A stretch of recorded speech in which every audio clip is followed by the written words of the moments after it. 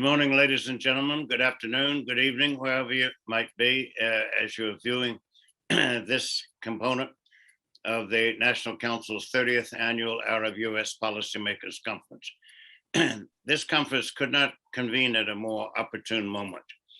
We have a situation where there have been, in the United States, nationwide elections at the state and local level. You have ongoing controversies at the national level, reflected in the United States legislative branch, and an overall polarization of the political atmosphere stemming from the elections of November 2020. On that occasion, we had a conference 1 week ahead of time so that people might fasten and focus upon the forces, factors, and phenomena that could bear on the elections outcomes as they pertain to the Arab-U.S. relationship and beyond the U.S. Middle East, U.S. Islamic world relationship and those relationships with their friends, allies, and strategic working partners. And today we're zeroing in on a microcosmic component of those phenomena and realities and those challenges and those opportunities, and to try to have a degree of clarification on the degree of unease and tension and uncertainties that exist in the minds of people who are looking for places to invest, to enhance their material reward, to engage in the mutuality of benefit in the realm of trade and commerce and technology cooperation. We couldn't have a better set of two individuals to help us navigate these phenomena. First, we will have Hall Delano Roosevelt, the president of the U.S. Saudi Arabian Business Council, which he has occupied for several years now. But if one were scripting as a parent, as a coach, as a teacher, as a guidance counselor, how would one chart the timelines of a young person's evolution to adulthood and a life of public service? I cannot think of or recall another individual in the contemporary era who has been as well trained, both theoretically, educationally, and practically as Delano Roosevelt. Let me give you just a glimpse of this. He's the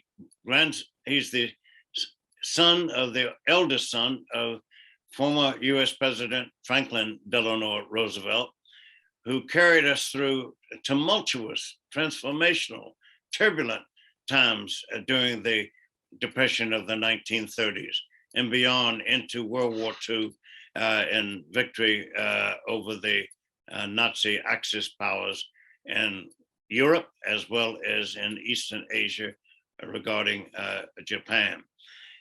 His father served 6 terms in the US Congress, which exposed Mr. Roosevelt to the inner and outer workings of the US legislative branch and the dynamics of the governmental structure and politics in the nation's capital of the world's most powerful and wealthiest country on the planet. His father also was ambassador to Geneva, which afforded Adele an international educational exposure and experience in empirical reality of facts having to do with the needs of our friends, the concerns of our allies, and the interests of our partners, and how they aligned or misaligned with American needs, concerns, interests, and goals. We have him as well, a practitioner in the field in Saudi Arabia with the Reza Investments Corporation, one of the leading investment houses in Saudi Arabia, going on now for more than 3 generations. In that capacity, he was recognized as a leader and elected president of all of the American business representatives in the Eastern Province and beyond for the Middle East Council of American Chambers of Commerce and Industry.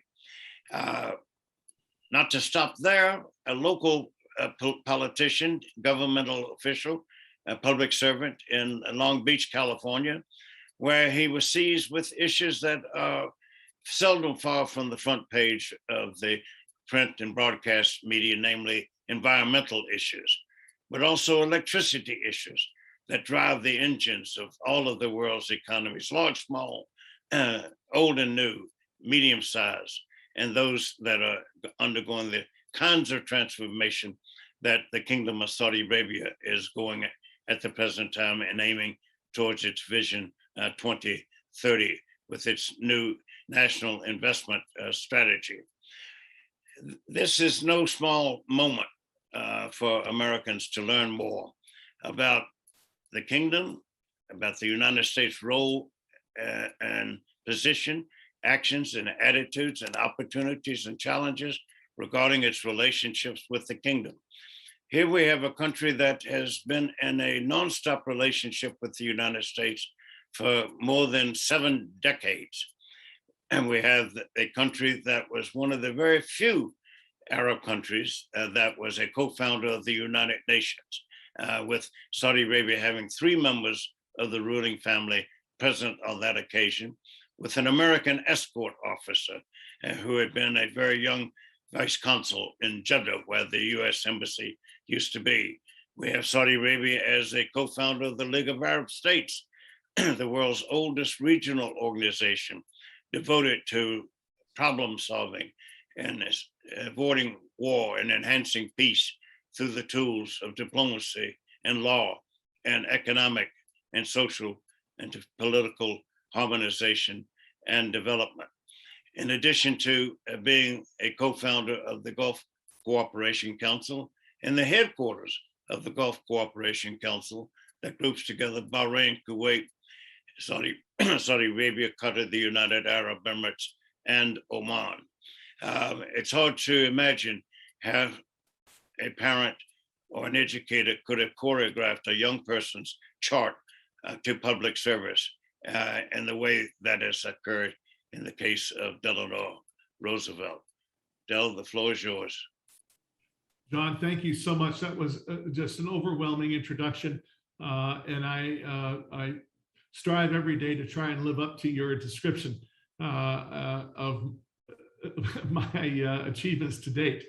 I'm not making it up. Considering that I'm only 22 years old. That said, yes, it's been 7, as Dr. John Duke Anthony said, it's been 7 decades of this relationship that exists between the United States of America and the Kingdom of Saudi Arabia, which was really, the relationship was consummated in February, actually Valentine's Day, February 14th, 1945, is when my grandfather, Franklin Roosevelt, sat on the USS Quincy, on the deck of the Quincy, along with Saudi Arabia's first king, King Abdulaziz ibn Saud. And they spent about 18 hours discussing everything from agriculture to oil to defense to flying in an airplane, which the king had not done to date, of which my grandfather decided to remedy that situation by sending the king a gift of one of the first DC-3s. And since, as we all know, it's not really acceptable for US government officials to make a gift of public funds, he had the plane broken down into crates and labeled it agricultural equipment and sent it over to the kingdom, which, whether it was just by chance as a nice gesture or forethought, the king flew in the plane, saw what a life-changing experience air flight can be, and bought a dozen or so more and started Saudia Airlines. By chance or by design, we'll never know, but we're so happy that this relationship was created. And my entree into the kingdom was a little bit later on in 2005, which was the 60th anniversary of the meeting of these 2 great men, on a philanthropic effort to work with the kingdom in a cultural bridge building effort between the US and the Kingdom of Saudi Arabia in a post 9/11 atmosphere which desperately needed some mending. And it had to be done on a grassroots level, a person to person and business to business method, of which I jumped on the opportunity because even though before that I had never set foot in the kingdom of Saudi Arabia, it was an opportunity for me to continue the legacy of my grandfather and what I would assume that he would have loved to have seen. And I have to tell you that here I am, 16, 17 years later, still trying to work on this effort with the kingdom in this position now as president and CEO of the U.S. Saudi Business Council. So with that, I do have an associate that I work with from the new Ministry of Investment, which I'm going to hand it back to Dr. John Duke to make a quick introduction. And he and I will share with you some of the new things that have come about in the kingdom of Saudi Arabia that will open up business globally. But of course, I am looking for specific opportunities for the creation of international cross-border transactions between U.S. companies in Saudi Arabia. So with that, we'll get into that in a moment, but I'd like Dr. John Duke, Anthony, to make an introduction of my dear friend, Abdul Rahman. And thank you, Del, for that grand overview and opening and providing background and context that would be hard to come by. I mean, others would have to make it up, but here we're hearing it directly from a firsthand resource. That's its own contribution to today's conversation. Abdul Rahman al-Bakr is not at all new to these issues. Indeed, he was selected to play and perform the role he is achieving precisely because of his background, his context, and the perspective that he brings to the kinds of issues and challenges that Del Roosevelt just briefly outlined. Here's an individual who has been as much a practitioner as a strategist, a tactical planner and person who has been given challenges and assignments that have eluded others of effectiveness and success in terms of reducing cost overruns and leakages and revenue shortages. He's not been confined by any means to Saudi Arabia, but rather has firsthand on the ground empirical business experience in Latin America, in Africa, in Russia, in Italy, in addition to all 6 of the GCC countries. He's the vice president for American operations of the newly created, relatively new, Saudi Arabian Ministry of Investment. And without further ado, I'm going to ask if he will highlight some of the opportunities and challenges and facilities available to those who are looking for a profitable return on their investment in a place such as Saudi Arabia. Thank you very much, Dr. John Anthony, for your warm introduction, and for Delano as well, my friend, for the great introduction. It's always a pleasure to be with you here, and I'm honored to be with the distinguished members participating in the 30th annual Arab-U.S. Policymaker Conference. You know, I've always been fascinated by birds. My 2 favorites are eagles and falcons. I'm inspired by the feather, by its color, but also by its engineering. And that's exactly what I like about the US and Saudi businesses together. Your Highnesses, Your Excellencies, ladies and gentlemen, economic and social transformation in Saudi, they are unlocking new opportunities at an accelerated rate in a strategically G20 economy. So it's driven by the strong promotion that we have done through Invest Saudi and the economic reform. The kingdom has attracted record level of foreign direct investment. In recognition of these achievements, it was elevated to a whole new ministry, from an authority to a ministry, and now spearheaded by a well-known, highly regarded minister, His Excellency Khalid Al-Falah, who has an expanded mandate to oversee the kingdom's entire investment ecosystem.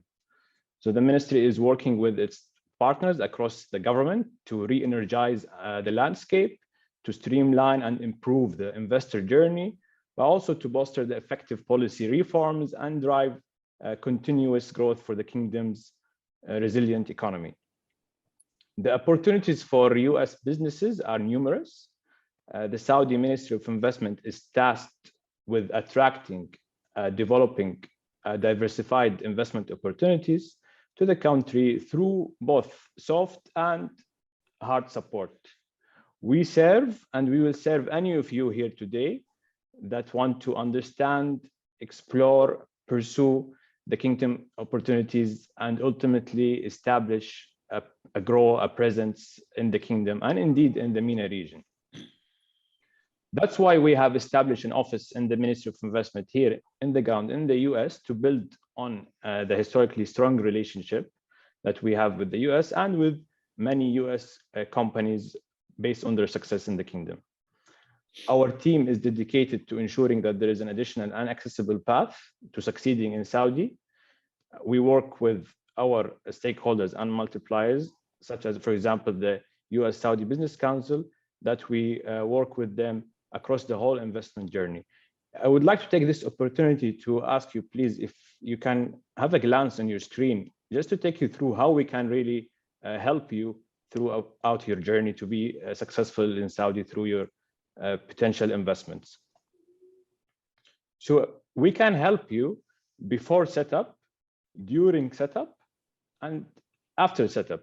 So before setup, we're talking about tailored market economic reports, to matchmaking services, even organizing your site visits, assisting you in the location services, etc. And now during setup, the most important thing, will obtain and help you to obtain all the permits and the licenses from different entities without the hassle of the need to go and talk to multiple 10, 20 entities. You just have one umbrella, you come to us and we'll help you with that. After setup, we'll help you overcome any obstacles and you'll have a dedicated account manager. It's very important also to mention that we work with the US Saudi Business Council across the whole journey. So we have them here in the ground, we have them in Riyadh, and we streamline together. So you can imagine that we get you covered across the whole from before, during, and after. Yeah, and hey, by the way, did you know that also the investor licenses got reduced in terms of documents from 12 documents to only 2 now? Not only that, but also the number of hours. Previously, it was 3 days. Now you can get the license only in 3 hours, even if you apply in a weekend. The clock is ticking and it only takes 3 hours for a team to issue for you the license. Now let's talk about the incentives, the part that everyone would love. So we'll offer a wide range of incentives from export credit to energy utilities, financial services, and for R&D, loan programs, custom duty exemption, property solution, tax and credit exemption. There's a wide variety of incentives, and we can also tailor it according to your business. So I would like also to take this opportunity to let you know that how we can connect with us to explore these incentives, and also to explore how you can look into and access the opportunities that are alive now. So we have developed a very nice portal, investsaudi.sa. You will be able to see all the investment opportunities, the relevant facts and figures. Also, you can connect with the relevant sector heads to explore further. So I would urge you, please, if you can pull your phone and take a note of investsaudi.sa. Here are the details to connect with us, and we look forward to fly with you in your successful journey into the kingdom. Thank you, Abdulrahman. Back to you, Del. Well, that was wonderful. I'm sure that this was quite an enticement to all of you joining us today. And by the way, if you weren't able to get the information in the website, the information to connect with the Ministry of Investment, you'll be able to find this on their website. You'll be able to find the information to connect on the National Council of U.S. Arab Relations, as well as the U.S. Saudi Business Council website. And this will be available on all three. But the one thing I would like to have Abdulrahman chat a little bit about is the National Investment Strategy, or as known in the area as the NIS. Now, I'm coming to you live tonight here in Riyadh, and I must say that even in the 4 days that I've been here, changes are taking place literally day by day, and improvements are being made on top of improvements. And all of the things that my dear friend Abdul Rahman was talking about is just a slight sampling of the dramatic increase of ease of doing business in the Kingdom of Saudi Arabia. And I get a lot of questions about the National Investment Strategy. And Abdul Rahman, if you might take just a few more minutes to discuss a couple of points about describing the NIS and some of the achievements that they're proposing. Absolutely, yeah. The Kingdom aims to become one of the world's top 15 economies. So achieving this requires Saudi Arabia's GDP to reach $1.68 trillion by 2030. So His Royal Highness, the Crown Prince, Mohammed bin Salman, has announced that the Kingdom will spend more in the coming decade than what we have done in the last 300 years, with an important, of course, contribution that's stemming from the private sector. So in terms of numbers for the National Investment Strategy, it aims to achieve 3 main targets by 2030. First, triple investment volume to more than $500 billion or 30% of the GDP. Second, more than double the overall domestic investment, which represents an annual growth rate of around 9%. Third, increase FDI approximately 20-fold, or 5.7% of the GDP by 2030. We are making Vision 2030 a reality, and the world is taking a notice. So we're always seeking to build on our relationship with the key international partners, and we believe that US businesses are at the heart of this plan. That's over to you, Dergham. Thank you. Abdul Rahman, that's marvelous. So where does the, you might be asking yourselves as you're watching all of this, how would I even begin to explore these opportunities? Well, obviously, through my friend Abdul Rahman. He's based in Washington, D.C., by the way, as am I. And the U.S.-Saudi Business Council, our role has been for the last 27 years as a nonprofit here in the United States to help foster these relationships and to identify opportunities. So as U.S. businesses, yes, I know all the big guys are over there already. The big companies, there's a lot of them there. Not to say that there's still not tremendous opportunity for large entities, but let's not forget about the small to medium enterprises. Because if you think about these mega projects that currently exist and what are going to exist, and you think of the daily consumption of goods and services in these mega projects are literally off the chart. And there are all sorts of wonderful small to medium enterprises here in the United States that manufacture goods and products and provide services that would absolutely be needed in the rollout of all of these projects and existing projects in the kingdom. That's where we would come into play as the U.S.-Saudi Business Council to assist you to identify those opportunities, one. Two, once you've identified the opportunity and you move forward, that's when we get really busy, because we connect arms, we lock arms with you, the U.S. company, right through the entire process of everything that Abdul Rahman just described, to make sure that you are never left alone in this process, that nothing falls through the cracks during this process. And between his group, between MISA and the U.S.-Saudi Business Council, our goal is to make this a productive and rewarding opportunity for U.S. businesses to grow here in the United States and internationally. So we strive to provide you with the comfort and security and the confidence that will allow you to grow on a global basis. So with that, we both look forward to hearing from as many of you as we can.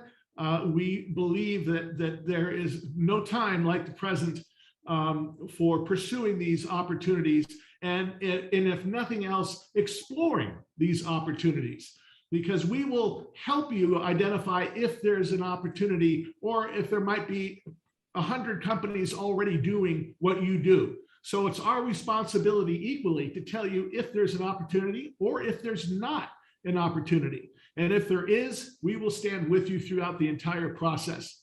And so with that, I want to thank you all for letting us into your room today to share this with you. I want to thank Dr. John Duke Anthony and the chairman of the National Council for U.S. Arab Relations, Mr. John Pratt, and Pat Mancino and all of the team at the National Council for allowing us the opportunity to share this with you. And this trifecta of organizations, the one that you're attending today at the Policymakers Conference, MISA, and the U.S.-Saudi Business Council stand ready to help you in any way that we can. And with that, Dr. John Duke, I pass it back to you and to everyone. Be well, be safe, and God bless. Thank you, Del. Short, snappy, and focused, emphatic, and to the point. I hope everyone will take advantage of the access to information that is absolutely crucial for a person who's undecided or sitting on the fence or perhaps even neutral, or a newcomer, or even someone who was once involved years before and went elsewhere and now is willing to reconsider. This aspect of what you've just received, namely information, is absolutely vital to insight. And the two are absolutely essential to problem solving. And those two, in turn, are key to knowledge, to give you what Del Roosevelt just said, a degree of comfort, a degree of security, a degree of confidence. You cannot have any of the three, let alone all three, without the relevant information, insight, and knowledge. But those three, too, are inadequate on the whole, unless it's coupled with understanding. And knowledge and understanding is not the same. They're not synonyms. They're close. They're joined at the hip. They're Siamese twins, so to speak. But if you have the four together, which you can have by utilizing the facilities and resources and accesses that Abdurrahman al-Bakr and Delano Roosevelt has shared with you today, then you will be well on the road to clearer analysis than what otherwise would have been possible. We're grateful to you both, and thank you for the viewership and the listenership. We have a lot of work to do, but the opportunities are limited really only by the imagination.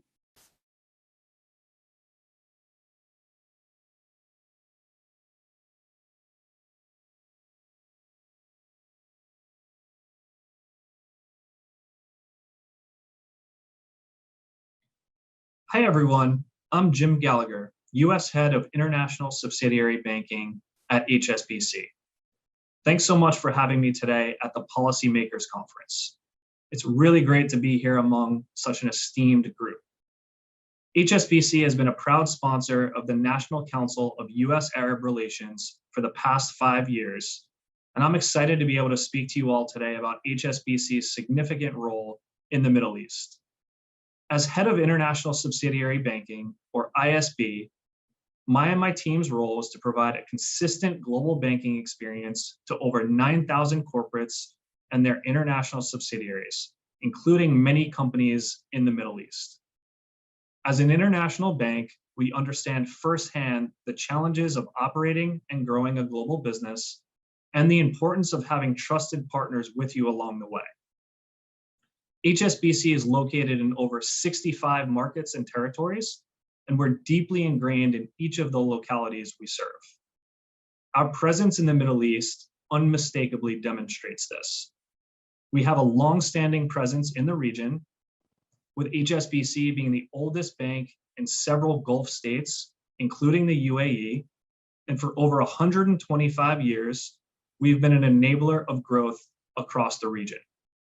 Flash forward to today, we're the most widely represented international bank in the region, with our presence covering all of the 6 Gulf markets, in addition to Egypt, Algeria, and Turkey. We're also investing heavily in the local economies. Between HSBC and Saudi British Bank, an associate of HSBC Bank, we employ over 15,000 people in the region. We're excited about connecting capital, people, and ideas in MENAT. This is our company purpose. Illustrating this, earlier this year, we issued the first green trade finance facility in MENAT, raising capital for a UAE-based energy company. And just last month, we signed a memorandum of understanding with Saudi Arabia's Ministry of Investment to help identify and promote sustainable investment opportunities for domestic and international investors. We've been leading the way with green bond issuances and solutions in the region because we know that ESG is a priority for you and our clients. Around the world and in the MENAT region, we're connecting customers to sustainable finance and expertise so that they can cut their carbon emissions to net zero. For HSBC, we aim to achieve net zero in our own operations and supply chain by 2030, but hopefully sooner. We believe we're the right partner for businesses in the region with an eye on net zero. Manifestation of that is Euromoney naming HSBC the Middle East's best bank for sustainable finance and the Middle East's best bank for transaction services. The Middle East will continue to be a priority region for us and a place where we connect companies to global opportunities. We believe this aligns completely with your government's aspirations. We've been, for example, heavily involved in Dubai Expo, connecting our international clients to new opportunities. You need a partner that not only understands the cultural nuances and ways of working in MENAT, but one that is actively investing in your economy and connecting you to global opportunities. That's us, that's HSBC. If you have a MENAT-based business looking to expand in the US, or vice versa, we're the right bank for you. Please do reach out to me at my contact information on the screen for more information, and thanks so much for your time.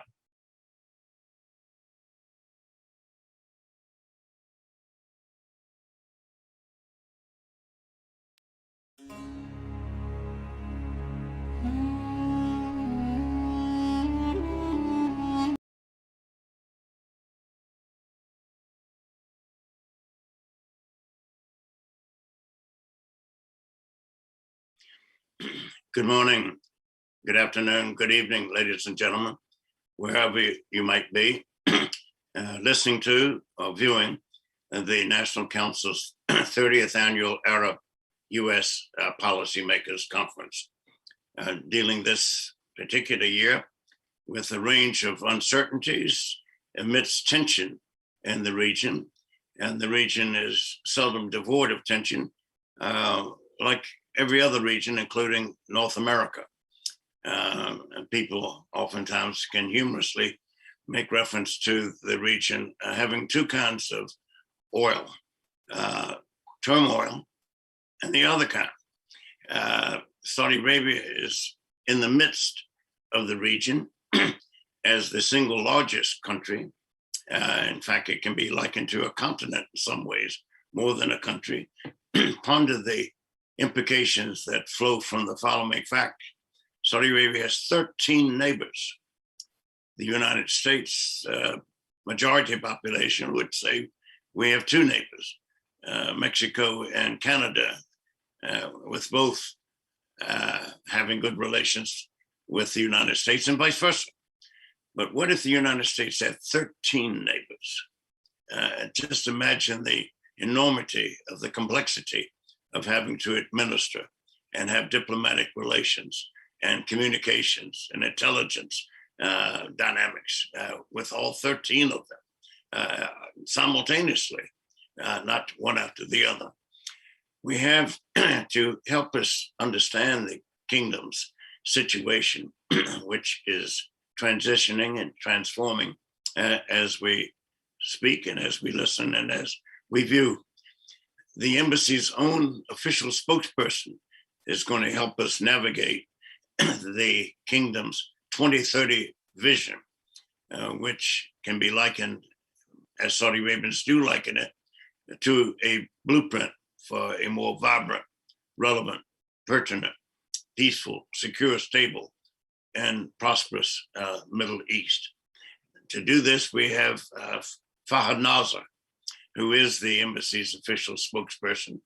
You cannot get a more direct representation of the embassy and the Saudi Arabian government's positions, its perspectives, its actions, its attitudes, its policies, than to hear from the official spokesperson himself.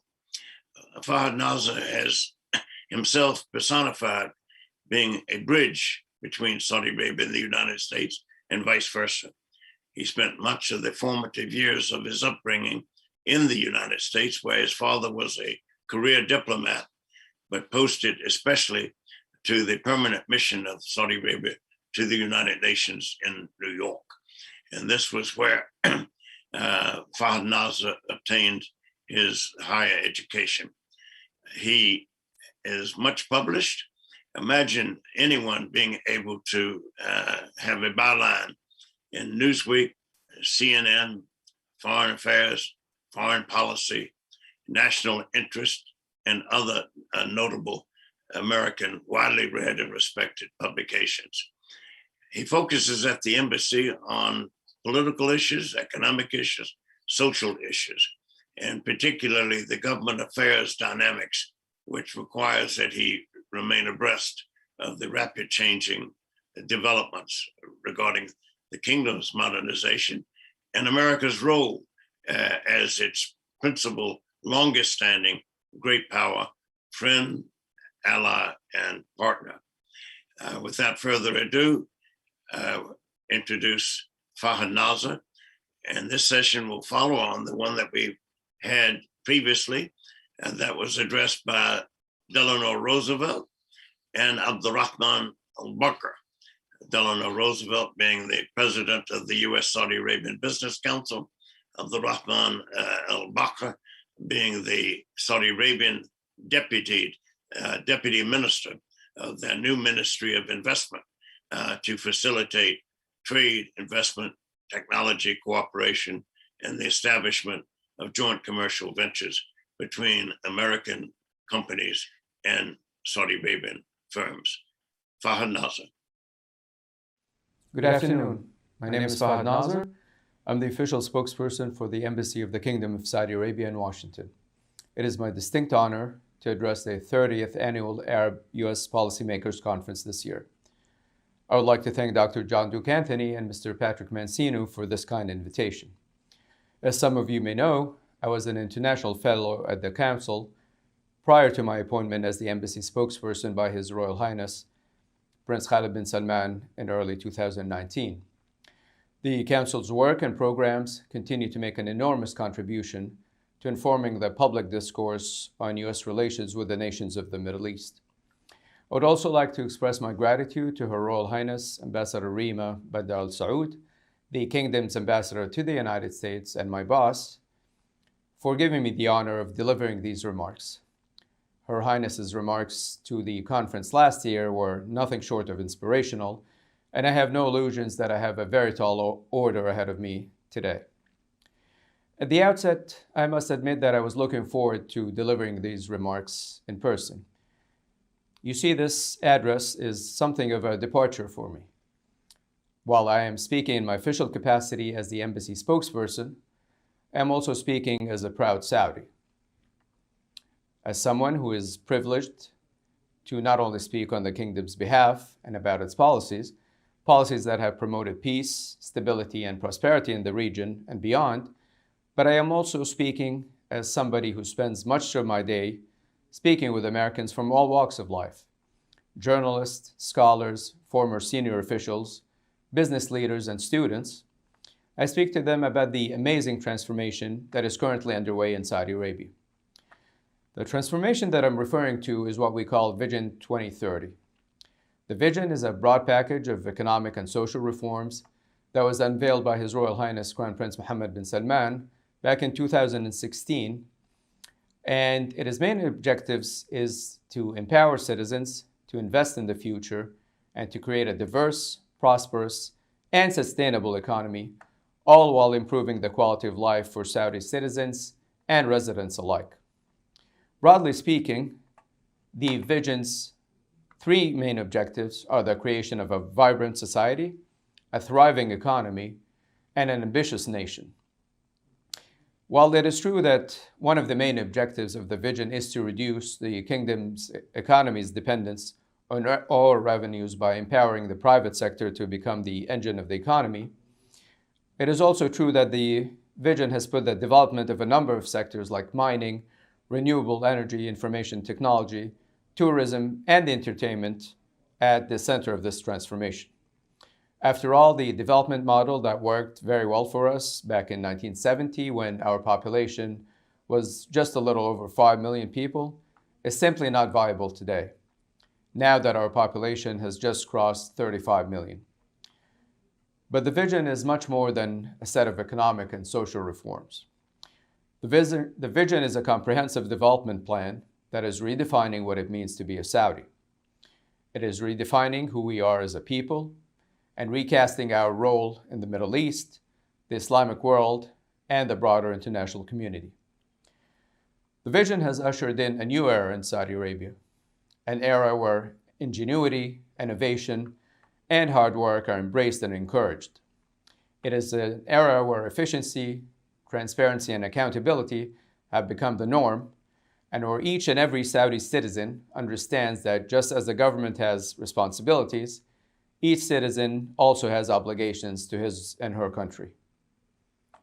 It is an era where young women and men can quickly advance to senior positions in both the private and the public sector if they demonstrate their competence and capability. Unlike countries that are experiencing what is called as brain drain, as some of their citizens look elsewhere for career and business opportunities, Saudi Arabia is retaining the overwhelming majority of its brightest, most promising youth. It is in fact attracting talented young men and women, as well as seasoned professionals from all over the world who realize the tremendous opportunities for professional and personal growth that currently exist in the kingdom, what some people call brain gain. Because of Vision 2030, Saudis of both genders feel and are acting like stakeholders who are not only moving this exciting stage of our development forward, but who are also competing with their peers around the world in an increasingly interconnected global economy. Not only that, but with this new mindset, being Saudi also means not standing on the sidelines. It means being proactive. It means playing a leadership role wherever possible. It also means that wherever you are, there's an opportunity, or better yet, an expectation to do some good, to improve the human condition. This new mindset is on display everywhere in the kingdom. We see it every day, but it is also seen every day abroad. For instance, we witnessed it last year when hundreds of Saudi doctors who are completing their residency in some 40 countries around the world decided to extend their stay so that they could assist their host countries as they confronted the COVID-19 pandemic. Vision 2030's whole of society approach has made us a more hopeful, a more positive, a more engaged, and a better informed people who are more connected to the rest of the world.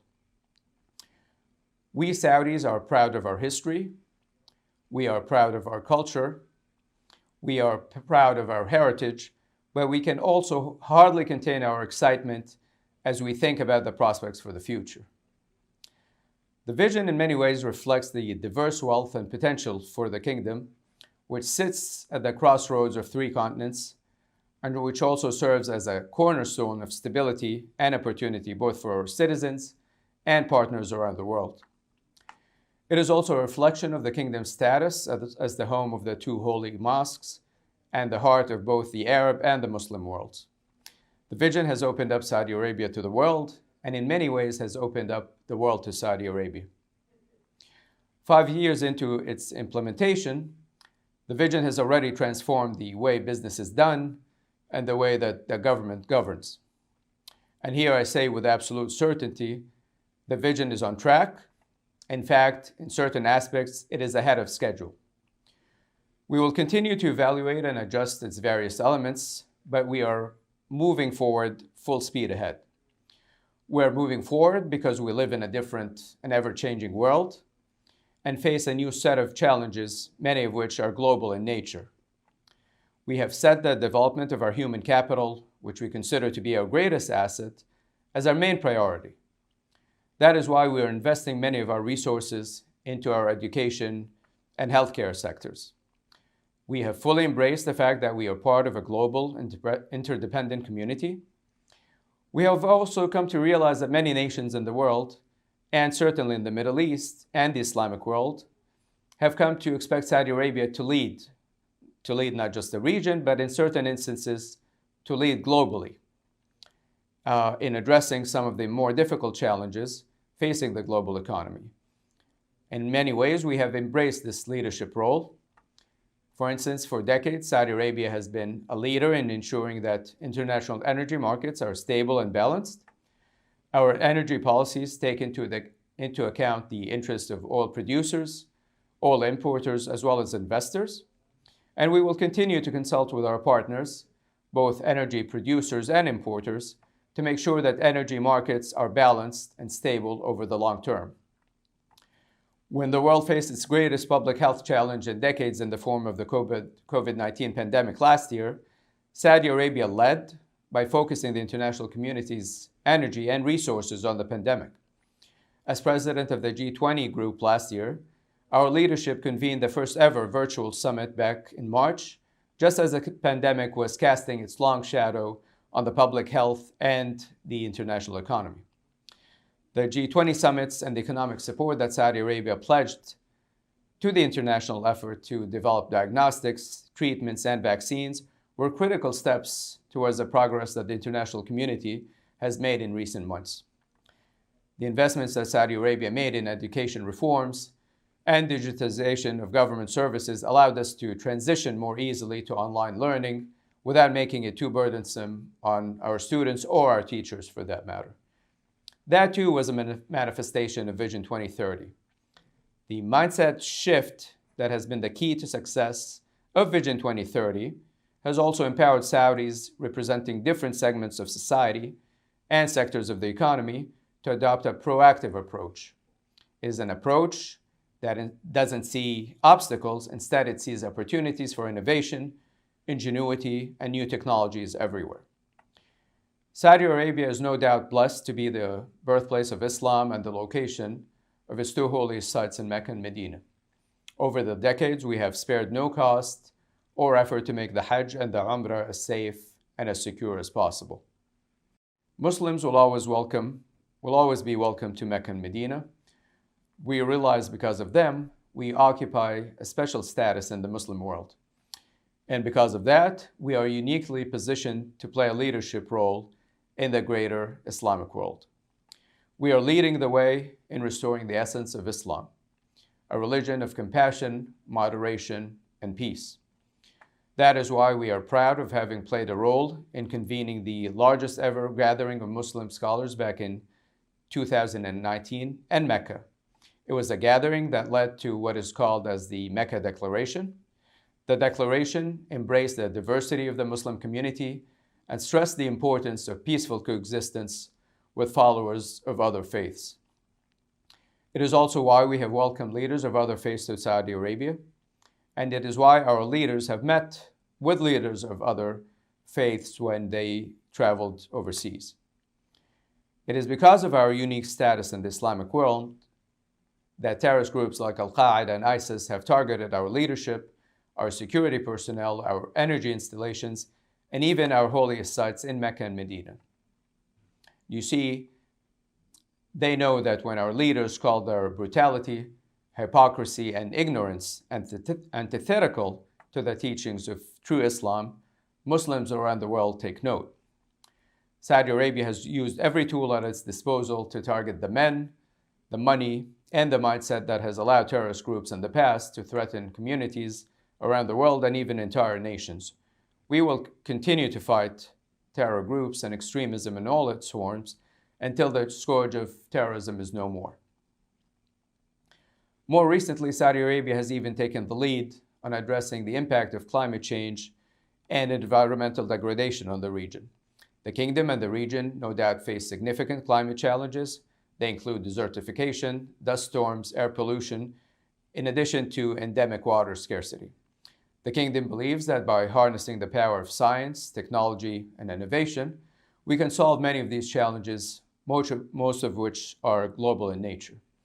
That is why we outlined what we are calling the Saudi Green Initiative and the Middle East Green Initiative at an international conference that was held in Riyadh last month. We convened leaders from around the region and around the world to coordinate efforts to protect the environment and to counter climate change. We presented a roadmap for the region to reduce carbon emissions by more than 10% of global commitments. The kingdom is already well on its way to altering its energy mix so that 50% of its energy needs will come from renewable sources by the year 2030. Saudi Arabia is investing heavily in the development of clean energy, especially solar and wind. In fact, we are also leading in the development of a new source of clean energy called blue and green hydrogen. We believe that climate action will in fact enhance competitiveness, spark innovation, and create millions of high-quality jobs around the world. Another initiative that was announced at SGI will provide clean fuel to 750 million people around the world. If that wasn't enough, we are also implementing a plan to plant 10 billion, and that's billion with a B, trees in the kingdom alone, and another 40 billion trees across the region over the next decade or so. These region-wide initiatives will enhance the sharing of information, they will enhance technology and best practices to allow the region to address climate change faster. There's no doubt that Vision 2030 is uniquely Saudi. It is designed to meet our needs and to further our interests. At the same time, it could potentially serve as a model or a framework for other nations in the region, many of which face similar challenges. When it comes to the economic reforms of the vision, the changes have been very easy to measure. We have made doing business easier and faster. We have streamlined our regulations. We have made our laws more transparent, more equitable, and our licensing procedures less cumbersome. 5 years into the implementation of Vision 2030, these notable achievements are too many to list here. However, the headlines of global news outlets, as well as reports from international financial institutions, including the World Bank and the IMF, have been very telling. For instance, a few days ago, Bloomberg reported that Saudi Arabia's economy grew at the fastest rate in nearly a decade. A few weeks ago, the Wall Street Journal noted that foreign direct investment increased by 1,500% compared to a similar time frame last year. Saudi IPOs are setting records and are massively oversubscribed. At the same time, Saudi Arabia's rankings on several world indexes improved markedly between 2016 and 2021. Reports track metrics like competitiveness, digital governance, the empowerment of women, and the ease of doing business have improved by leaps and bounds, and people around the world have taken note. From 2016 to 2020, the Saudi female labor participation rate increased from 19% to 33%, and that means that we have already exceeded the benchmark that was set by Vision 2030 10 years earlier than planned. Having attended the Future Investment Initiative Conference in Riyadh last week, it is clear to me that the international business community sees nothing but tremendous opportunities for investment and growth in the Saudi market. That is why we are providing many incentives for companies to invest and to establish operations and headquarters in the kingdom. By establishing new business partnerships and facilitating the flow of goods, people, and capital, Saudi Arabia is seeking to increase interconnectivity and economic integration across the region. In the Saudi Arabia of today, we are shattering stereotypes every day. We are leading the way in helping the region gain a better understanding of its history. That is why we have invited archaeologists and other scientists to the kingdom to explore and to search for clues about the rich history of the Arabian Peninsula, which remains very much underappreciated. These scientists have made dozens of startling new discoveries, some going back to prehistoric times, that we believe will recast how the world thinks of the peninsula and its place in history. Saudi film festivals like the Red Sea Film Festival are being developed to meet the Vision's 2030 quality of life objectives. As we speak, there are at least 2 major motion pictures that I'm aware of, American major motion pictures, that are starting production in Al-Hajraf region in the kingdom. This is in addition, of course, to the fact that we have, over the past few years, we have hosted several world-class sporting events, including the Formula E, the Dakar Rally. We've hosted a tennis cup, as well as the WWE crown jewel in Saudi Arabia. It is important to note that these events are not only introducing Saudis to new sports and world-class athletes, but they also are in many ways introducing the world to our historic treasures and natural wonders. The development of our giga projects are moving full speed ahead.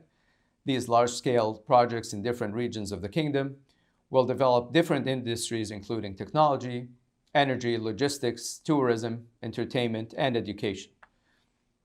Saudi Arabia has also made great strides towards achieving greater gender equality, especially over the past 5 years. Our leadership has made it very clear that the future of the kingdom depends on empowering women and on providing them with the opportunities to succeed both at home and at the workplace. And here I must stress that Saudi Arabia's foreign policy is also consistent with Vision 2030. It is a vision for a peaceful, stable, and prosperous region. Instead of being synonymous with instability, violence, and turmoil, the Middle East could easily be transformed if, and only if, every region adopted policies based on a strict adherence to the pillars of the rules-based international order. In Saudi Arabia, we believe in the peaceful resolution of conflict. The use of force is always our recourse of last resort. However, make no mistake, Saudi Arabia will defend its people and our land if they come under threat. Across the region and around the world, we support internationally recognized state institutions. We also support multilateral collective efforts, especially those under the auspices of the United Nations. We also oppose interference in the domestic affairs of other nations or supporting militant non-state actors that work outside the confines of the laws and conventions of the international community. In Yemen, we are doing everything that we can to restore peace, stability, and prosperity. A stable and prosperous Yemen is good for the kingdom, it is good for the region, and it is good for the world. Our support to the legitimate government of Yemen and the $18 billion that we have provided our neighbor to the south in the form of economic assistance and humanitarian aid is a stark contrast to what the Houthi militia has been doing in Yemen over the past 6 years. The approach they have used is an approach that is determined to undermine the laws and the norms of the international community, and it is also a mindset that perceives violence as both an end and a means in itself. It is a destructive mindset that propagates a hateful ideology that has indoctrinated little children into fearing others and also loving death. Free from interference of outside powers and the destructive influence of militant non-state actors, we believe that all nations in the Middle East could become success stories. There's no doubt that we have tired of the false narratives propagated by various militant actors over the years, narratives that have brought nothing but violence, death, and destruction to the region. The reality, of course, is that the so-called resistance forces over the years have done nothing to the stability and the prosperity and the sovereignty of their respective countries. In fact, it is the only thing that they have resisted. We in the Arab world must do better. We can do better, and in Saudi Arabia, we are certainly on a better path and aiming for a brighter future. Over the past few months, I have been privileged to accompany a number of delegations from the United States to the Kingdom. Some of them have included former senior officials or think tankers, while others have included business leaders.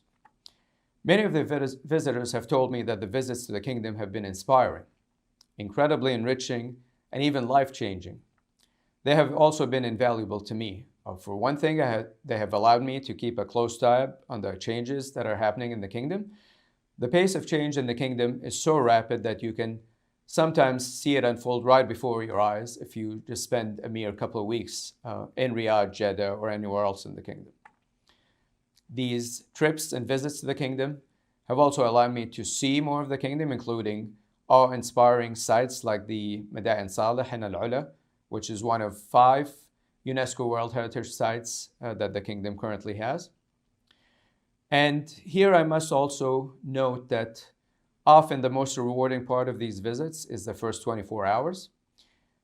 It is during that first day, those first 24 hours, that these visitors will come to me and tell me that everything that they had heard about the Kingdom, our history, our customs, traditions, women, youth, and our leaders, was one thing, but the reality on the ground was something very different. We continue to shatter stereotypes every day in the Kingdom. We shatter stereotypes about women, who are now leaders in every sector of the economy. We're shattering stereotypes when it comes to energy production. Saudi Arabia is not just an oil exporter anymore, we are an energy producer. We're also shattering stereotypes about the Middle East, a region that has unfortunately been dismissed by many as mired in centuries-old conflicts for far too long. We Saudis are not a stereotype. We are proud, we are capable, and we're making a big difference in the world. To understand us, no newspaper article or even book can truly capture the excitement that we as Saudis feel every day when we hear about a new investment, a new initiative, or a groundbreaking technology that one of our young women or men has invented. Saudi Arabia, as I said, is opening to the world. In 2019, we started issuing tourist visas. You can apply for one online very easily. The process literally takes minutes. If you have a chance, come visit Saudi Arabia. Talk to our young Saudi women and men. Learn about our initiatives and reforms. Come and see our sites, taste our food, listen to our music, and judge for yourself. Thank you for your time.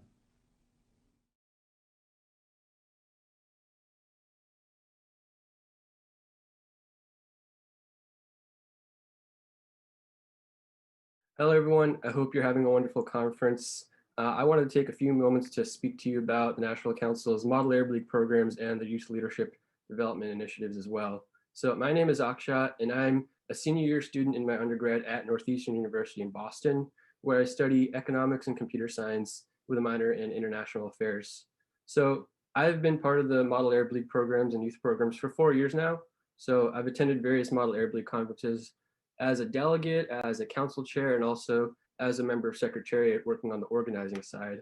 And I also had an opportunity in 2018 to be part of the Qatar Exchange Fellowship, where I got to go on a study visit to Doha for 1 week. And that was a wonderful experience that really opened my eyes to many opportunities to consider for my own career that I hadn't thought of before as well.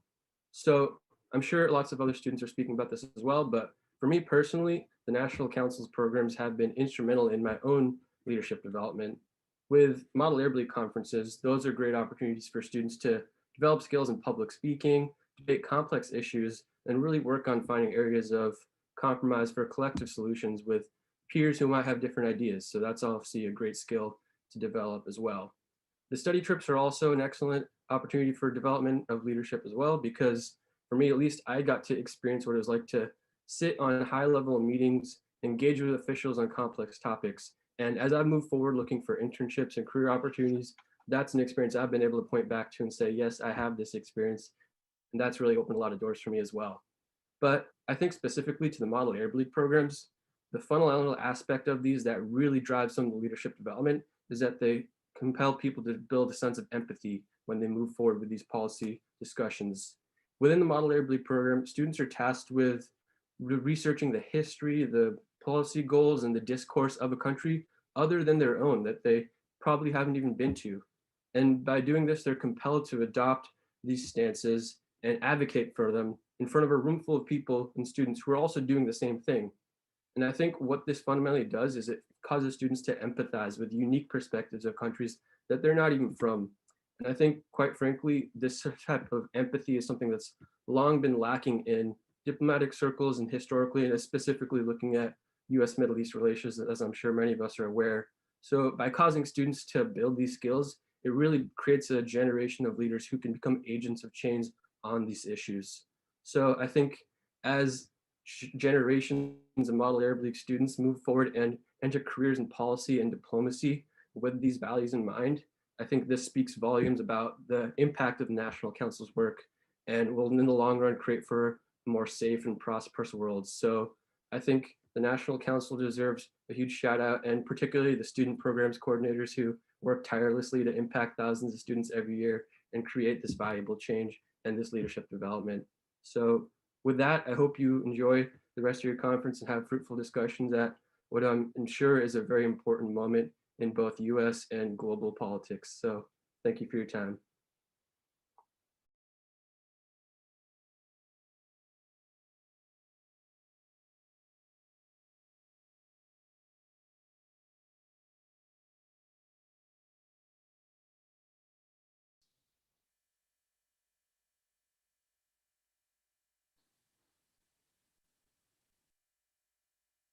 Good morning, good afternoon, good evening, wherever you are. My name is John Duke Anthony. I'm the founding president and chief executive officer of the National Council on U.S.-Arab Relations. اسمي جون دوك أنثوني رئيس وتنفيذي لمجلس الوطني علاقات عرب وأمريكي. We have the distinct pleasure of speaking to the Secretary General of what has arguably been the single most important and effective Arab sub-regional organization in modern Arab history. Established in 1981, the GCC has had annual summits. It has ministerial meetings on a quarterly basis, and at times emergency meetings. It has been a vital and viable and vibrant partner of the United States, especially in addressing matters pertaining to regional defense and stability. In the absence of security and stability, which so many Americans take for granted, given America's superpower status and its two very friendly neighbors called the Atlantic Ocean and the Pacific Ocean, we've worked together to bring an end to the 1980-88 Iran-Iraq war. And we could not have done this without the GCC countries. On July 15th, 1987, was a 15 out of 15 unanimous vote in the UN Security Council, calling for an immediate ceasefire. Iraq accepted it immediately. Iran took 13 months before accepting it, with the then Ayatollah Khomeini saying he would rather have drank poison. And most importantly, as a model of how to mobilize and deploy an internationally concerted action involving 34 countries, with another 20 willing to participate as needed to reverse Iraq's aggression against Kuwait, August the 2nd, 1990.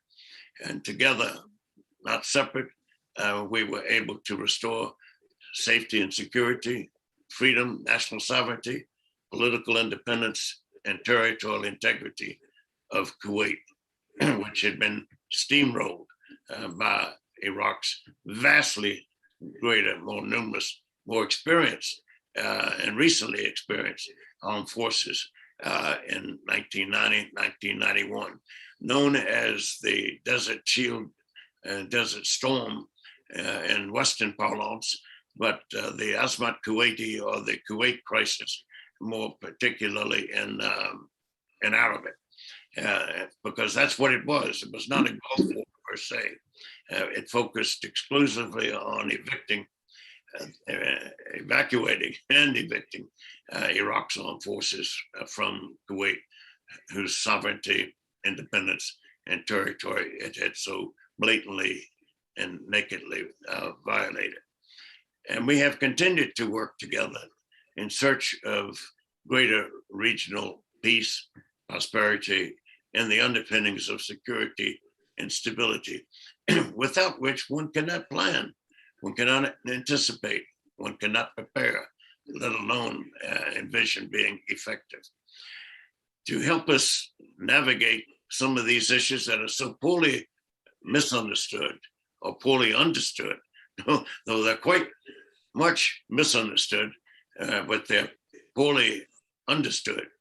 And so we lack the relevant information at times, insight, knowledge, understanding.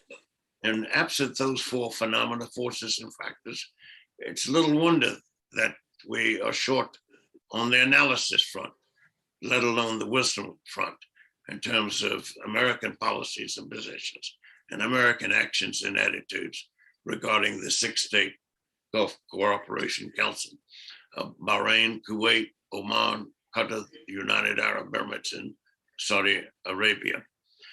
Without further ado, I want you to realize that we have a Kuwaiti career civil servant who served as Kuwait's Minister of Finance, arguably no more important or vibrant and dynamic and regionally and internationally relevant Kuwaiti ministerial portfolio exists. And this has been the case since even before Kuwait was independent.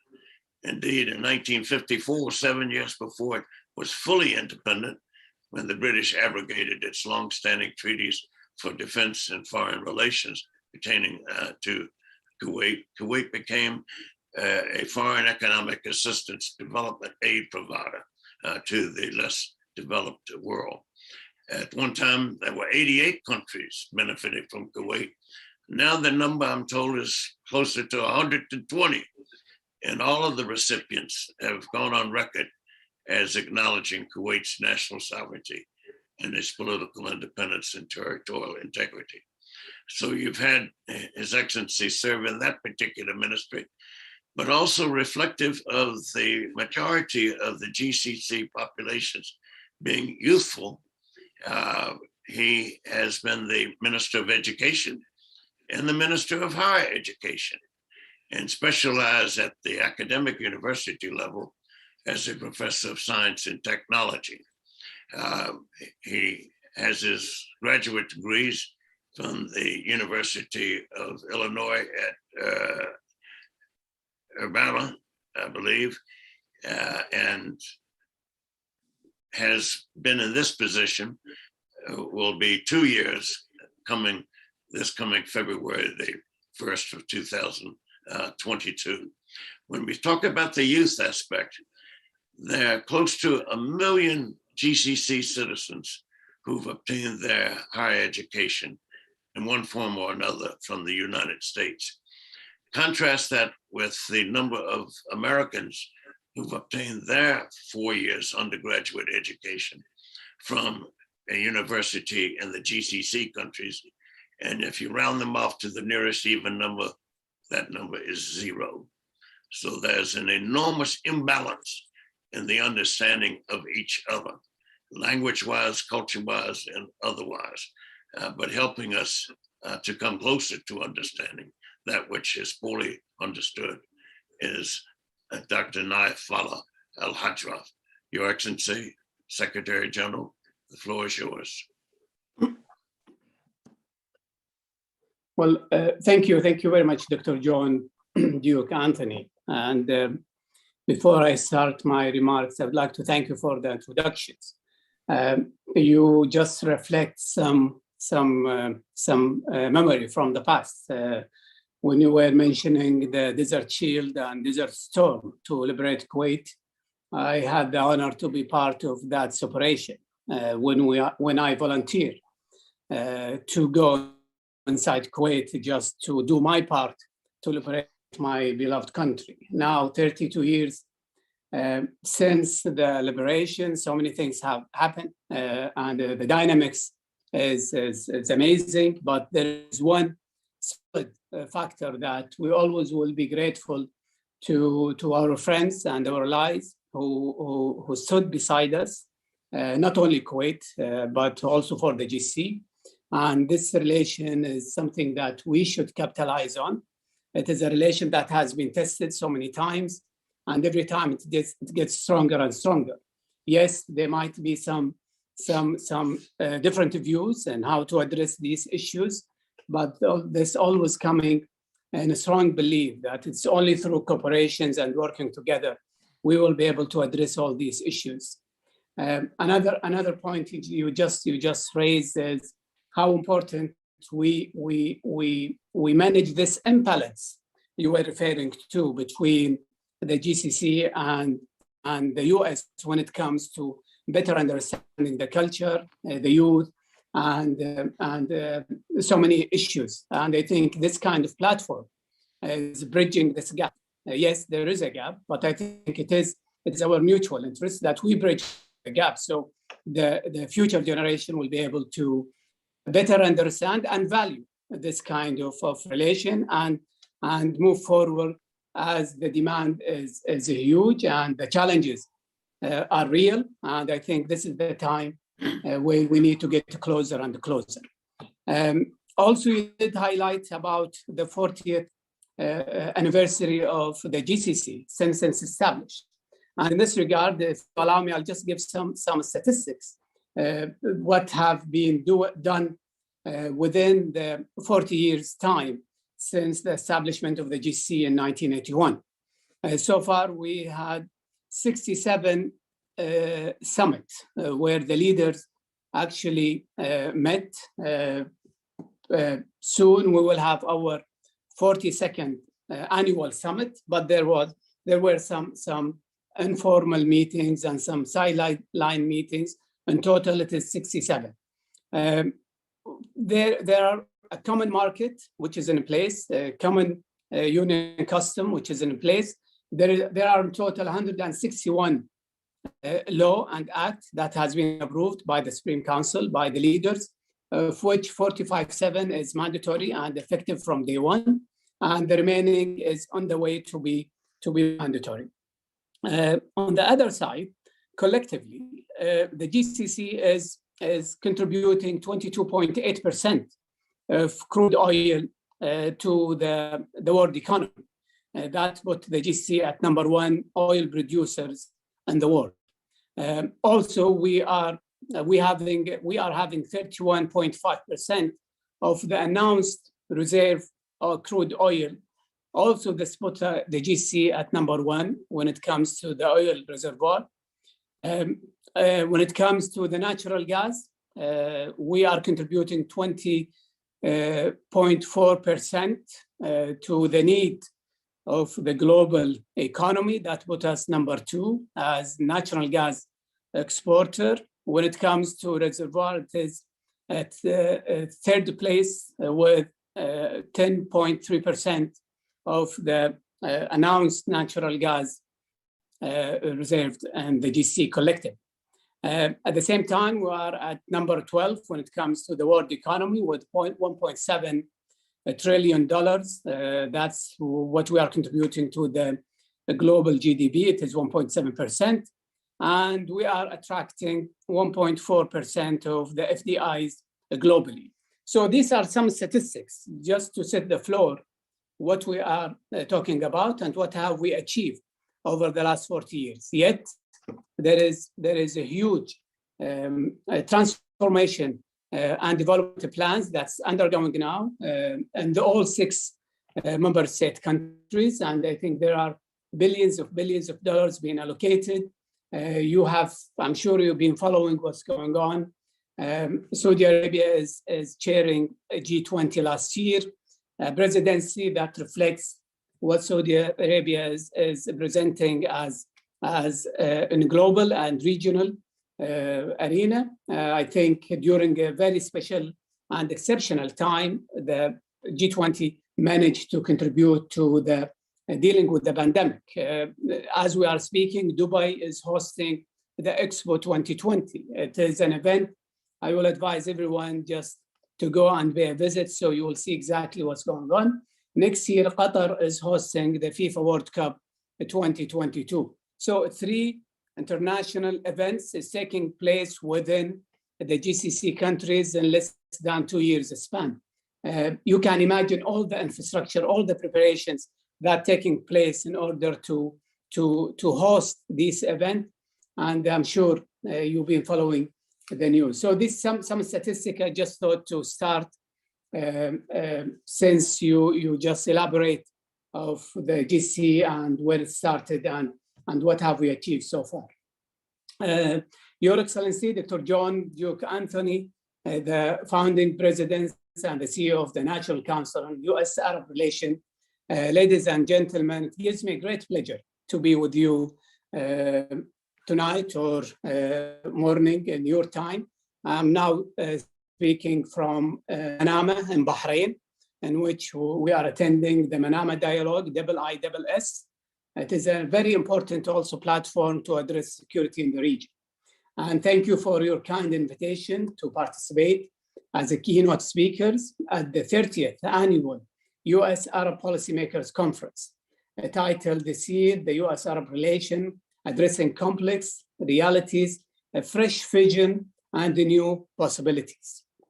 Today, we are meeting here again with the global distinguished policymakers to discuss common Arab-U.S. issues and relations. We have common interests and goals. We are seeking to achieve common understanding as well, and views to achieve security and stability in the Arab region and the entire world. This conference and platform gives us the opportunity to exchange views, share information, set priorities, and understand the problems, and to put forward perceptions which will contribute to developing the Arab-U.S. relation and achieving prosperity and mutual interest.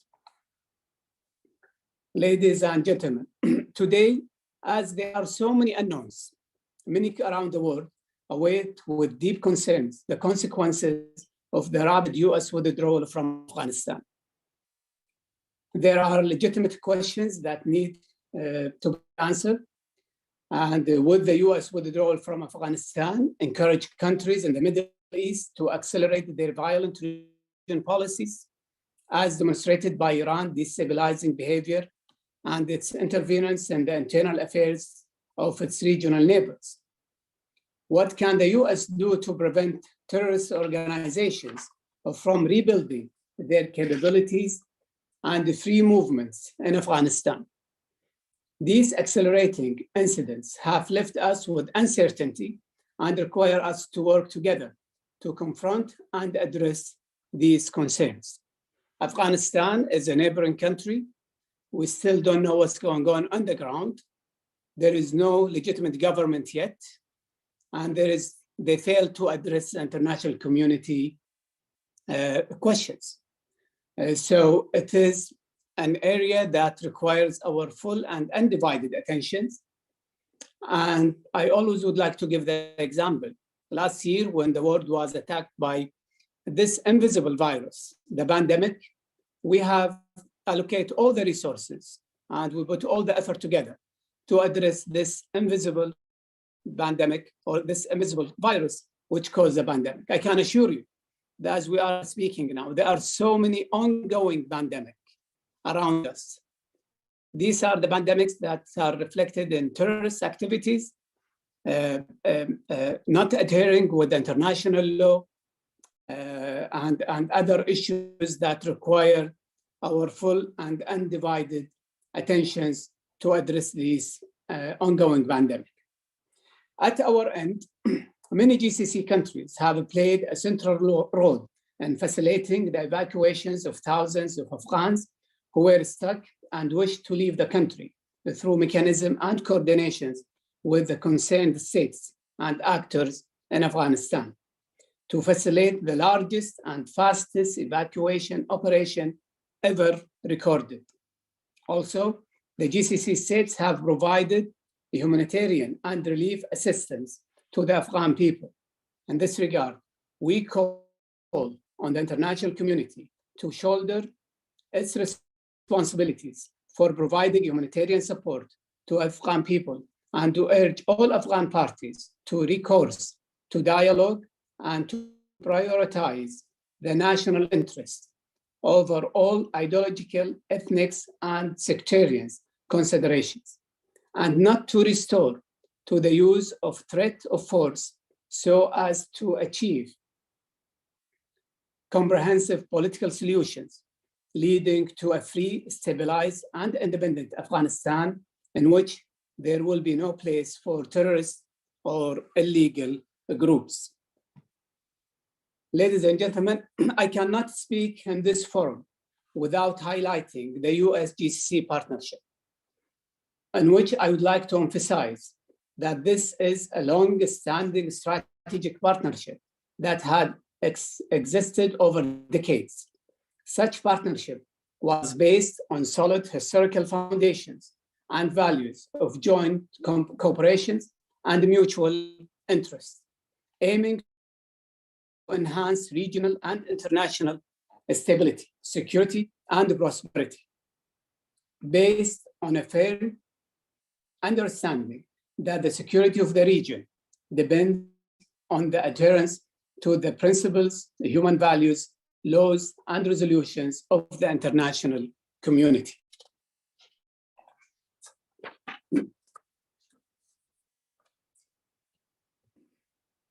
I'm sure you've been following the GCC-Iran relation recently, in which I would like to conclude by emphasizing that we are looking forward to have relation based on principles of good neighborhood and respects of the sovereignty of states, Charter of the International Law, and the UN Charter, as well as the need to resolve disputes by peaceful means and to refrain from the use of threat or threat of forces.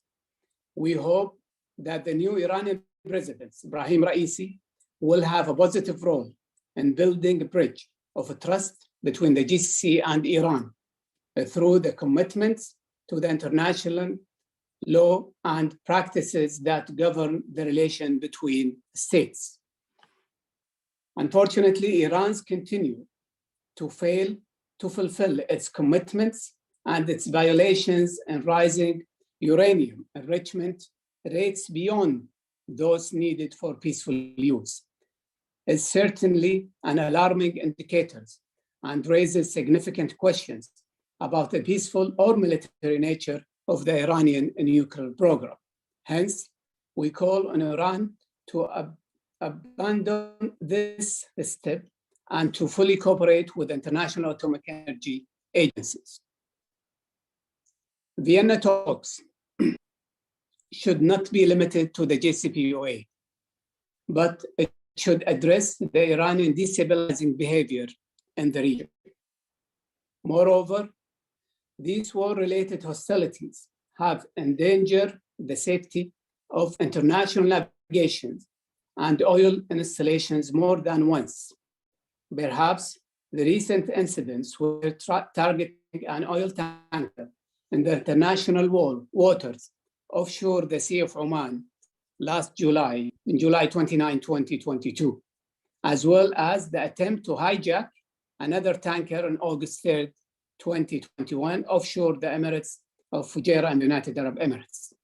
Therefore, the international community shall assume its responsibilities vis-a-vis those attacks based on the principles of international law to ensure that they will not be repeated in the future and to preserve the free movements of trade and oil supplies in this vital region of the world, preserving the maritime security and waterways shipping lines.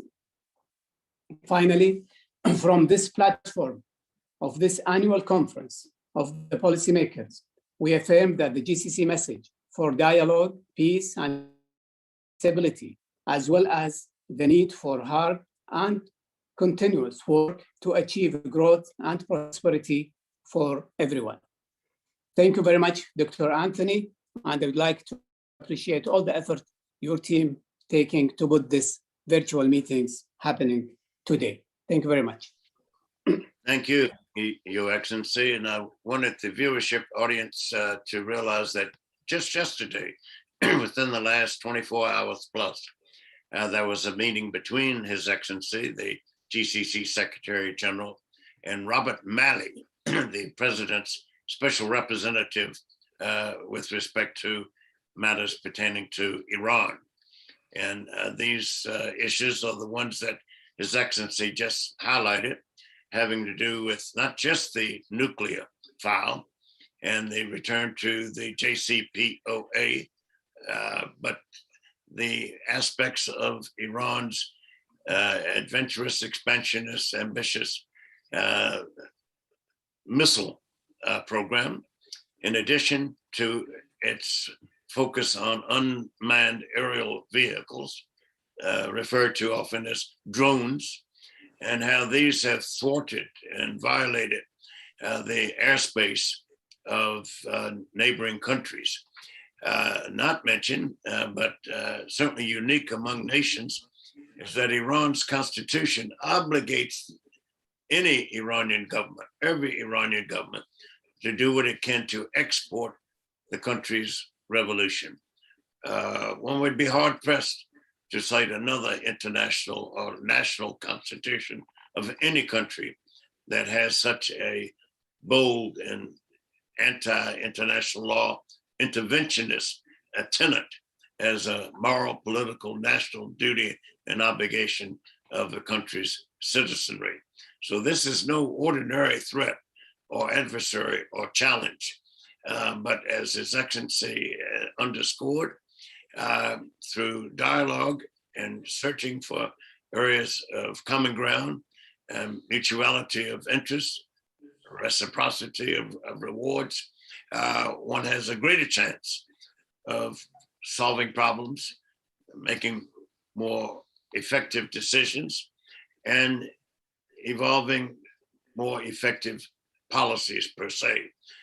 Absent such dialogue, the prospects are closer to zero.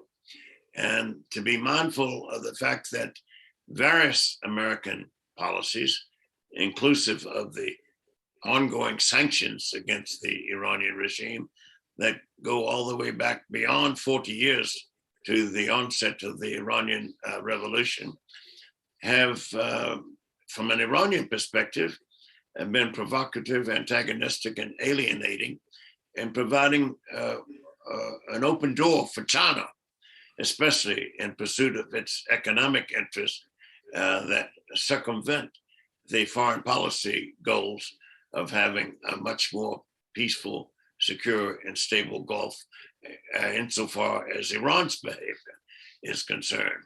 The GCC has stood steadfast, as have most of the members of the United Nations Security Council, on the principle of non-interference by any country in the domestic affairs of another country. And this is the root of the issues of concern and legitimate concern, legitimate needs, legitimate interests, legitimate goals of all 6 of the GCC countries. And to marvel at the fact that not only has the United States and the GCC worked together as partners to accomplish many of the achievements that His Excellency alluded to, but through these strategic dialogues, one with Saudi Arabia, but one with Qatar that just concluded in the last week, but with each of the GCC countries and the GCC as a whole, especially the working group component focused on Iran. You've enlightened us a lot, Your Excellency. You've educated us, and you provided us with empirical education, not a theoretical one, and helped to provide a corrective to much of the misinformation that abounds in the North American media. We're grateful, Your Excellency. All the best to you and your colleagues for continued effectiveness at the Gulf Cooperation Council headquarters in Riyadh, and for a successful Manama dialogue in Bahrain. Thank you, Dr. Anthony. All Thank the you very best. much. Yes. Thank you. Wassalama. Ma'assalam. We now have a few words from the Department of State's Principal Deputy Assistant Secretary of State for Near Eastern Affairs, Mr. Joey Hood.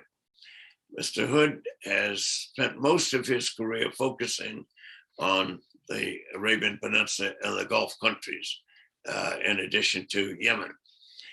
He's been the Deputy Chief of Mission in Iraq, Deputy Chief of Mission in Kuwait. He served as the Principal Officer at the U.S. Consulate General in Dhahran, and has also served as an acting director of Iranian affairs at the Department of State.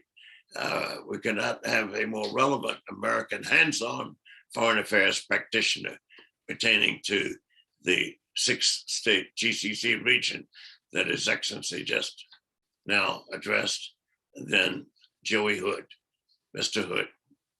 It's a pleasure to join you today as the National Council on U.S.-Arab Relations marks its 30th annual Policymakers Conference. Congratulations on reaching this milestone.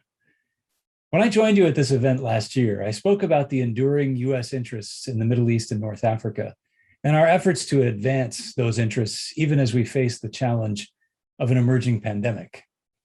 Much has changed in the past year, and I'll speak about that in detail, but our interests and deep commitment to the region endure. I'd like to begin with the broadest but perhaps most important point, which is the President's strategic vision for a more sustainable set of long-term relationships with our partners in the Middle East and North Africa. These relationships must feature an affirmative agenda, one that focuses on solving shared problems and building shared prosperity. Let me start with a timely example from COP26. The final communique included a call to move away from the fossil fuels driving the climate crisis. We can't achieve that goal without our partners in the Middle East and North Africa. The region is poised to be one of the regions hardest hit by rising temperatures, desertification, and drought. In fact, it's already happening. Countries in the Gulf are experiencing high temperatures that threaten to make outdoor life unlivable for part of the year. This past summer, several of the Gulf countries experienced multiple days with temperatures over 120 degrees Fahrenheit or 50 degrees centigrade, and climate change threatens to push that even higher. The effects of Syria's decade-long conflict are now also exacerbated by historic levels of drought that have decimated its food crops.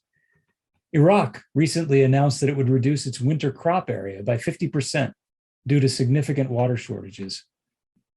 Navigating these hardships will require equitable solutions that only strong partners can provide. And together, our efforts can make progress. Saudi Arabia, the United Arab Emirates, and others in the region have taken important steps to significantly increase renewable energy. 10 countries in the region signed on to the Global Methane Pledge. With COP27 in Egypt and COP28 in the UAE, we'll be working closely with both governments to ensure these summits produce meaningful, lasting commitments to protect our climate. These challenges are significant but not insurmountable, and the United States will be there to support our partners so they won't face these changes alone. As we tackle the climate crisis together, we continue our decades-long effort to build the region's human capital. Over the last 40 years, over 1.5 million people from the region have studied in American universities, and we're aiming for more. The Biden administration placed human rights at the forefront of our foreign policy, and with good reason. The states that will be best equipped to meet the challenges of our changing world will be those with resilient, inclusive governments that treat civil society as a partner rather than an enemy. This is why we're pressing governments to increase transparency and accountability, the clearest way to boost legitimacy, because the people of the Middle East and North Africa have found their voice and they're not going to give it up. Lebanon is experiencing an economic crisis of historic proportions, which has its roots in the endemic corruption and economic mismanagement that have plagued that country for decades. The Lebanese people deserve a government that's responsive to their legitimate demands for transparency and accountability. And we're directly supporting them, as well as the institutions critical to Lebanon's stability and security. In Tunisia, citizens have expressed their frustration with corruption and economic mismanagement. We expect President Said to articulate a transparent reform process that includes civil society and the full spectrum of political voices, so that the government can address these legitimate grievances through democratic means. Promoting inclusive, effective governance and resilient states is a worthy goal, and these qualities will be vital for confronting both the security problems we currently face and the ones that lay ahead. Put simply, countries can't defeat COVID-19 or ISIS if they're too weak, unstable, or inward-looking due to their failures to build legitimate institutions. We are seeing important signs of progress. In Iraq, we recently welcomed the successful elections, which led to a rejection of external interference in Iraq's affairs. A long-term, deep, multifaceted, and strategic partnership with Iraq serves the American people. That's why we're investing in Iraqi institutions and a better life for the Iraqi people across the spectrum of shared objectives. Last week in Paris, Libyan leaders in the international community reaffirmed their support for elections in December. These elections mark the clearest commitment by all parties to end the conflict and respect the will of the Libyan people to build an inclusive, stable government. We're also capitalizing on the new opportunities afforded by the Abraham Accords. If you want a roadmap for the future, look to the joint ventures and $600 million in trade the UAE and Israel have launched this year alone. One of the most promising and exciting opportunities has been the launch of the United States, UAE, Israel, India partnership, which we're fondly calling I2U2, and which allows us to extend the benefits and success of our partnerships in the Middle East and North Africa outside the region. These foundations of deep partnerships based on an affirmative agenda is what allows us to address the region's challenges and mitigate crises as they emerge. Speaking of crises, let me emphasize, we have had a military presence in the region for over 70 years, and that fundamental reality is not going to change. As the threats and conditions change, we will adapt. So we have thousands of capable forces throughout the region, training and advising our partners to become more capable and self-sufficient. That's because the long-standing US interests that have guided our policies remain. Meanwhile, we're committed through diplomacy to ensuring Iran never develops or acquires a nuclear weapon, starting with a mutual return to compliance with the JCPOA. We will also continue to work with our allies and partners to address Iran's destabilizing behavior in the region and beyond, its threats to maritime security, and its ballistic missile program. Iran continues to exploit regional conflict and weak societies. Building stronger partners is one of the most effective ways to counter malign Iranian influence. As you see, as the world changes, our definition of security is changing along with it. The traditional security threats will remain, and we will address them. But we can only confront the problems of tomorrow if we broaden our partnerships to incorporate the president's vision of pursuing our interests and values, including the protection and promotion of fundamental freedoms. Thank you once again, and congratulations on 30 years of successful conferences.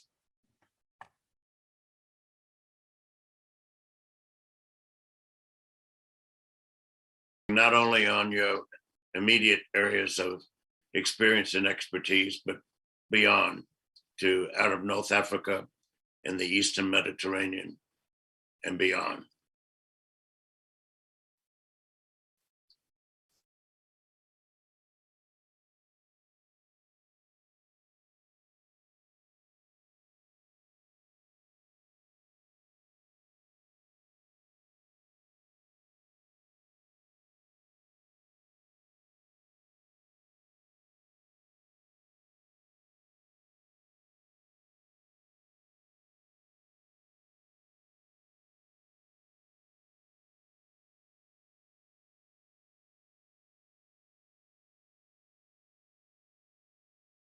Hello, my name is Falah Deloach. I have been involved in Model Arab League for about 4 years now, and I'm currently a student of international affairs at Northeastern University. The Model Arab League program has given me a lot of both hard and soft skills, whether that be in writing, research, but also like negotiation, interacting with new people, and has also just given me the opportunity to explore themes about parts of the world that maybe aren't necessarily covered in a political science class or an international affairs class, and has really given me the opportunity to expand my knowledge and my leadership abilities in ways I definitely didn't think I ever would in college. So it's really just opened a lot of doors for me and opened a lot of doors to interests that I may not have found if I wasn't involved with the program.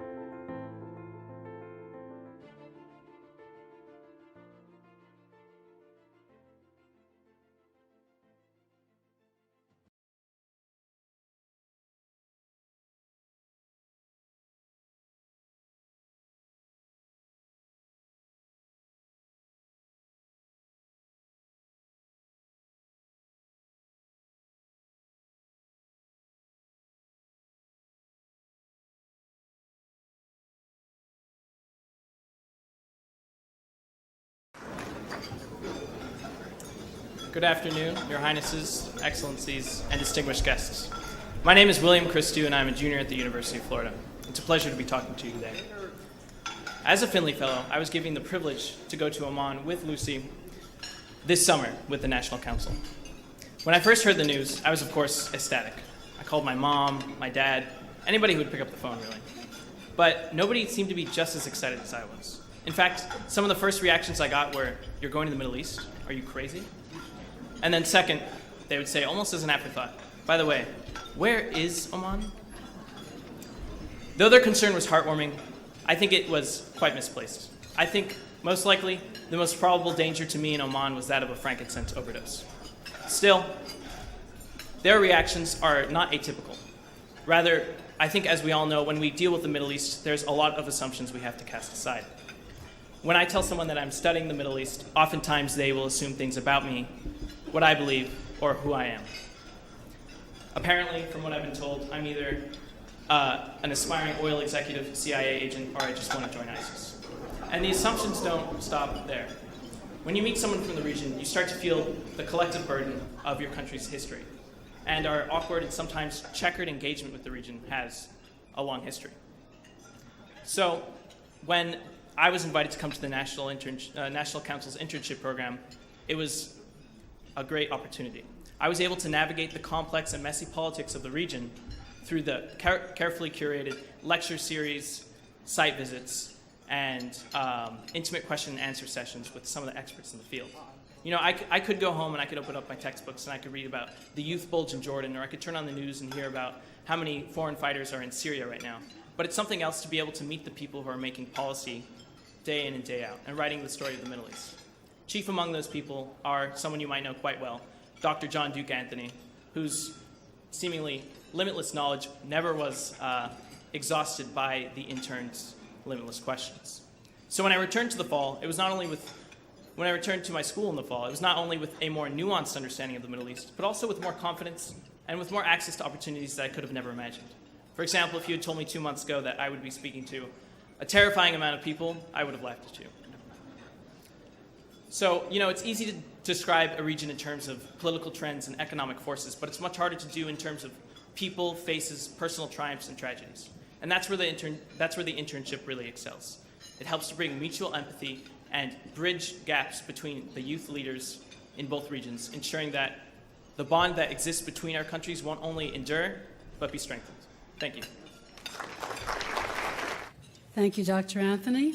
Ladies and gentlemen, distinguished guests, my journey with the National Council on U.S.-Arab Relations began more than a dozen years ago when, as a career educator, teaching Middle Eastern history and cultures at the undergraduate level, I was invited to return to the Middle East, a region in which I had spent my formative years as both student and professional. At the invitation of Dr. John Duke Anthony, founding president and CEO of the National Council, I was afforded the opportunity to travel to the Kingdom of Saudi Arabia, the cradle of Islam and the birthplace of one of the world's greatest civilizations. As a lifelong student of the Middle East and Islamic history, this was a pilgrimage of a most special kind, made possible through the National Council's Joseph J. Malone Fellowship Program. After a prolonged absence from the region, characterized by the routine of classroom instruction and occasional academic conferences, I eagerly embarked upon a journey that, unbeknownst to me, would transform my career. The impact of this experience, an adventure into the heartland of the Islamic world, inspired me to publish a series of articles on the transformation and trajectory of the 21st century kingdom, including observations that would be of interest, perhaps, to unsuspecting Western audiences.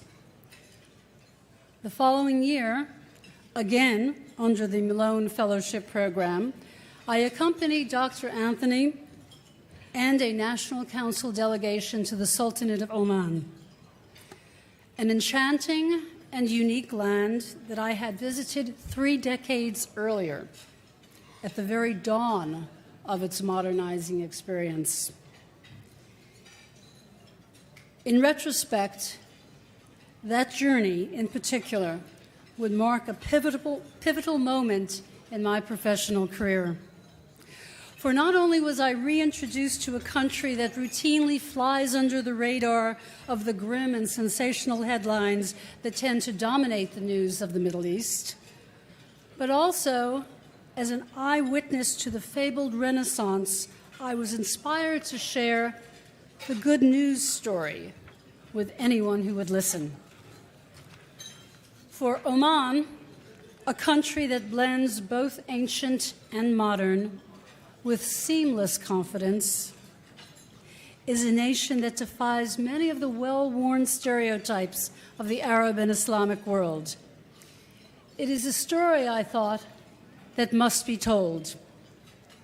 So while continuing to teach undergraduates and serving as faculty advisor for the National Council's Model Arab League program, yet another iconic program, I wrote and lectured frequently on the topic of Oman, all the time gathering research for a book on the theme of balancing modernization and tradition. Prior to the 2015 publication of my book, Oman Reborn, I was afforded the opportunity by the National Council to escort delegations of CENTCOM officers on cultural immersion study visits to the Sultanate. These educational endeavors, involving extensive travel, high-level meetings, and intense discussion, further enhanced my appreciation for and understanding of the nuances of a country that stands as one of America's oldest allies. Throughout this journey, Dr. John Duke Anthony has served as an inspiration and mentor.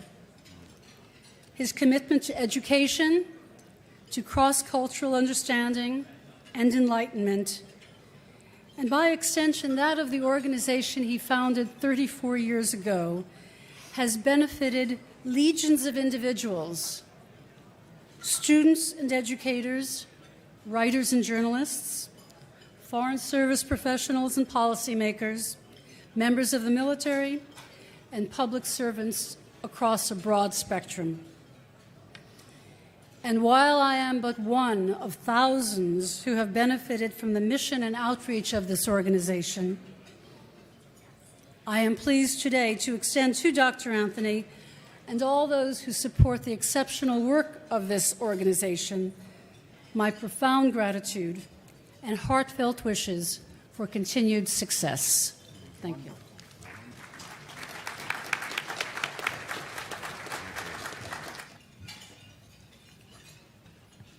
Good afternoon, Your Highnesses, Your Excellencies, and distinguished guests. My name is Shelby Karpa, and I am an International Studies, Arabic, and Diplomacy student at Susquehanna University. I'm honored to be speaking in front of you all today as a Finley Fellow. For as long as I can remember, I have been interested in the Middle East. In fact, when I was 16 years old, I wrote an article about ISIS for my high school newspaper. Although I'm sure my parents were probably the only ones that read it, but at this point, I started to seek a greater understanding for the relationship between the U.S. and the Middle East. When I told people that I was ecstatic to begin studying Arabic at my university, they didn't share in my excitement. Instead, they asked, "Why would you ever want to learn Arabic?" And I'm sure many students in this room can agree. But I remain committed to learning the beautiful language that has proven its ability to connect me with other students around the world. After 2 years of collegiate study, I had yearned to know more, to learn more about this region that has so misunderstood and has become so misrepresented in the media. After studying in Jerusalem this past January and staying with the family in the West Bank, my passion only grew stronger. The National Council on U.S.-Arab Relations finally gave me the opportunity that I had been searching for. As a participant in the National Council's summer internship program, I was able to engage in meaningful dialogue with a dozen of America's foremost scholars and leading Middle East affairs specialists, including Dr. John Duke Anthony himself. We were also offered an exclusive look at the interworking of central governmental institutions, policymaking, and diplomacy through the weekly site visits. In addition to the site visits and bi-weekly seminars, I had the privilege of working with the Palestinian delegation to the United States, who so graciously hosted me. With the delegation, I learned so much about the importance of diplomacy. I developed a greater understanding of the conflict in the region through attending Palestine-related events in Washington, D.C., and assisting the ambassador, Dr. Hussam Zumlat. Because of my close studies of Palestine, I am deeply touched to receive this fellowship in honor of Congressman Paul Finley. Congressman Finley has long been dedicated to finding a just solution in the Arab-Israeli conflict and preserving American interests in the Middle East. Through my internship with the National Council, I have learned so much about the nature and importance of diplomatic relationships in Middle East affairs. It has provided me with experience and knowledge that cannot be gained through studying a textbook. To think that it all started with an article that I wrote when I was 16. With many thanks to Dr. Anthony and everyone at the National Council, I will continue to pursue knowledge, understanding, and peace in the Middle East and Islamic world. Thank you.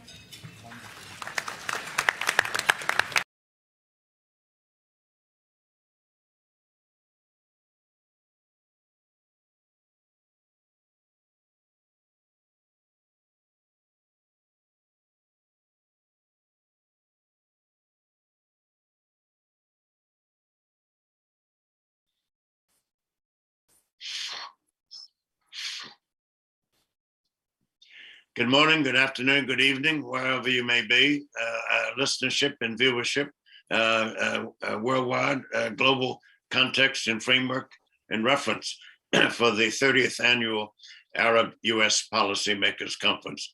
I'm John Duke Anthony. I'm the president and CEO of the National Council on U.S. Arab Relations, which has been the visionary and practitioner of these one-of-a-kind annual forums that bring together serious foreign affairs practitioners from the Arab side and the American side to try to emphasize the commonalities of our needs, of our concerns, of our interests, of our key foreign policy objectives, not just national security by any means, but the economic ones, the commercial ones, the political ones, and above all, those pertaining to war and peace, conflict resolution, and problem solving and decision making. We couldn't ask for a better chairperson of this session than His Excellency, Dr. Abdullah Bahabu. Dr. Bahabu is a native of Oman, but has long been associated with the state of Qatar in terms of two aspects: the academic niche of Islamic area studies, but also previously the founding director of the Gulf Studies program at the University of Qatar, which all the way from the bachelor's, master's, and doctoral level prepares students for a lifetime of career focus on the six-state GCC region of Bahrain, Kuwait, Oman, Qatar, Saudi Arabia, and the United Arab Emirates. To give an idea of how much this individual is in demand as a consultant, as a briefer, as a researcher, as a writer, and especially a conference convener and interviewer, as you'll see momentarily. Dr. Bahabu is presently a visiting professor at Waseda University in Tokyo, where he's just now finishing up a semester-long course for Japanese students on the political economy of the Gulf region and its member states. He's also been the former director of the annual Gulf research meetings at the University of Cambridge. There's no forum like this anywhere in the world that under the leadership of Dr. Abdulaziz Al-Sakr, the founder of the Gulf Research Center, leading specialists from all over the world convene in Cambridge for several days and roughly 10 different sessions, 10 different facets, forces, and phenomena pertaining to the overall Gulf region, including Yemen and areas farther afield that impact on the Gulf and vice versa. I invite you to take into consideration applying for acceptance and admission to that particular annual venue. This year's was virtual, as was last year. We do not know when the pandemic will lift substantially to make it in person again. But what is embarrassing is that the US representation at those meetings is so paltry. Seldom more than a dozen out of the 300 plus annual participants in that conference are present. And there's a reason for this, but it also is reflected on the lesser knowledge and understanding and information and insight and analyses of validity by North Americans in comparison with the European Union member countries and those in Asia and elsewhere. Dr. Bahabu has also been a visiting professor director of the Middle East Institute at the National University of Singapore.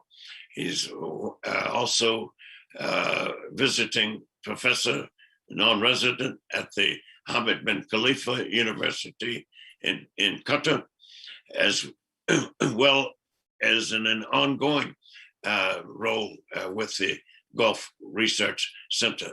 Indeed, there's never been a single conference in Cambridge where Dr. Bahabu has not had his fingerprints and footprints all over the organization and the choreography and the administration of that extraordinary one-of-a-kind international forum.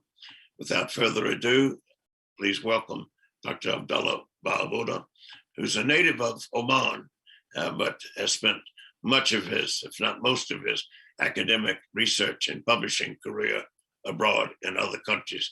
all of which have been extraordinarily fortunate to have him with them, as we have been now for 3 years in succession for this 30th anniversary of the annual Arab-U.S. Policymakers Conference. Dr. Abdullah. Dr. John Duke, thank you very much for this very kind and generous introduction. And what a pleasure to see you, albeit it's online and virtually.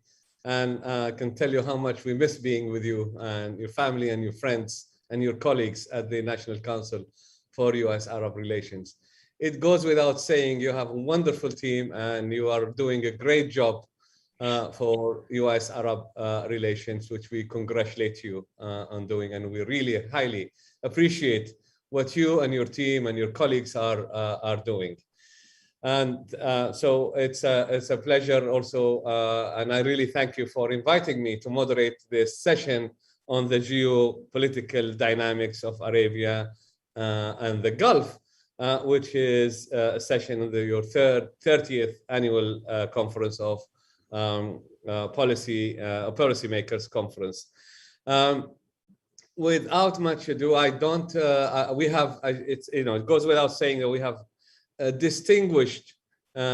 number of distinguished speakers who you have handpicked to present at this session. And unfortunately, for the first time, men are outnumbered, but it is a great opportunity to see that, that gender is taking, there is a reverse gender, if you like, attack on men, because we have dominated, or men have dominated the atmosphere for a long time. It's about time that women do that. So I welcome all the 3 female speakers as well. And I also welcome my colleague and friend, Dr. Abdullah Shaiji, who I will ask him, first of all, to give us like 5 or 7 minutes max on what he sees as the geopolitical dynamics of Arabia and the Gulf. Well, thank you very much. I don't know if, can you hear me? I'm on? We can hear you. Okay, thank you very much. And it gives me great pleasure once again for the 2nd year in a row to be, unfortunately, through Zoom and far away from where we used to meet with Dr. John Duke Anthony and his wonderful team and other colleagues. This is the 2nd year in a row, and hopefully next year will be in person if the pandemic really will be over or almost over. First of all, allow me, Dr. John Duke Anthony, to extend my warmest appreciation and thanks and congratulations for your 30th anniversary, for your perseverance, and for your wonderful work as the bridge between our 2 societies and our 2 regions. You've been doing a great job, and this should be recognized by all, in my opinion. I'm really glad to be in the presence of this distinguished panel, and as my friend Abdullah Bawood stated, probably this is the first time women outnumber a man, the only male participant in this panel. This is really strange. Usually it's the opposite, but this is also something that will be remembered. Because of the time limitation, let me just go over telegraphic points that I'd like to raise. We meet for the first time with the receding of the Gulf region. We have been successful for clearly over the last few months in vaccinating about 70% of the population in Kuwait and other Arab or GCC countries also. It took its toll on us, as you probably have been following on the whole world community. The pandemic has really dealt a major blow to economic progress, economic growth, and run amok all over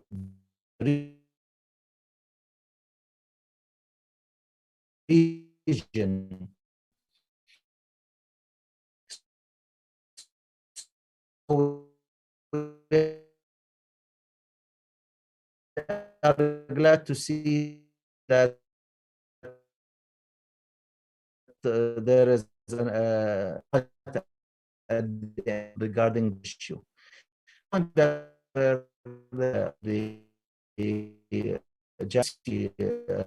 Qatar on one hand and the GCC countries, Saudi Arabia, UAE, and see that the reconciliation has really come to a full circle. Yet, a lot of visits between the high-rank officials to Doha, and there was a meeting between also the Emir of Qatar and the Vice President of UAE. Things are moving in the right direction. And I've been an advocate of that, the zero-sum game that we have witnessed over 3.5 years of a major disruption of GCC relationship.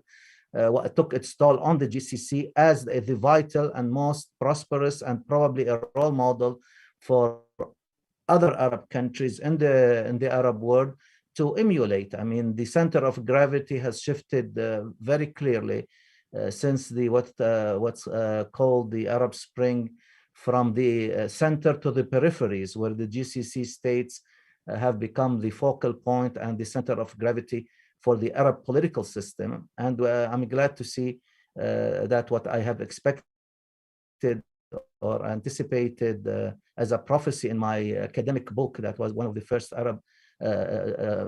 first books in an Arab language discussing the GCC crisis, came to fruition by the reconciliation that was overdue. But things have really also need to strategic fashion, because the GCC still has not got its act together. We are seeing a lot of friction still in the region, and this needs to really be hammered out in a very professional fashion. The third point I'd like to raise is that the relationship with our neighbors, the relationship with Iraq is really, we are witnessing what's going on in Iraq with a lot of apprehension. The election that took place was disputed by the losing parties that are aligned with Iran. And that really causes a lot of concern for us that things could really go spiral out of control in Iraq because of this dispute aided by and abated by Iran, which is still continue to wreak havoc by its shenanigans and intervention in the region. We have just busted that was now accused, 18 of them now are in prison, accused of funneling money to Hezbollah in Lebanon. So the shenanigans of Iran is going on unabated, and this also could contribute to the instability in the region. The fourth point I'd like to raise is that there was a meeting yesterday in the GCC Secretary General between Mali, the U.S. envoy to Iran, and GCC representatives, and they talked about preparation, probably briefing by Mr. Mali regarding the upcoming 7th round of meeting with the Iranians on the 29th of this month of November in Vienna. But the concern of the GCC, as it was clearly indicated by the GCC Secretary General, Dr. Al-Hajraf, just less than an hour ago, is not being heeded by United States. I was one of the first ones who advocated the need for not only 5+1, but 5+1+1 during the discussion for the upcoming Joint Comprehensive Plan of Action in 2014 and 2015, that GCC concern not being taken into consideration. Not only we are fearful as the close neighbors of Iran of its shenanigans and its nuclear pursuit of a nuclear weapon, but also it's not less concerning for us the destabilizing behavior, an escalating tendency by the Iranians to up the ante and to interfere in the region's affairs, as we see with the Houthis, as we see with the popular mobilization forces, as we see also with the rings that have been being busted 2015 and on. The fear was that President Obama was concerned very much about his legacy, that he really allowed Iran to roam freely and wreak havoc in the region, both that it has Damascus, Beirut, and Sana'a. Because of that, he was not accommodating, even though I give credit to President Obama, that he transferred the GCC relation from bilateral relationship between the United States and each individual GCC country into a US GCC condominium of relationship by hosting the first US GCC summit in Camp David back in May 2015. Thank you, Dr. Abdullah. Do you, Professor Shaiji, if you don't mind, we've gone over the time. If you give me one minute, Abdullah, please, I'll just close now. Very quick, please. The fear is that now with the US withdrawal from Afghanistan and what it left in the region, plus President Biden is not returning to the Joint Comprehensive Plan of Action, not in a limited way. This could be repeated itself once again with the Biden administration, and there is really a genuine fear that things really could go back deja vu to Obama's years, to Obama's administration approach vis-a-vis Iran. We could explore more with the Q&A session. Thank you. Thank you very much, Professor Shaiji, for those remarks. And sorry, I know you've got a lot to say on this topic, but I'm sure we'll come back to them in the Q&A session. And I also just want to encourage all the participants, if they want to post your questions, please do so in the chat. And I haven't introduced the panel of speakers here, simply because their bios are already on their website. So just to save time and to hear them speaking, I will move quickly to to Ms. Samar Fattani, and she's going to be talking to us about Saudi Arabia Vision 2030, I believe, and the future. Ms. Fattani. Thank you very much. Really, thank you so much. I really am I have the pleasure of being in this panel, and I wish that, first of all, I really feel that Saudi Arabia is always in the news, and there is a lot of misconceptions about the Saudi role, and many of the media attacks on Saudi Arabia are always depicting it as an obstacle to any progress or development. And I would like to focus on the Vision 2030 that is being implemented in Saudi Arabia, and the promotion of the women and the youth in order to create a better environment, not only for Saudi Arabia, but for the whole of the GCC. Although there are many conflicts or maybe misunderstandings that are there, and GCC countries are not as strongly cooperated as they were in the past. But I believe that it is the role of women and the youth in the region who can eliminate many of these obstacles. Saudi Arabia, to begin with, has succeeded in eliminating the threat of terrorism that was a major menace in the region, and marginalizing the extremists that stood in the way of progress and development. Also allowing for the 70% of the population in the country to be able to play a bigger role. They were marginal, women and the youth were marginalized for a very long time. Many of them today after raising the level of education and providing scholarships to very well known universities across the world, whether the US or England or Germany, Canada, name it, all these young graduates with highly qualified capabilities are today enjoying the opportunity to play a greater role in developing the country and providing a more tolerant and modernized society. Speaking of the conflicts and the wars, the war in Yemen is also an issue that is always putting Saudi Arabia in the news as carrying out a war that is destroying a country, and the Yemenis are, complaining and distressed as the Saudi Arabia is an enemy to the region, whereas Saudi Arabia has a problem with confronting terrorists from a very large border of its country, and that is threatening the homeland security and the peace and security of the country.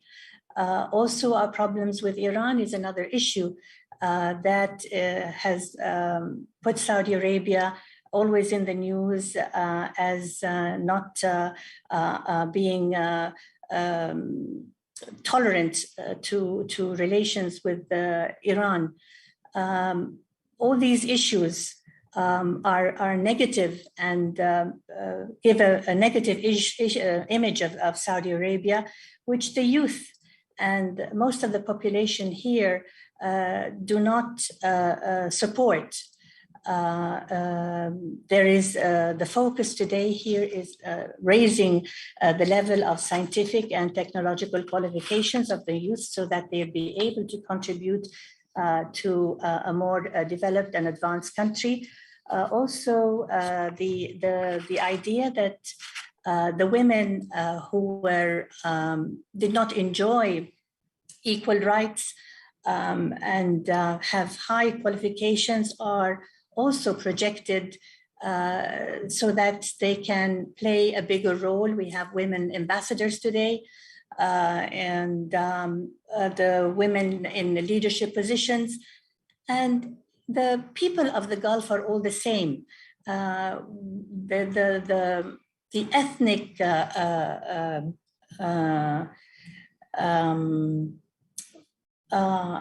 qualifications or the way that all the Gulf people in the Gulf are more closer than they are in other parts of the Arab world makes it very important for them and very easy for them to create a more homogeneous society.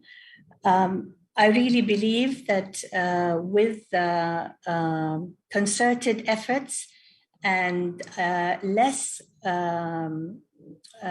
targeting of the region and the policies that are put in place, in a way we can support a more peaceful Gulf that can allow for regional security and a greater degree of stability in the region. The United States and the European Union can also play a role in enhancing that role so that there would be a stronger GCC that would be beneficiary in the global arena and can play a bigger role in advancing global security. Today, we have the threat of the COVID, the environmental issues, all these issues with the GCC support and a stable region can also play a bigger role in creating a peaceful world today. Thank you. Thank you very much. That was really wonderful. Thank you. And you've kept to time and you made some very, very important points there and good remarks. Really appreciate it. And I'm sure there will be lots of questions from the participants, especially about the role of women and the youth in the region. And without much ado, let me just move on very quickly to Dr. Emma Spurrier, who will be talking about the whole idea of this multi-polarized Gulf region. Emma, the floor is yours, and 5 to 7 minutes max. Thank you, Abdullah. Good morning, afternoon, evening. First, I would like to thank Dr. John Duke Anthony and the organizers of the annual Policymakers Conference for inviting me to speak at this session. It is a real honor and a genuine pleasure to be here. Among the many evolutions that the Gulf region has witnessed over the past few years, there are three key trends that are here to stay and have the potential to continuously impact relations between the United States and the Gulf region. The first one is the accelerated multipolarization of its international relations in terms of Gulf countries' ties to outside power. The second one is the emergence of durable new poles of power within the region itself. And the third one is the diversification of strategic stakes around which regional geopolitics are organized. So with regards to my first point about the multipolarization of Gulf international relations, it has become apparent that the Gulf countries are increasingly diversifying their strategic partnerships, even in terms of military cooperation through new ties with Russia and China, but also India and other Asian countries. This is linked to many reasons, including, but not limited to, a perceived distance towards the region on the part of the United States, arguably prompting GCC countries to look elsewhere for their security guarantees. This zero-sum game approach is specifically illustrated by the rhetoric of Saudi Arabia, for instance, whose leadership expresses an interest in Russian systems such as the S-400 every time it feels the United States drift away. But then you have other assets worth mentioning from the perspective of the Arabian Peninsula. Of course, they lie in lesser conditionality of relations with Moscow and Beijing compared to Washington, at least officially. Of course, American arms sales to Saudi Arabia have increased exponentially over the past two administrations.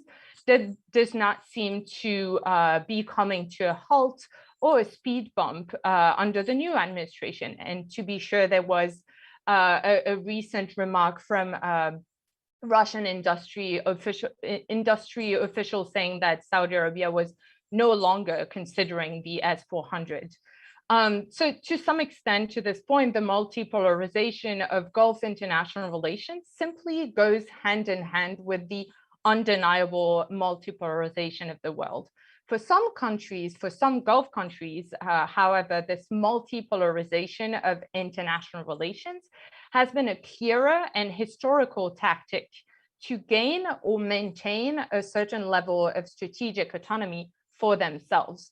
This is particularly the case of the UAE, whose leadership sees the diversification of its partnership as a springboard, if you will, to its regional and global ambitions.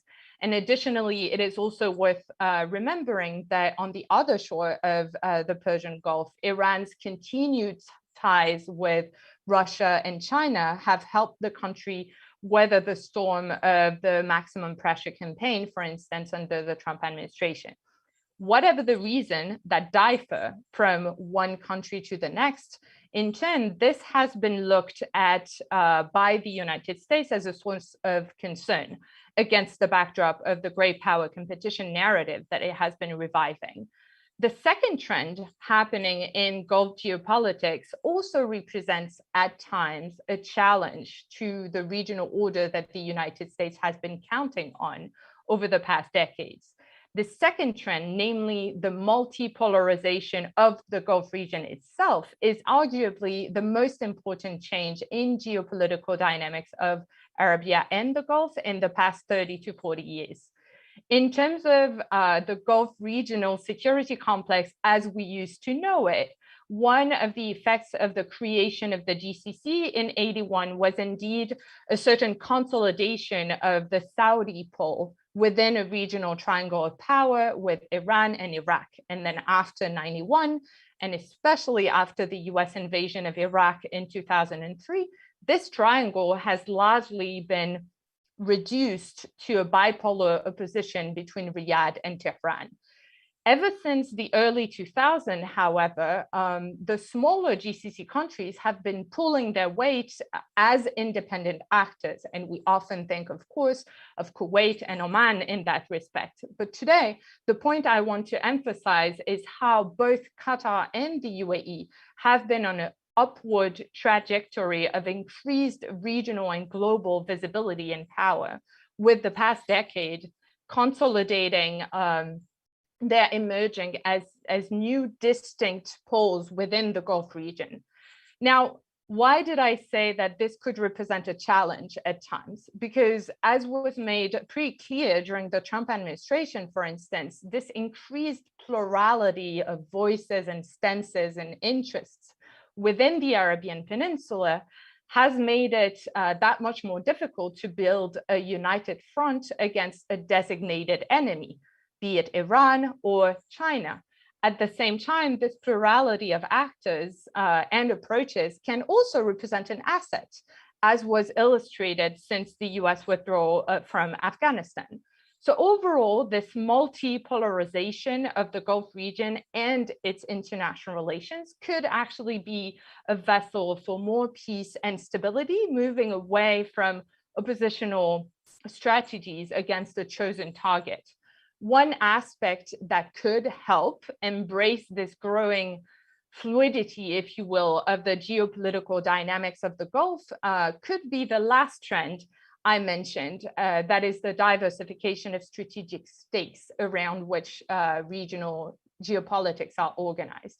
What I'm talking about here, and I know I don't have much time anymore, but is the fact that new dimensions of human security linked to health, of course, but also food and water scarcity and environmental challenges have become increasingly central in domestic politics, but also reshaping international relations of the Gulf countries. And you have numerous examples, of course, of cooperation with China in this respect, but we can go back to this in the Q&A. The global context over the past few years between the continuing pandemic and the repeated and dramatic manifestation of the impact of global warming has not only been a call to leaders everywhere to seriously reconsider their priorities and their definition of national security, but it has also been a call to further and better cooperate to address said challenges. The question today is whether the United States and other traditional allies of the Gulf countries will step up and answer this call, or stick to narratives and self-fulfilling prophecies of ever-increasing military insecurities and weaponized power competition. Thank you. Thank you very much, Emma. That was a great intervention, and I'm sure there will be lots of questions from the floors as they are started to come, and I'll come back to you in a minute or so in the Q&A. And now we've heard from the region, we've heard from Europe, we now want to hear from the United States. And last but not least speaker is Ambassador retired Ann Peterson, who's going to give us a US view on how to see the shifting dynamics of geopolitics in the region. Thank you so much, Dr. Babu, and thank you to Dr. Anthony for inviting me to speak at this seminar, which is one of the highlights of US-Arab relations. And also I want to mention Dr. Anthony's intern program, which is absolutely the best in Washington and has instructed many generations of American and Arab scholars over the years. But first on the GCC, I think the GCC itself, I think everyone is relieved that the rift between Qatar and the UAE has ended, but I personally think it will take a while for the scars to heal. I'd always thought the successes of the GCC were more economic than strategic in nature, and they were largely small and incremental, but nonetheless useful. And I'm afraid these efforts at cooperation are going to be hard to restore. as Qatar in particular looks to position itself as a platform for the big markets like India and Pakistan, and others in the GCC compete to be really the headquarters of the broader Middle East. The economic rupture, I think, is particularly unfortunate. Some of the Gulf countries, particularly Qatar and the UAE and Saudi Arabia, have made very significant steps toward economic modernization that would have been aided by a more effective customs union. But most people on this call are concerned about the geopolitical future of the US and GCC relations and Iran and the Gulf's role in great power competition. First, the US. Daily, we see articles arguing that the US should withdraw not only from the Gulf, but from the broader Middle East. Much of the US discussion focuses on an overly technical discussion, in my view, of the US bases in the Gulf, or the Patriot missiles and when they should be taken out and what the signaling of that is. But I suspect some of the discussion will die down now, because we have seen, certainly with the use of Al-Udeid, how these bases have proven to be an enormous strategic asset to the United States during the evacuation of Afghanistan. But it's hardly a secret that the Gulf countries are concerned about American commitment. This predates the Biden administration, of course, but I think it got a lot more serious when the Trump administration failed to protect the Saudi oil processing plant from an Iranian attack. Despite all the warm visits between the Trump administration and the Saudis, this went to the core of the relationship, which is the US defense umbrella, so that these countries in the Gulf can export oil and natural gas. And then the much publicized back and forth on American arms sales to the Gulf and the withdrawal of the Patriots were read as another sign of waning US commitment and prompted visits by Gulf leaders to other arms producing countries, particularly in China and Russia, to fill in the gaps. I think also the American withdrawal from Afghanistan encouraged Gulf leaders to whisper a little more loudly their concerns about US commitment and about America's messy withdrawal. And as we saw during Saudi Arabia's 10-year very difficult battle against extremism, the Gulf countries, and particularly Saudi Arabia, are far more vulnerable to extremists than the US and Europe. And the growing presence of ISIS and the reputed resurgence of Al-Qaeda in Afghanistan must cause Gulf leaders some concern. On Iran and Syria, of course, there have been warming signs between the Gulf and Syria. There have been discussions, I think not very serious, between Saudi Arabia and Iran. There have been discussions between Turkey and Egypt and other states with reciprocal grievances. I think Dr. Abdullah hit on an important point. I think it's more the uncertainty about what the US is doing with the JCPOA, because I think everyone anticipated that the US would re-enter the Iranian nuclear agreement pretty quickly, and that would in turn enable better relations or better leverage in Yemen and Iraq, and that hasn't taken place. Relations between the Gulf countries and Russia have been warming ever since the Russians supported the Assad regimes, and Gulf countries generally decide that they need to hedge their bets. But here, I think things haven't changed all that much. And I think I want to make this, I think there's less as multipolarity as than people think, because the core of the relationship with the US pretty much remains the same as it always has been, and that's energy and the US protection of that energy. I looked at oil prices this morning, it was $80 a barrel. And despite all the talk about a changed relationship with Saudi Arabia on human rights, when push comes to shove on energy prices and gasoline prices are at $4 a barrel and $4 a gallon in the United States, the Biden administration had to pick up the phone and call Riyadh and ask the Saudis to raise production because of US gasoline prices. They raised production modestly, but fundamentally refused. As US domestic production is under pressure and environmental regulations are going to kick in a big way, it's really going to end up bolstering the position of Gulf countries, particularly, I think, Saudi Arabia and the natural gas behemoth Qatar. So I think the fundamental relationship between the US and the Gulf countries, which is about energy above all else, is not going to be that fundamentally changed, because I think the Gulf countries are going to be in a stronger position on energy in the coming years than they have been in the past. Thank you. Thank you very much, Ambassador. That was very, very timely and also very succinct and up to the point. And you've raised a number of very important issues. And let me start with you, if I may, Ambassador. And after Al-Ula agreement, there's been some kind of a reconciliation between the Gulf states. And I think this has been also welcomed by the United States.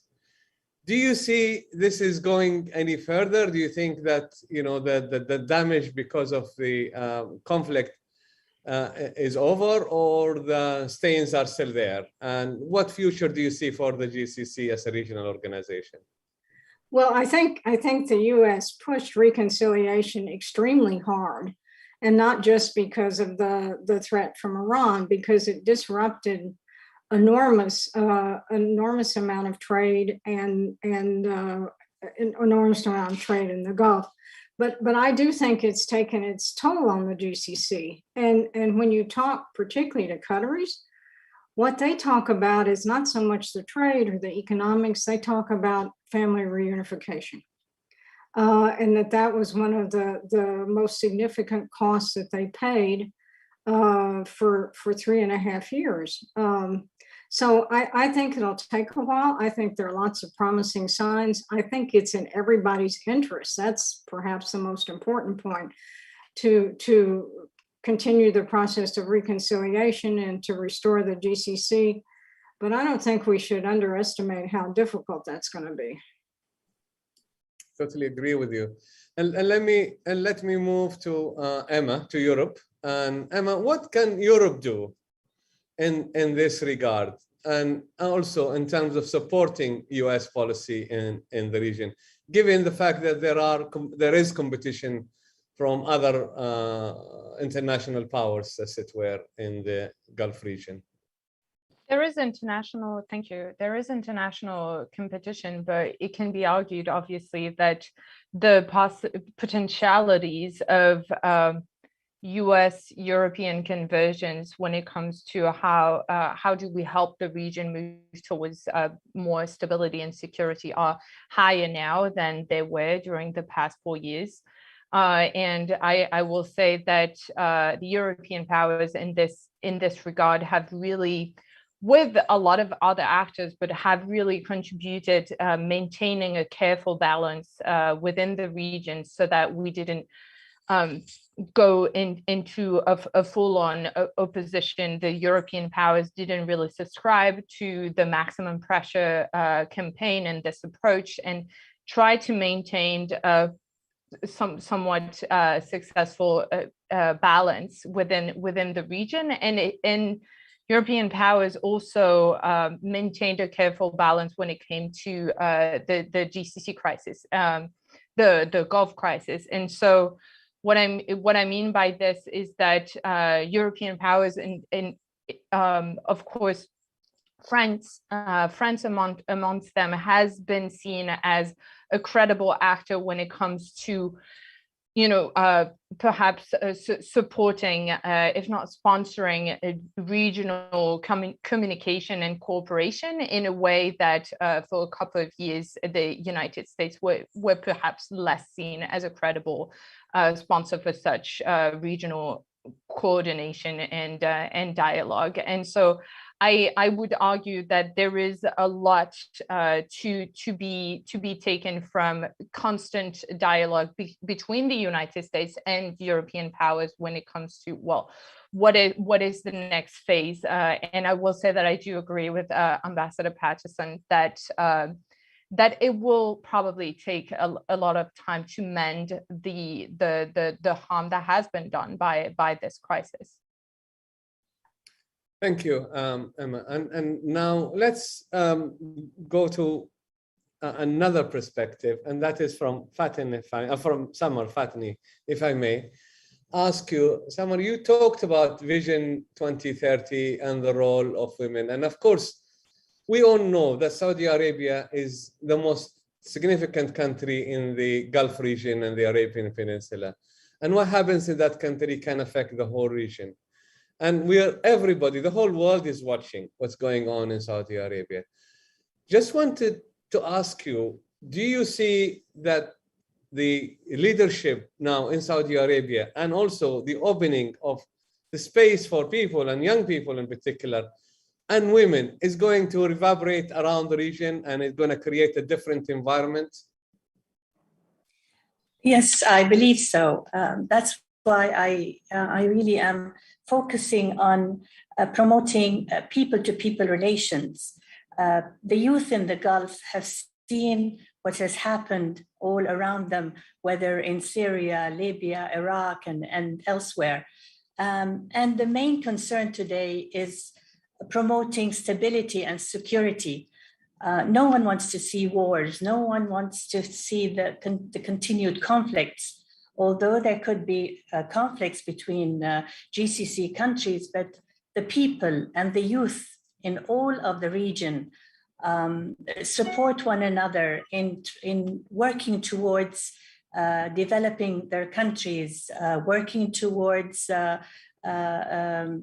technological advances, and working towards contributing towards a more prosperous society.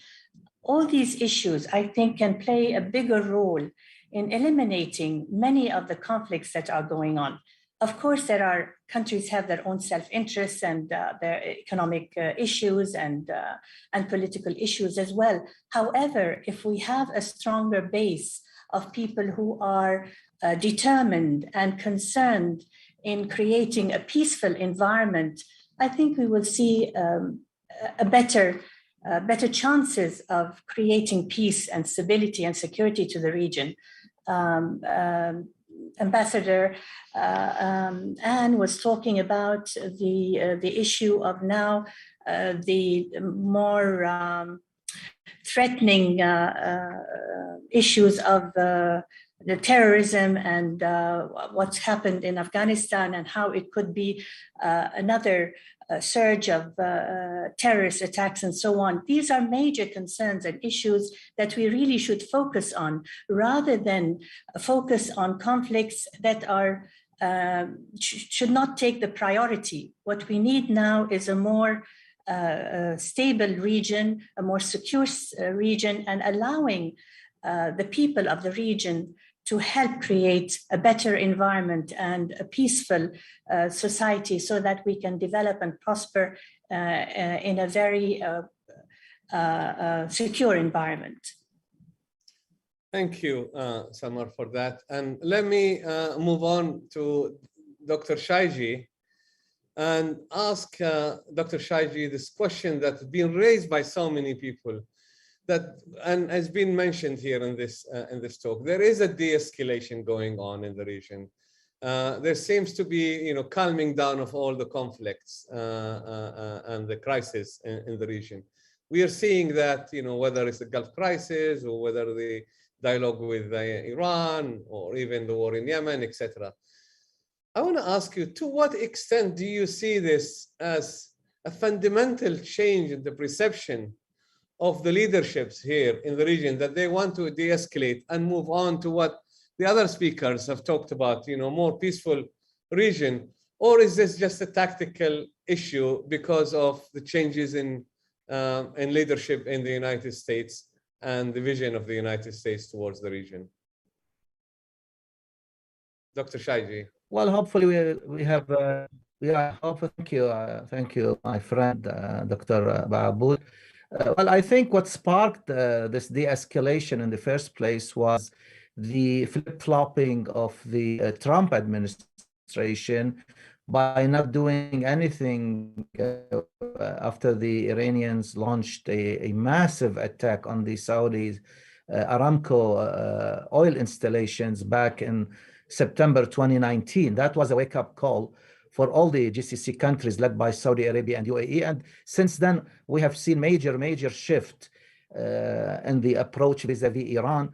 And that was the cause of the escalation. Then Trump upped the ante again And he almost pulled the region into a war after he assassinated Qasim Soleimani, the head of the Quds battalion.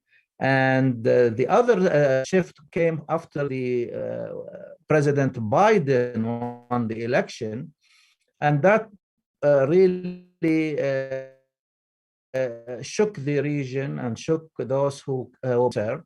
And that caused, in my opinion, a chain reaction that resulted in the escalation that started as a way to rethink and revisit the crises in the region.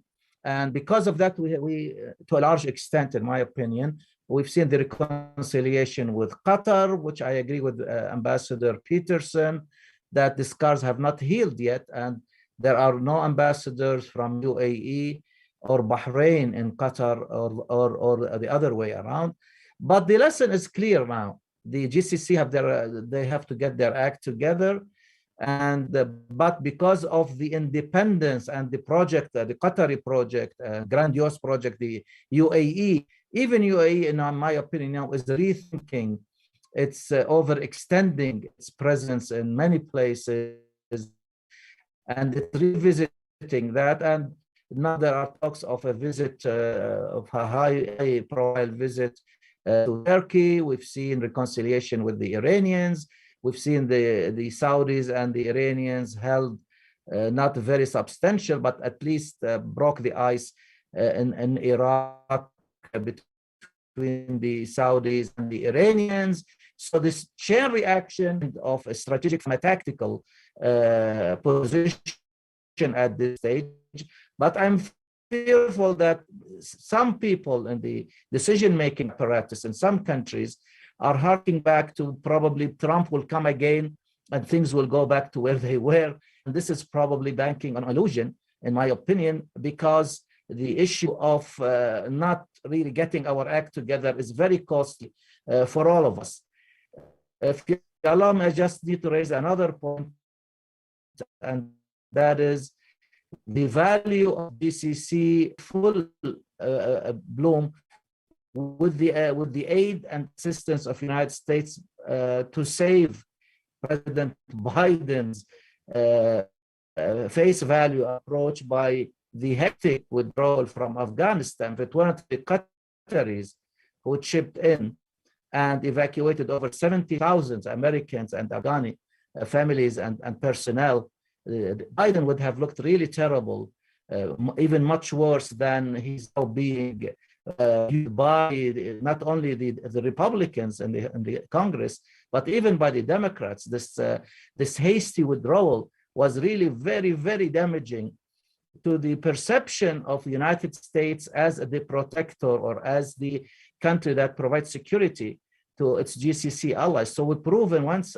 time and again, that GCC as allies are very valuable assets and could really chip in when push comes to shove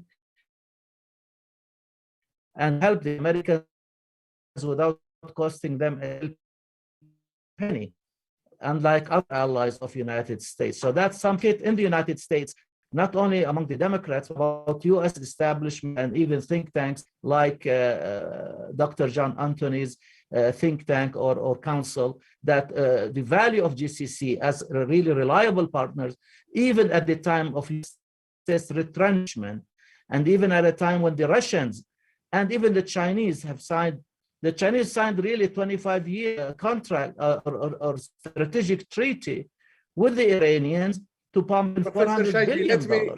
Let me press you on this point. Vacuum when the United States retrench it. Let me press you on this point, and please be very brief because we're running out of time. What would you advise or recommend to the U.S. president about ways to strengthen relations and expand greater relations and address common threats in the Gulf? And please be very brief because we only have very few moments left. Well, first of all, to take the concerns of the GCC partners, as they have proven time and again, that are very reliable, and the last one was the Afghanistan debacle. The second point is that to allay the GCC fears whether it is officials or people or thinkers like us, that we believe the United States is starting to pull out of the region, not gonna withdraw completely. But what are the United States' comprehensive strategy to the region? I know it had been downgraded in favor of China and Russia and other parts of the world, but also not to lose sight that the GCC is still very reliable, very indispensable regarding the energy, maybe not to the United States, but to the world economy. And also the last point is that to take the concern of the GCC regarding Iran destabilizing activities and its shenanigans regarding now with the 7th round of discussions and negotiations in Vienna, to take the concern of the GCC regarding the Iranians' behavior of destabilizing the region, its ballistic missile and its drones that are attacking on a daily basis the Saudis. Thank you. Very important point, Professor Shaghi. Thank you. We really appreciate that. Let me move very quickly again to Ambassador Ann Peterson and ask her the same question. What would you recommend to the US president? And what about the war in Yemen? So on the US relations, communication is broken down because there aren't that many people to talk to. Many of the countries, the Gulf countries, are without American ambassadors. There's no one heading the Middle East department now. Let me give you a specific example. A Kuwaiti friend talked about the withdrawal of the Patriot missiles. He's a businessman, I know. And I think the impact of that has been exaggerated in the Gulf as a really big sign of American lack of commitment. But who's talking about it? Who's explaining to the Kuwaiti public or the Saudi public what it means and what is still viable and important in the relationship? So that's desperately needed right now. And of course, the whole Iran thing plays into it. And on Yemen, it's extremely grim. And I don't think we can put any other cast on it. And there's a question in the chat. I think Iranian influence is normally in these situations is probably less as the Houthis have gotten stronger. And I would suggest that the end game, as it were, is going to be very, very sad for the Yemeni people as the country fractures.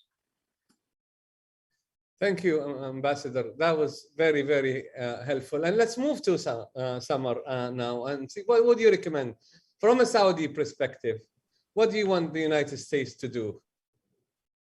Well, I think the United States can really play a bigger role in trying to diffuse the conflicts and the struggles in the region. Unfortunately, we are at a standstill with all the issues that we have been discussing so far. Maybe there are some not major progress that is being done in the region, whether it's with the Iranian issue, with the Yemeni issue, and with the conflicts between regional countries. It's up to the United States whether it really wants to play a bigger role in trying to diffuse these conflicts and trying to play a bigger role in helping the region overcome the challenges that it's facing today. Thank you. That's really helpful again, Samar. And let's move very quickly again to Emma. And what would you, from a European perspective, advise the United States, but also from your own perspective, advise the President of the United States to do? I would say two things. One that is arguably already being done, which is encourage regional dialogue that would address all the challenges that they face collectively so that they can prioritize specific measures to address them. Then again, collectively, without having unilateral demands. And the second, and perhaps most important, is try and move away from zero-sum game approaches, because as we've seen throughout this conference and this session, this is not working in the region, and that only adds up to tensions. So that will be it for me. Thank you. So more dialogue and more inclusion and inclusiveness in the region. Hopefully, that is something that you would recommend to the President of the United States, and more involvement and taking the consideration of the Gulf states' fears and apprehension about the perceived withdrawal from the United States from the region, and be more open. I think those are the main points that were raised here. And given, of course, the time scale, I would like to just now hand it over to Dr. John Duke Anthony to say a few words before we end this great session. Thank you. Thank you, Dr. Abdullah, and all three of our resource specialists. Each of you came with complementary views bouncing off of each other, adding to the foundation of still altogether limited American knowledge about the GCC region, for example. But we've gone some distance since the administration of President George H.W. Bush, when he referred to the Gulf Cooperation Council, and a number in the media and the American public writ large thought surely he was talking about the Gulf of Mexico. So the GCC is not exactly a household name, but we don't at least have that abysmal level of ignorance that was on parade less than a quarter of a century ago. Point two is that people realize that the GCC is also something more than animal, vegetable, or mineral. It's a phenomenon worthy of serious study and greater communication at all levels. The absence of an ambassador is, hopefully this is a more clinical, detached and objective perspective, really inexcusable and optically and perceptively irresponsible. That if you're serious about something, then you show that you're serious about something. And if you're serious about something, you engage, you're involved. Democracy is not a spectator sport. If you want results, you have to play, you have to be engaged, you have to be involved. If you don't play, you're not engaged, you're not involved, then who do you have to blame for shortcomings, limitations, failures, ineffectiveness? One has to look in the mirror and see that these are largely self-inflicted wounds. And at the emotional, psychological, and therefore also by extension political level of individuals, ponder the fact that on no other corner of the globe has the United States been centrally involved, pivotably involved in killing more Arabs and Muslims, wounding more Arabs and Muslims, making more Arab and Muslims refugees, making more Arab and Muslim widows, making more Arab and Muslim orphans, making more Muslim and Arab domestically displaced people in Iraq in particular, but elsewhere too. Afghanistan, case in point, Yemen indirectly, Syria indirectly, but there's no other country that bears that image, that reputation. And so it begs the question of, these are people who we refer to as their friends, as their allies, as their partners. And you can ask the question, why provoke a partner when you can avoid provoking a partner? Why alienate, why antagonize an ally when you are in control of policies and positions or actions or attitudes at the governmental level, not necessarily the think tank, public policy research institutes, and media and special interest groups perspectives, which include those who want to continue to see Arabs and Muslims as those, as them, as other, wide minnows, so to speak, versus what all four of you have underscored, that there's an extraordinary degree of usness, we-ness in this relationship, where we are joined at the hip. It's a Catholic kind of marriage with no divorce. One would be hard pressed to name 6 other geographically contiguous countries that, despite three major international conflicts in this region in the last 3.5 decades have nonetheless remained stable and secure. Ordinarily, one thinks that if there's regional insecurity, that there's bound to be domestic insecurity among the states that live in the region. No, the GCC is an outstanding example of the exact opposite. And you have had death on their doorstep on more years than not. And yet here you find the GCC as a country that many unemployed Arabs and Muslims elsewhere, and even Westerners and Easterners and Northerners and Southerners who are not Arab and not Muslim would love to have a chance to live and work in one or more of the GCC countries. Just go to any of the embassies in many countries, and you will find that the lines of those wanting to be allowed to go to live and work in the GCC region are longer than the lines in front of any other embassy of where people would like to have a visa to go live and work. And the other way around, in terms of the United States being the recipient of GCC interest and engagement and involvement, despite the tensions, despite the antagonism, despite the alienation, despite the provocation, despite the emotional wounds and the shattering to smithereens of the dreams of tens of thousands of Iraqis and Afghans and Syrians and others, that the lines of non-Arab, non-Muslim embassies in these countries are greatest in front of the American embassy. And Ambassador Patterson knows this well. When she served in Riyadh, when she served in Egypt, when she served elsewhere, there are more than 1 million graduates of American universities in the GCC region.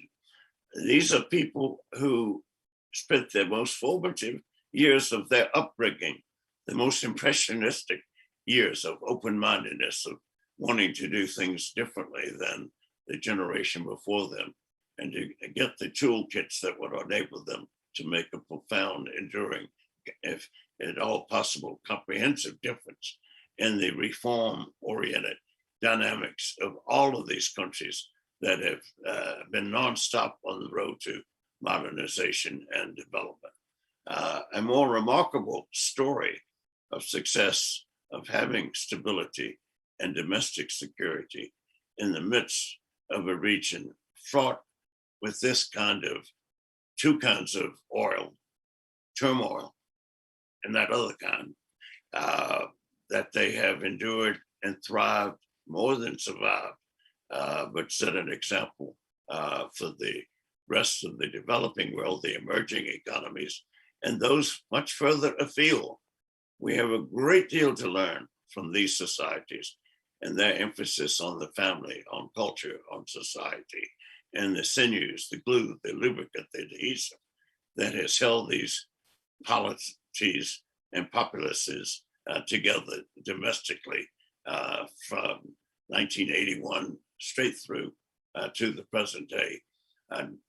Dr. Mahbub, you've been terrific in choreographing, as we predicted you would, and concerning these 4 resource specialists, each of whom has brought a unique and much valued, more than valued, treasured set of perspectives to enhance our knowledge, our understanding, our information, our insight, and our capacity for sounder, wiser analysis than would otherwise have been the case had not you and your colleagues contributed what you've done for the past hour. Thank you, sir. And thank you, each of the resource specialists, Sama Fatani, Emma Subriye, Abdullah Shahiji, and Ambassador Patterson. All the best to everyone.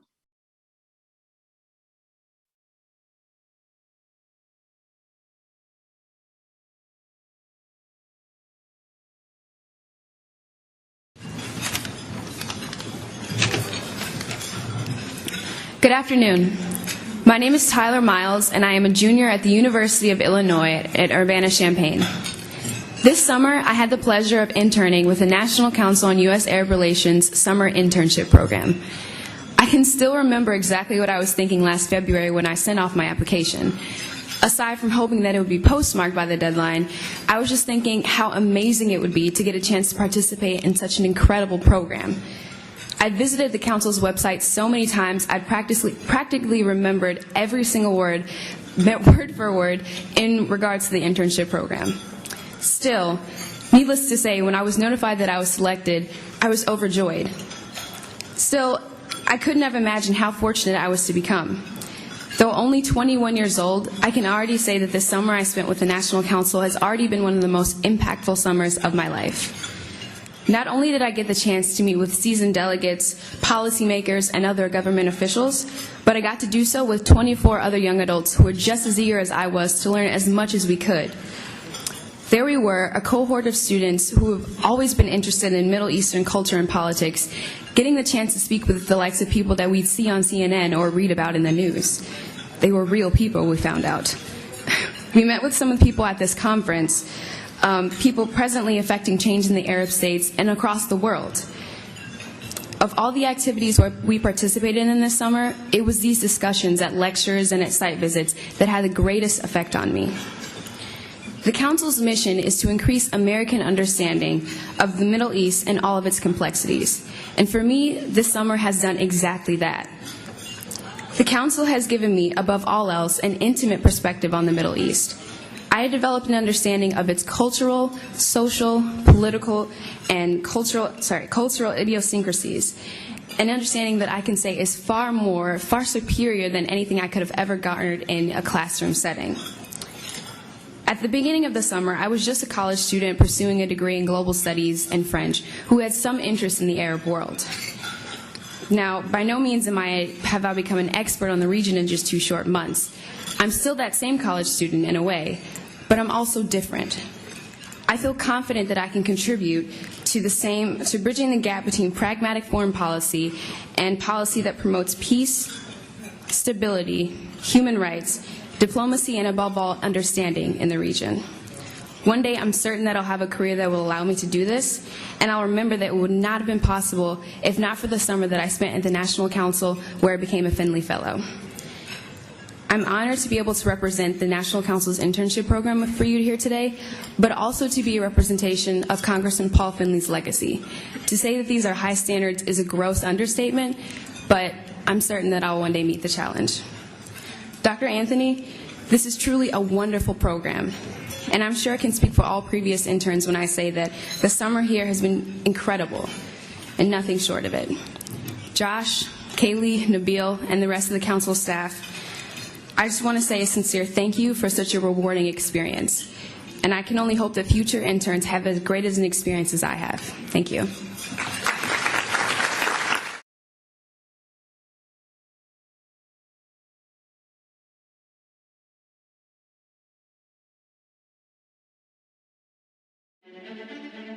These walls do talk. There are stories in the architecture. This generation, this civilization, yes, but also this door, seasoned by the hands of young dreamers. This glass, lighting a miracle newborn. This night, this all-nighter. We design settings for the human story. Collisions of space and material, people and ideas. Spaces that embody who we are, empower what we will be. We believe in place. That vibrant places collect vibrant people. That the thing you can't quite put your finger on can be touched, known, created, out of inquiry, empathy, and inspiration.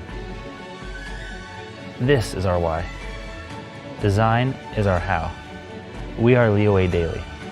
We design stories.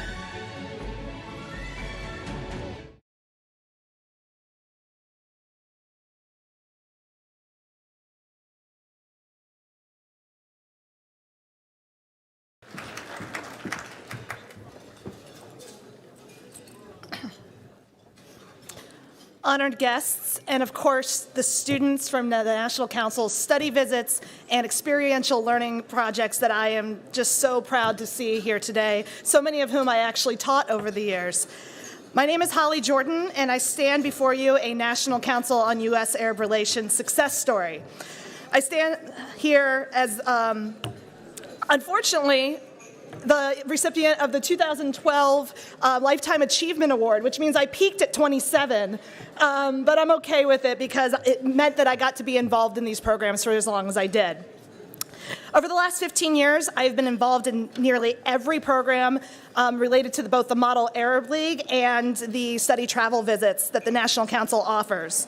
As a student, I participated as a delegate and a chair at the Southeast, Northeast, and national conferences.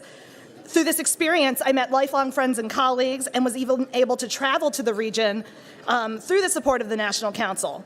In 2004, I traveled to Jordan the summer after my freshman year of college for a 6-week immersive Arabic and Levantine politics program. Traveling the country and putting my knowledge of the Arab League to the test, I was enriched so much by this program that would not have been possible without the Council, and it led me to change my major over to political science.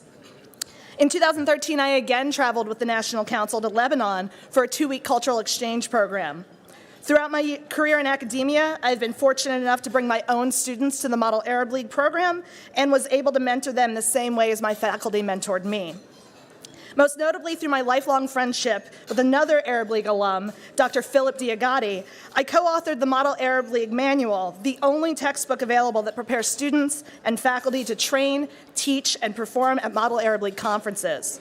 I would have had none of these life experiences without the vision of Dr. Anthony and the tireless work of student programs coordinators such as Sidney Jones and Michael Ader. It is not an overstatement to say that the Model Arab League program completely changed my life. After my experiences my first year at Converse College in Spartanburg, South Carolina, as I said, I changed my major to politics and international affairs and began intensive study of the Levant region. My travel to Jordan solidified these goals, and I began a path that led me to complete my PhD in political and cultural theory at Virginia Tech. At Virginia Tech and then Roanoke College, I was fortunate to have institutional support to start Model Arab League programs and the Appalachia Regional Model Arab League Conference, and I was able to bring the same opportunities to my students that the National Council was able to give me. I worked with the advisors from Converse College, Georgia State University, Northeastern University, and Kennesaw State University, all of whom had mentored me over the 11 years of college that I attended and was welcomed by them as a peer. I met many individuals in this room, including Dave DeRoche and Ambassador Nayef, who inspired me to pursue the career that led me to this room today. I moved on from academia recently and am now working at ANERA, or American Near East Refugee Aid. Many of you were lucky enough to attend a roundtable yesterday where my colleague and boss, Sean Carroll, spoke about ANERA's work. For those of you unfamiliar with ANERA, we were founded in 1968 in response to the 1967 war and have been providing humanitarian aid, supporting infrastructure projects, soliciting in-kind donations, and fostering education programs in the region ever since. I first became aware of ANERA's work through one of my dear friends who is also in attendance here today, Linda Funch, who led a National Council trip to Lebanon, of which I was fortunate enough to become a member. I met with our then CEO, Bill Corcoran, who impressed me with his presentation of ANERA and its important community-based approach to development. At ANERA, I get to do what we did every weekend at conferences in DC, in Boston, in South Carolina. And unlike my weekends in DC as an undergraduate, I actually get paid to do it. I work with an amazing team of researchers and program designers to win new grants and design new programs that have direct positive impact on the lives of people in the region. I have members of my team who are Lebanese, Jordanian, and Palestinian, and we all work together through local partners to bring community-based, conflict-sensitive development to the countries I was able to represent as a student. As I look over the Model Arab League agendas every single year for committees such as social affairs, economic affairs, and Palestinian affairs, the topics every year are absolutely in line with what ANERA does on the ground and are critical to the many conversations that begin and continue at this Policymakers Conference every single year. The topics our students debate at conferences are really that relevant and are a big part of shaping the future attendees of this conference, each of whom is making an impact on the world. I am proud of the work that I do every day, and I am grateful to have the opportunity to use the skills I developed in council programs every single day at work. So let me get to what I actually have to say after that lengthy introduction. The National Council's programs matter. I've dedicated nearly half of my life to this organization.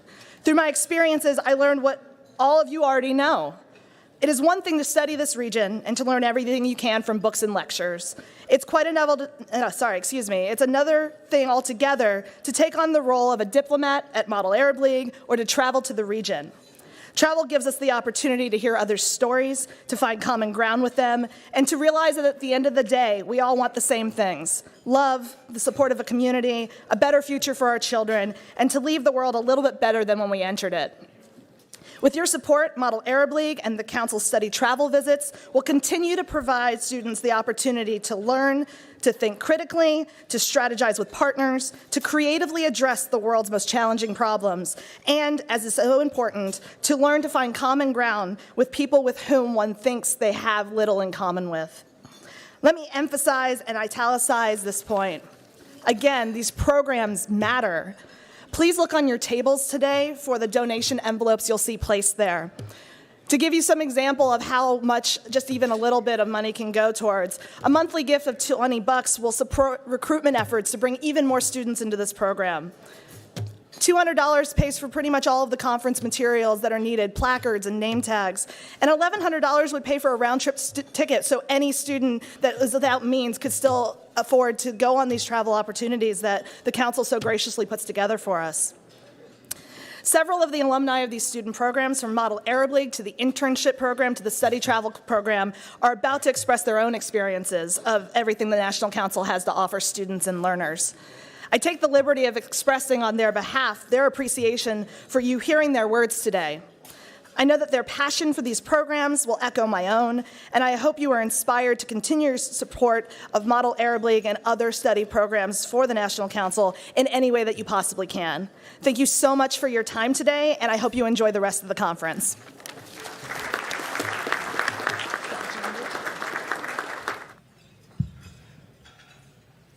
Thank you, Dr. Anthony. Good afternoon, Your Highnesses, Your Excellencies, and distinguished guests. My name is Gabrielle Hunt, and I'm a student at Seton Hall University, where I study diplomacy and international relations in Arabic. I'm so honored to be here today as a Finley Fellow. When I arrived in DC this past summer to begin my internship at the National Council on U.S. Arab Relations, I had just finished a semester studying abroad in Amman, Jordan. After studying Arabic throughout college and having an interest in the Middle East for as long as I can remember, I expected to increase my expertise in the Middle East by having firsthand experience in the region. Instead, I came to find that's a little bit ambitious to expect fluency in Arabic after 4 months, even with my 3 years of studying it formally at university, and that no textbook, nor scholarly article, nor anything else could have prepared me for how difficult it is to fully comprehend the intricacies and complexities of a diverse and varied geopolitical region. I came to the National Council, though, excited to be a part of an intellectual and highly motivated student cohort. But I was also nervous in my perceived insufficient understanding of the Middle East after studying it for so long. However, I remember in our first meeting with Dr. Anthony, he said something along the lines of, "I'm not an expert." He likened himself to more of a practitioner or a specialist, but not an expert. These words resonated with me and stayed impressed in my memory throughout the 10 weeks. If my experience with the Council taught me one thing, it was that expertise is not necessary, if even at all possible. But as rising specialists and practitioners, we have an obligation, which I feel is more urgent now more than ever, to gain as great of an understanding as we possibly can. That understanding requires the open-mindedness to be wrong, the tenacity to delve deeper, and the resilience to frequently reach outside of our comfort zones and remain there for some time. Through the Council, I learned more comprehensively than ever the unique histories, contexts, and backgrounds of different countries throughout the region. I was inspired by the various distinguished guests and practitioners we met with during our seminar series, inspired by their decades-long dedication to diplomacy, academia, advocacy, and most importantly, learning. I was motivated by the integral staff, officers, and leaders we met during our site visits to various offices, embassies, and organizations, motivated by the excitement that one day that could be me. Additionally, through my work at my internship placement, Middle East Policy Council, I became a part of projects dedicated entirely to increasing U.S. understanding of the Middle East and more fully realized the necessity of explaining and approaching issues in new ways. From helping facilitate a conference discussing post-ISIS Iraq and Syria to writing an analytical piece assessing Palestinian self-determination in 2017, my exposure to different paradigms and perspectives through the community of practitioners and specialists I became a part of helped me grasp the region in new ways. In the face of complex and sometimes even paradoxical and contradicting realities, we must strive to not fall victim to the dangers of expertise. In the midst of challenging times where we must grapple with changing geopolitical power dynamics, persistent socioeconomic obstacles, and an ever-evolving international system, we must not let anything hamper our openness to new lenses and perspectives, the things that will only help us to gain a better understanding of the reality at hand. At the National Council, I learned that it's okay to not always get it, and it's okay to not always know the solution. It's okay to not be an expert. However, it's necessary to persevere, to ask the hard questions, and most importantly, to pull out a pen and to start taking notes. Thank you.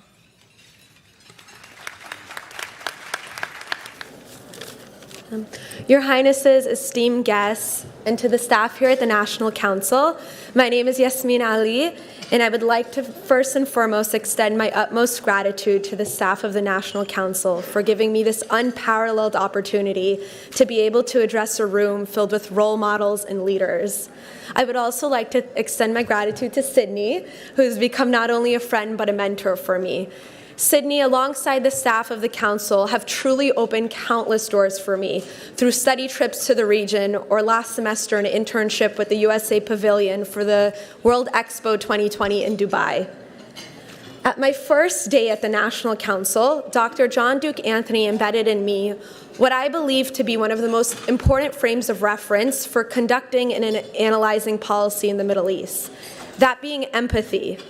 It is with empathy he emphasizes that us, as both students and future leaders, can transcend beyond governments, popular misconceptions, and personalities in geopolitics, and understand that underneath these many layers lie people. My experience 2 summers ago with the National Council continuously empowered its interns through what Dr. Anthony also emphasized to be 2 of the most pivotal measures in measuring success, that being knowledge and experiences, whether it be through powerful guest speakers or site visits to the Embassy of Saudi Arabia, the CIA, or even a local mosque here in DC. The Council empowered me with the knowledge and experiences necessary to be able to conduct diplomacy at its most intimate levels. It empowered us with the facts to be able to counter popular misconceptions of the Middle East, Muslims, and Islam. So often this region is portrayed as something that is defined only by oil or sectarian conflict. Rather, it is the heart of culture. Poetry is highlighted by Rumi. Sociology is highlighted by the father of sociology, Ibn Khaldun, or philosophy, as emphasized in the teachings of Ibn Rushd. My favorite Islamic philosopher, who highlighted centuries upon centuries ago, something that might come to a shock as all of us today. He highlighted the economic participation of women before any Westerner had even realized these thoughts. Therefore, the best thing that the National Council endowed me with is the knowledge of an unbiased history of the Middle East and a reframing of the Middle East as well. I will take with me, therefore, the knowledge, teachings, and most importantly, the power to be better and to promote morality in face of ideology. I can't emphasize enough to all of you here to continue to support the efforts of the National Council. It is, as exemplified in all the students here, truly, especially at this time in this political climate, it is not more pertinent now more than ever to invest in these programs. Thank you so very much. Thank you, ladies, gentlemen, and esteemed guests, and especially the staff of the hardworking National Council on U.S. Arab Relations and Dr. John Duke Anthony. My name is Gabe Brown, and I'm honored to speak briefly about my experiences doing the National Council on U.S. Arab Relations summer internship program and the doors that it opened for me. So my first prolonged exposure to the Arab world actually came in a high school class in high school taught by a professor who had actually spent time in the region that was on Middle East history. The history of the region quickly fascinated me, and I really wanted to continue my studies of the region in the future. So while a student at Oberlin College, I enrolled in Arabic language classes and Middle East and North African history courses, and then I took the opportunity to study abroad in Jordan during the spring of my junior year with an international educational organization called Ahmadist. So while in Jordan, I got the chance to also volunteer teach at a middle school in Amman, the capital. So while I was there, that exposed me to plenty of really memorable, enriching international educational exchange and intercultural exchange opportunities. They might have come through me sharing my knowledge of the ancient Greek Olympic Games in a social studies class, or by joining in and playing the tabla, the traditional Middle Eastern drum, with my students in a music class. So having those enriching experiences really spurred me to solidify my passion in international and intercultural education and continue that after college, which I did through various teaching opportunities. So that's where the National Council on U.S. Arab Relations summer internship program came in. So serendipitously, through the program, I got the chance to return to the international educational organization I studied abroad with, Ahmadist, as an intern, only this time in their Fulbright foreign student program for Middle East North African students. I was on the other side now, and I got the chance to help facilitate for others those international educational exchanges that were so formative for me when I studied in Jordan. I spent a lot of time helping manage the Excel databases with student and program information for these Fulbright students for Middle East North Africa. I also helped research university programs that aligned with students' interests. And my work wasn't limited to the administrative realm. I also got the chance to edit student blog posts that were published on Medium. And I got the chance to really see my work in action in a couple of instances. Some of my proudest moments during the internship were when I got to see the fruits of my labor in action, such as when I welcomed a few current Fulbright grantee students to the offices at Ahmadist, and then I live tweeted a virtual Q&A session between them and prospective Fulbright applicants from the Middle East and North Africa. Or there was the time when I created a detailed Excel presentation on Ahmadist's applications to and placement of students at minority-serving institutions across the U.S., and then this presentation was used by one of our lead program officers at a meeting with the U.S. State Department. So this internship really exposed me to both these administrative and communication areas, and that expertise definitely helped me in my future career. Also, and the site visits and the academic seminars associated with NCUSAR's summer internship program really exposed me to the wide-ranging ways that I could combine my love for the Middle East and international education in a future career. Upon completing the internship, I began a graduate program in education at American University, which will increase my theoretical and practical expertise in teaching so that I can break down stereotypes and cultural barriers in the classroom. I'm also a publications intern at the Middle East Institute, a nonpartisan think tank devoted to increasing knowledge among Americans of the Middle East and North Africa through expert analysis and events. I write news chronologies that will be featured in future issues of the Middle East Journal, the oldest academic American journal devoted to studies of the region. I know that my experiences with the National Council on U.S.-Arab Relations summer internship program directly contributed to helping me attain these opportunities. The program increased my expertise in ways that will directly help me become a leader in intercultural education and exchange. Thank you.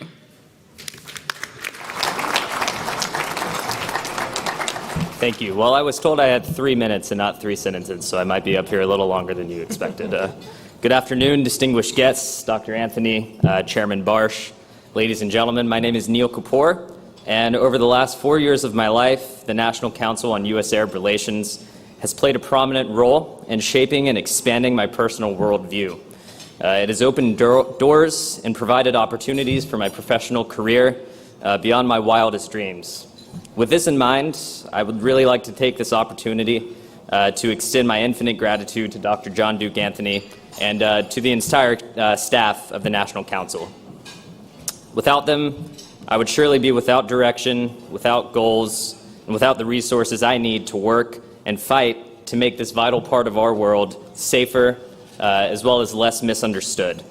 If not for the Council's Model Arab League program, I would not have the ability to condense everything I want to say into less than 3 minutes, nor would I have the capability or confidence to speak effectively in public. If not for the Council's summer internship program, I would have but a rudimentary knowledge of the Arabian Peninsula and the GCC. It is a high honor for me to be among one of the first recipients of the prestigious Finley Fellowship.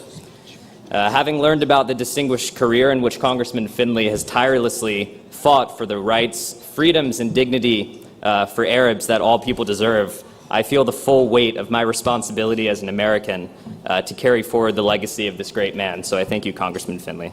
And for all of this, I'm incredibly grateful. Dr. Anthony has taught me through example how hard work and dedication can pay off, but most of all, he affirmed for me the importance of compassion. In a conversation that I had with him this summer, he impressed upon me the meaning of this quality, that without it, all the knowledge, education, and experience in the world is worthless. And in that spirit, I would like to speak briefly on the looming prospect of a lost generation of Arab youth, towards whom I have the utmost compassion. Through my internship with the National Council, I had the great privilege of working with the Syrian American Medical Society. This opened my eyes to the unspeakable suffering currently being experienced by the Syrian people, but particularly by their children and their youth. It's unacceptable to me that this generation is lost. What can we expect of the future if this generation is not given the same opportunities as their parents and grandparents? How can we expect them to become healthy, functioning members of society when all they have ever known is violence and war? What is the point of framing and charting the region's current issues if the generation who will have to pick up the pieces once the destruction ends is lost? To quote a 104-year-old Syrian woman named Tamam, "I have lived my life, a long one at that, but I am devastated for my grandchildren and for the children of my country. Their future is destroyed. I have lived my life, but they won't get to live theirs." I see no reason for this generation of Arab youth to be lost. And thanks to my experience with the National Council and the opportunities that it's afforded me, I believe that I'm well equipped to do my part to fight so that this does not happen and to challenge all the attendees of this conference to do the same. I thank you very much.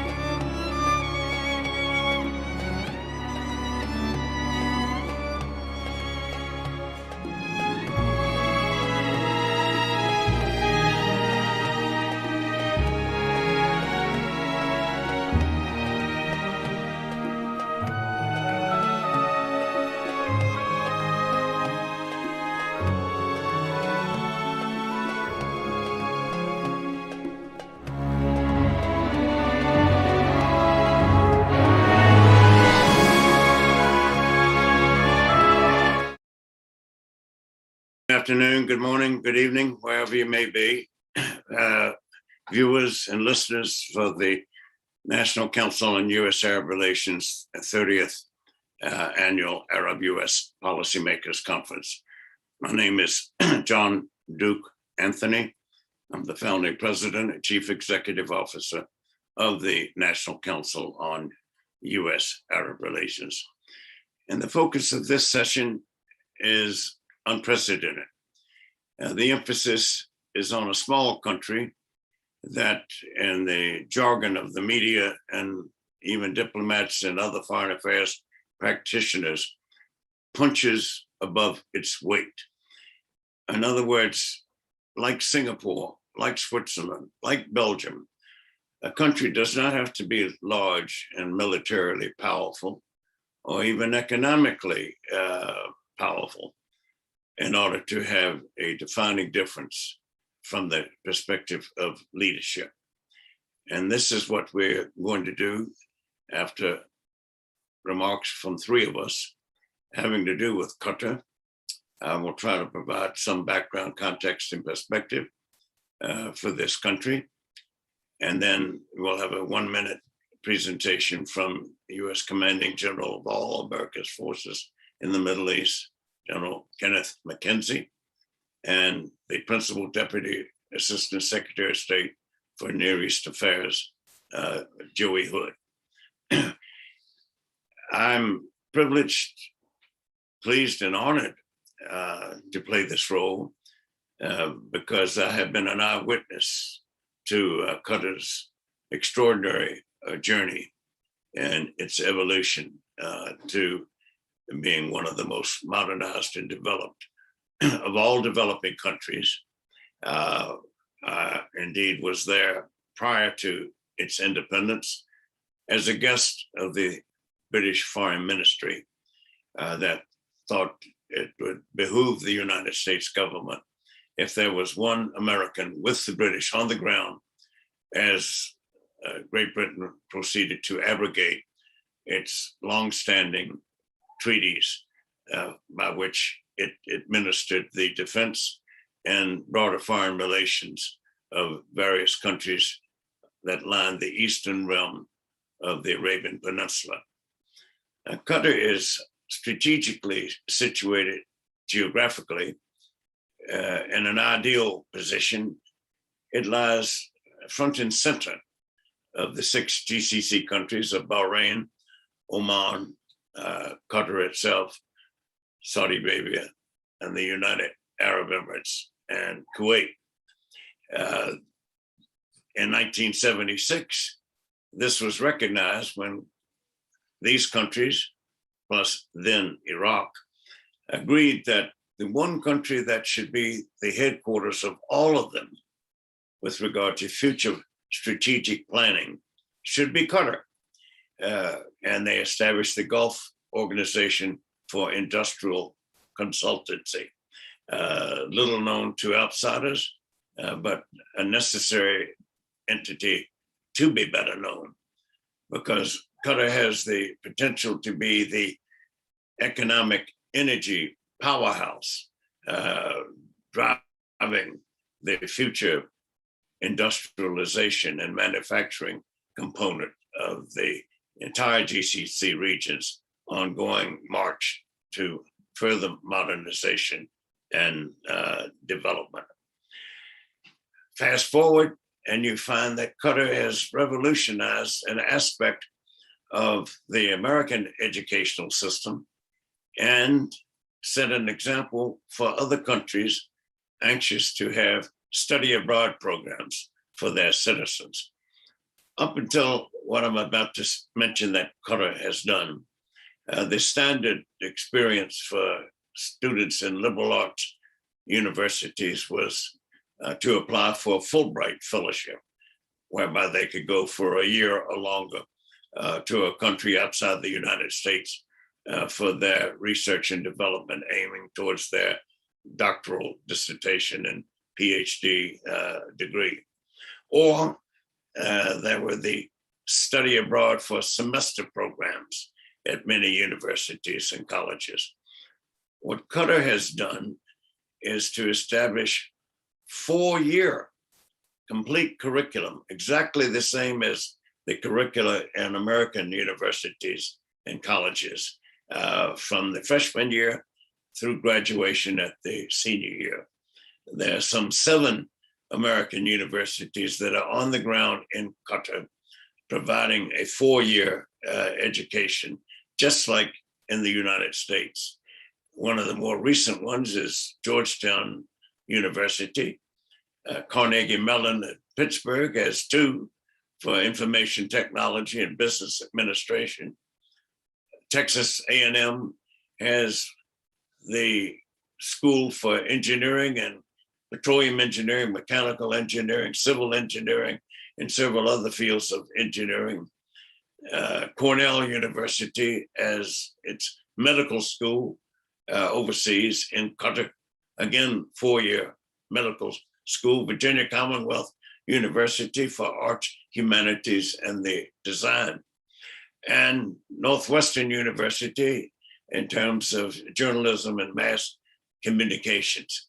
So any person from abroad, as well as Qataris themselves, especially Qataris themselves, do not have to search farther for a world-class, first-class education than to be admitted to one of these American universities inside of Qatar itself. With regard to other aspects of Qatar that are little known, it has arguably the best Islamic museum to be found on the face of the earth.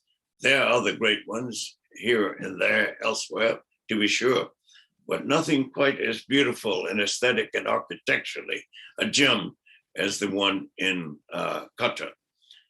It also, believe it or not, of interest to Americans in particular, but actually globally, where you've had a Black Lives Matter phenomenon in full gear since the killing of George Floyd, an African-American in Minneapolis, Minnesota, in May the year before last. Yours truly has been privileged to be involved in many of the demonstrations, 133 to be exact, calling for reforms and the structure and system of how minorities and the less fortunate and the disadvantaged have been treated in the United States. But Qatar has a full-blown museum on the institution of slavery worldwide, which is also worthy of a visit in and of itself, not just by African-American leaders or the heads of the historic Black colleges and universities, but virtually anyone who wants to dive as deep as possible into the origins and the horrors and the inhumanities and the brutalities of systems of slavery in the United States and elsewhere throughout human history. Qatar's role in the area of philanthropy and charity is also poorly understood and little known, especially in the United States, in spite of the fact that Qatar contributed tens of millions of dollars to aid the victims of Katrina in Louisiana, and storm, hurricane, and other natural disaster victims in Texas and New Jersey and elsewhere. Qatar also is the home base, forward deployed headquarters of all of America's forces in the Middle East in terms of Al-Udeid Air Base and elsewhere, where some 10,000 Americans, as we speak and listen, reside and are working to contribute to efforts underscoring regional peace and security and stability, without which no one can effectively hope to plan or anticipate or predict affairs that bear on the purpose and meaning of human existence. The situation with regard to Qatar's charity extends far beyond Qatar and its efforts at political mediation of horrendous human rights and related conflicts and disputes. And Darfur in Western Sudan is but one example. What Qatar has done to help the besieged and beleaguered Palestinians who live in an open-air prison in the Gaza Strip under Israeli blockade and isolation there and oppression. No country has been more forthcoming to help those Palestinians as much as Qatar. One can say much the same with regard to Qatar's efforts in Yemen, in Lebanon, in Libya, in Syria, and also in Iraq. It's for these kinds of background reasons that Qatar needs to be better understood. And particularly most recently in the case of Afghanistan, where some 120,000 people were evacuated in record time in less than 10 days. No other country, not Russia, not China, not France, not Great Britain, could have matched what Qatar brought to the table in terms of its strategic airlift and aircraft and the accommodations and facilities when these evacuees landed in Doha en route to other countries or to have a stay in Qatar itself as they tried to piece and patch together again their lives that had been smashed to smithereens. Qatar's role in this particular regard has to be matched with it having been selected to host the 2022 FIFA, or Federation of Independent Football Associations, that will be watched by tens of millions, hundreds of millions, really, worldwide, who are fans of Arab football or global football, which is quite different than American football as such. In terms of its energy, position, and role in regional, world, global affairs, that drives the engine, fuels the economies of every country on the planet, large and small, new and old, big and intermediate, and everything in between. Qatar has the world's third largest reservoir of natural gas, coming after the Russian Federation and Iran. And with the increasing emphasis on the use of gas as an alternate fuel to oil among the hydrocarbon fuels, Qatar's position needs to be understood in that context as well. With regard to this extraordinary humanitarian assistance role that Qatar has played, not just in Afghanistan, but in the other areas of crisis and tension and disputation that enumerated. The National Council is pleased, privileged, and honored to be presenting a global humanitarian leadership award to the Emir of Qatar, His Highness Sheikh Tamim bin Hamad Al Thani, the ruler of the state of Qatar. Before presenting the award and having it received, we have a 1-minute testimony from General Kenneth McKenzie, the Commanding General of the United States Central Command, followed by Principal Deputy Assistant Secretary of State, Joey Hood. And just to add on to that recently, both as Secretary of State and Secretary of Defense traveled together to visit Qatar and to extend personally and professionally their appreciation for the over-the-top, out-of-the-box, extraordinary, unprecedented humanitarian act of assistance in the darkest hour of Afghanistan's need, and to be mindful that numerous people would have otherwise been unable to reach the airport in Kabul to be evacuated had it not been for the ambassador and diplomatic staff of the Embassy of Qatar in Kabul, breaking through the siege, the isolation, the lines of resistance by the Taliban in order to enable these people to leave the country. And in the last few days, with the conclusion of the Qatar-U.S. strategic dialogue, it was agreed that inside of the Embassy of Qatar in Kabul, there will be an American unit that works further to facilitate the smoother transition of people who want to depart Kabul for lands further beyond Afghanistan for their freedom, safety, and security. General McKenzie, sir. I am delighted to offer my congratulations to His Highness Sheikh Tamim bin Hamad Al Thani for the honor of receiving the 2021 Global Humanitarian Leadership Award from the National Council on U.S. Arab Relations. Your Highness, this award is richly deserved. There is no clearer demonstration of humanitarian leadership than that which you offered during the humanitarian crisis caused by the collapse of the Afghan government in August. Thanks to your decisive action and cooperation, we and other partners were able to evacuate over 120,000 at-risk people from a war-torn land. A great many of them found temporary refuge in Qatar, where they experienced firsthand your kindness and that of the Qatari people.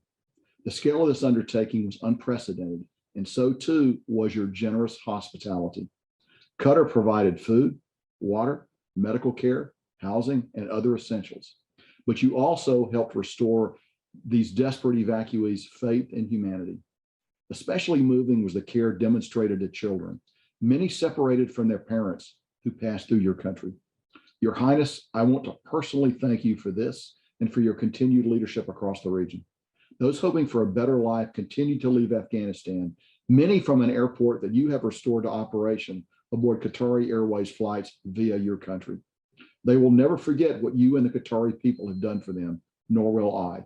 On behalf of U.S. Central Command, thank you again for providing a beacon of hope to those in need and for being a true friend of humanity in a time of need. Congratulations on your well-deserved award. Thank you, General McKenzie.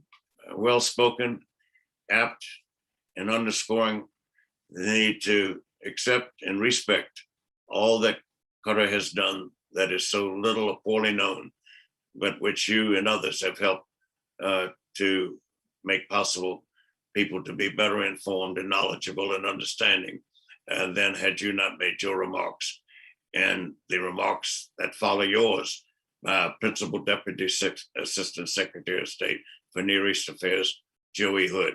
Mr. Hood. Good morning, good afternoon, and good evening to everyone tuning in for the National Council on U.S. Arab Relations 30th Annual Arab-U.S. Policymakers Conference. I'm Joey Hood, the Principal Deputy Assistant Secretary for the Bureau of Near Eastern Affairs at the U.S. Department of State, and I'm pleased to be with you once again this year. On behalf of the U.S. government, I would like to convey our warmest congratulations to His Highness the Emir of Qatar, Sheikh Tamim bin Hamad Al Thani, on receiving the Global Humanitarian Leadership Award. Qatar has long been a great friend and strong partner of the United States.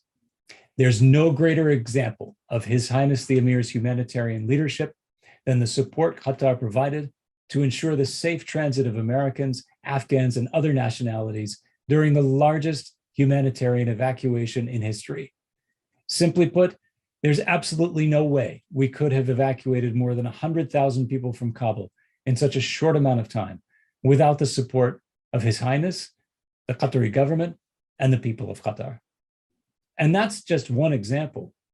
His Highness the Emir and Qatar have provided generous humanitarian support to people in the region and around the world affected by natural disasters, conflict, and instability over the years, including right here in America. The United States admires and appreciates the humanitarian work, and I'm glad to see His Highness the Emir and his generosity deservingly recognized today. Thank you, Mr. Hood. And before transitioning to the recipient of this award, I wanted to underscore that this is the second time that the National Council on U.S.-Arab Relations has had the occasion to present an International Leadership Award to an Arab head of state. One could make the case that in this instance, Qatar would be an outstanding candidate for the Nobel Peace Prize. Each year there are 200 or more candidates that are recommended on a global scale, but it would be hard to imagine another country edging out Qatar as a strong candidate for being thusly acknowledged. In addition to our acknowledgement, the previous award that the National Council presented an Arab head of state was to His late Majesty Sultan Qaboos bin Zayed Al Busaid, Allah Yerhamu, the late ruler of Oman, on October the 15th, 1998. Some 33 organizations joined with the National Council to make that presentation. And so here we are, 24 years since then, nearly a quarter of a century, where we have the occasion again to provide such an award, but this time at the humanitarian level, whereas the one for Sultan Qaboos was for international peace, which also Qatar has been very much involved in. And whereas I mentioned I have been an eyewitness to Qatar's journey for further nonstop rapid modernization and development, it's been a marvel to behold that here we have a country with the highest per capita income of any country in the world, and arguably the least social upheaval or economic disarray over the march since 1971 and its obtaining independence from Great Britain, which administered the country's defense and foreign relations up until then. The National Council and myself have had close to 30 programs in Qatar. Many of these, in fact, all of them have as their glue, their lubricant, their adhesive, the educational component. We have taken more university students, leaders to Qatar as graduates from a youth leadership development program, otherwise known as the Model Arab League, than to any other Arab country. And they have been the guest of the state of Qatar when we've done that. And we've also taken more cadets and midshipmen from the United States Military Academy at West Point, the Air Force Academy at Colorado Springs, Colorado, and the Naval Academy at Annapolis, Maryland, on study visits to Qatar, where they have been exposed to the culture in this society, and visits to sites of historical, infrastructural, and developmental interest. Otherwise, our military personnel usually are on a short timeline and meet almost extensively, if not exclusively, with people in the American embassy. And they do not have a chance to travel the country to be with ordinary citizens outside of the realm of defense, deterrence, and armed services dynamics and realities. So we've been privileged to work with Qatar in that regard as well, and look forward to continuing to do so.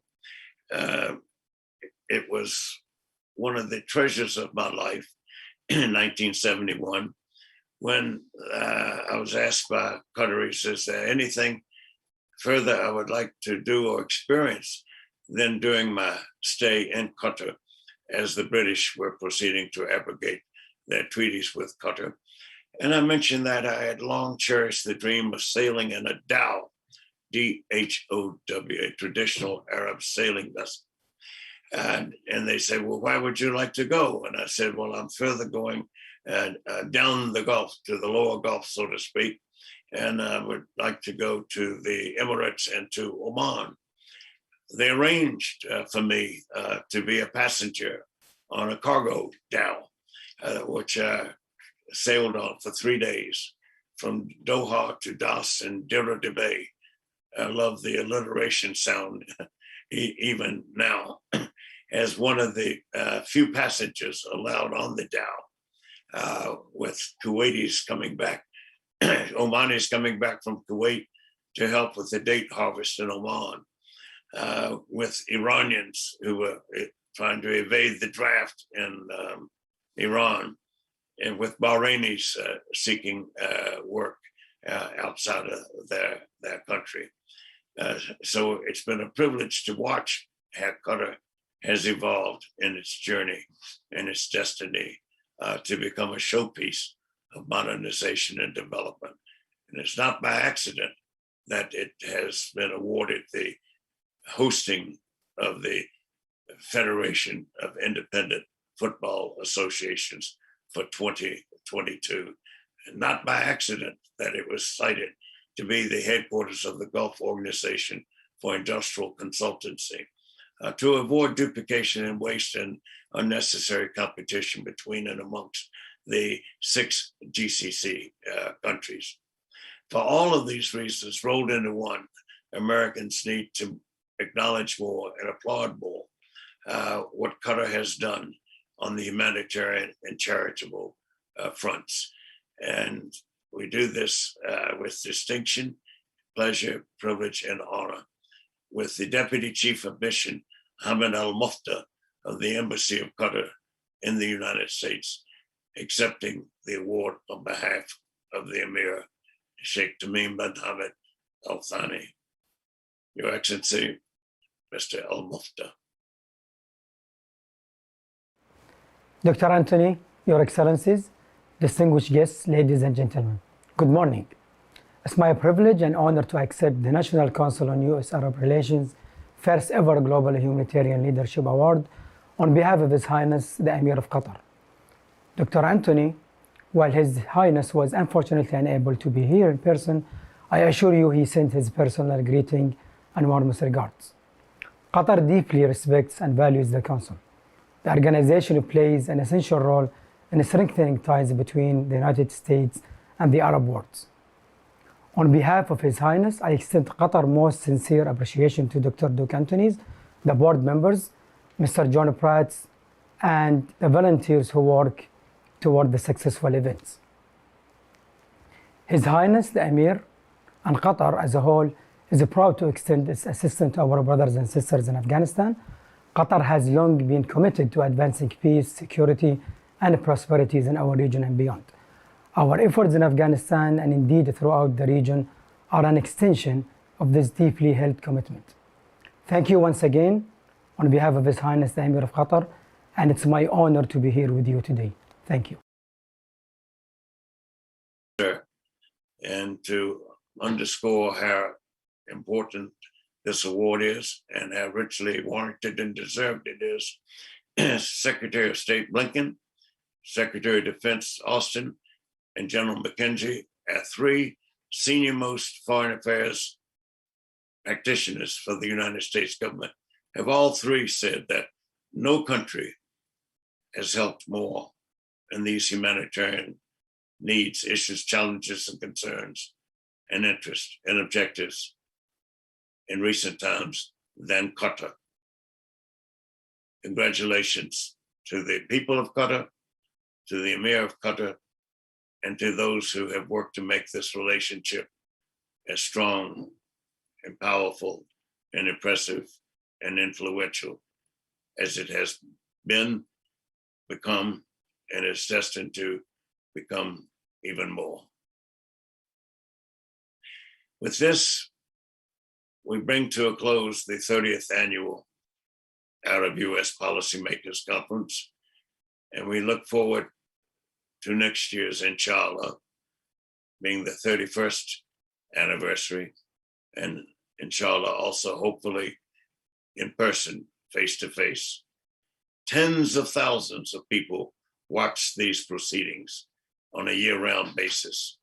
If you were not able to be a direct participant in terms of viewership or listenership, you will have ample opportunity and by accessing the National Council's website, www.ncusar.org.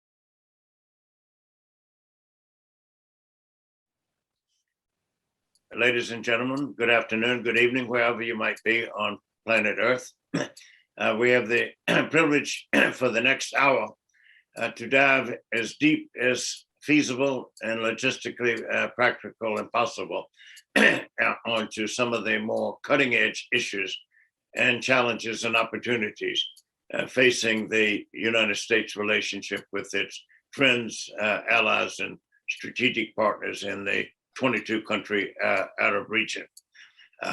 We have at one and the same time a military political specialist, a career officer of 37 years in the U.S. Army Armed Forces with assignments and leadership roles in combat situations in half a dozen countries, and a former commander of forces in Iraq, working with the leadership capacity for NATO and related allies in Afghanistan, a former director of the United States Central Intelligence Agency, where he received a vote of 94-0 approval in the United States Senate.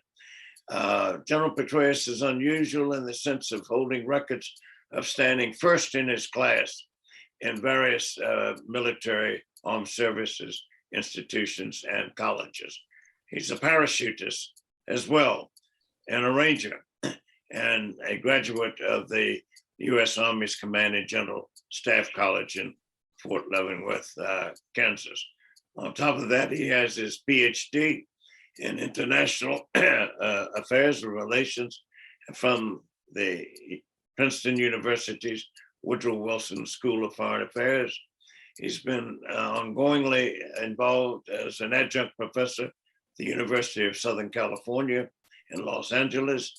He is a senior vice president of the Royal United Services Institution in Great Britain, which lends further credibility to his emphasis on the multilateral aspect of America's relations with the world beyond our shores.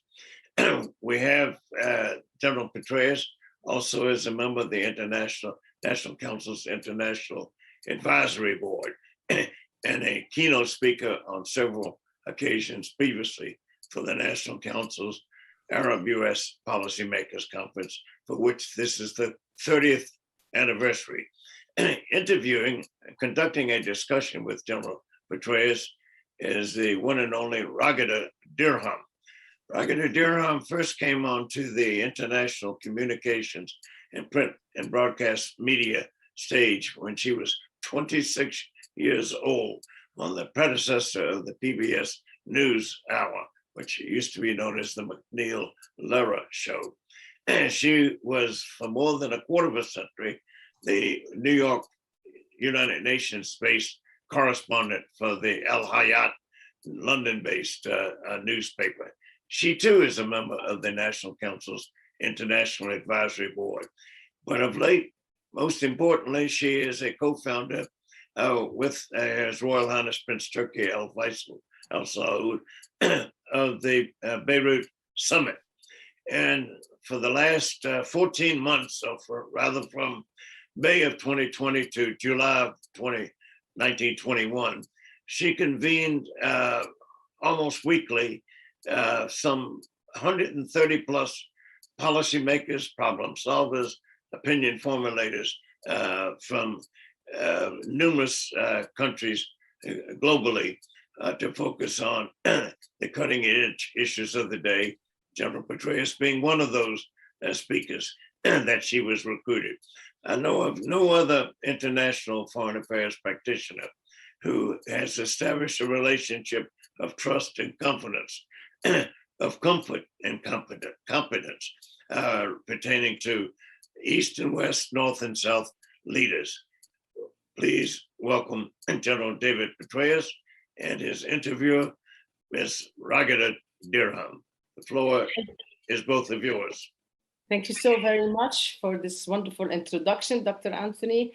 It is an honor and a great privilege for me that this is the fourth conversation I would have with General Petraeus for the National Council on U.S.-Arab Relations, because it is such an important part of the Arab-U.S. policymakers conversation that is that looks forward and positively and constructively on what we need to do always to make it better.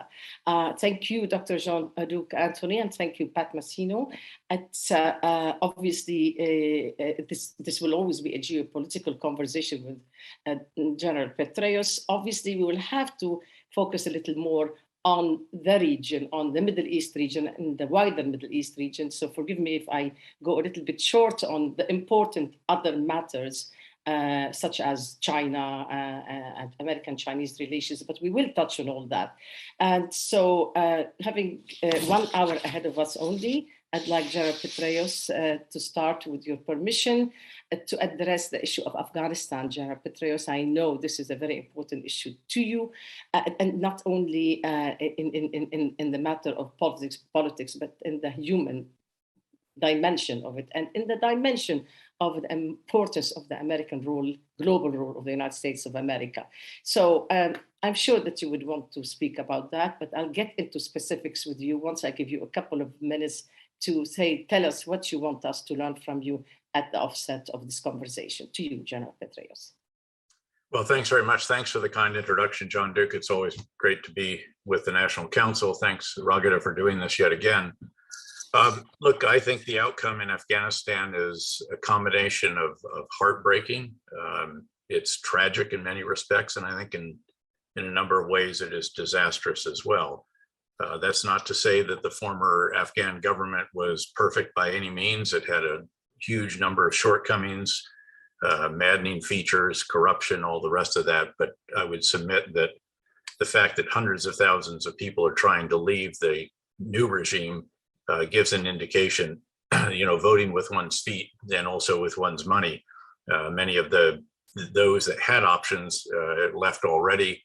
There's quite a brain drain and all the rest, right? And sadly, what the Afghan people, nearly 38 or 39 million of them that are left, face is very likely a degree of perpetual famine and a true humanitarian catastrophe this winter in particular.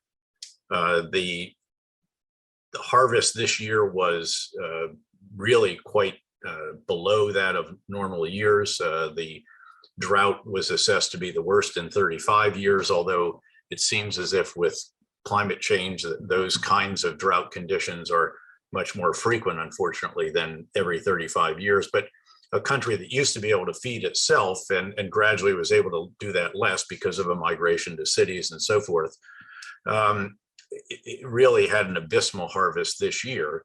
It will desperately need all the help it can get from the World Food Program and a variety of other international aid organizations. But of course, there's a huge reluctance, I think an understandable reluctance, to unfreeze the assets that are frozen, for example, in the United States, some 9 billion or so of Afghan government assets, to allow the Taliban to have access to the IMF and the World Bank if they even had the expertise to know how to pursue that.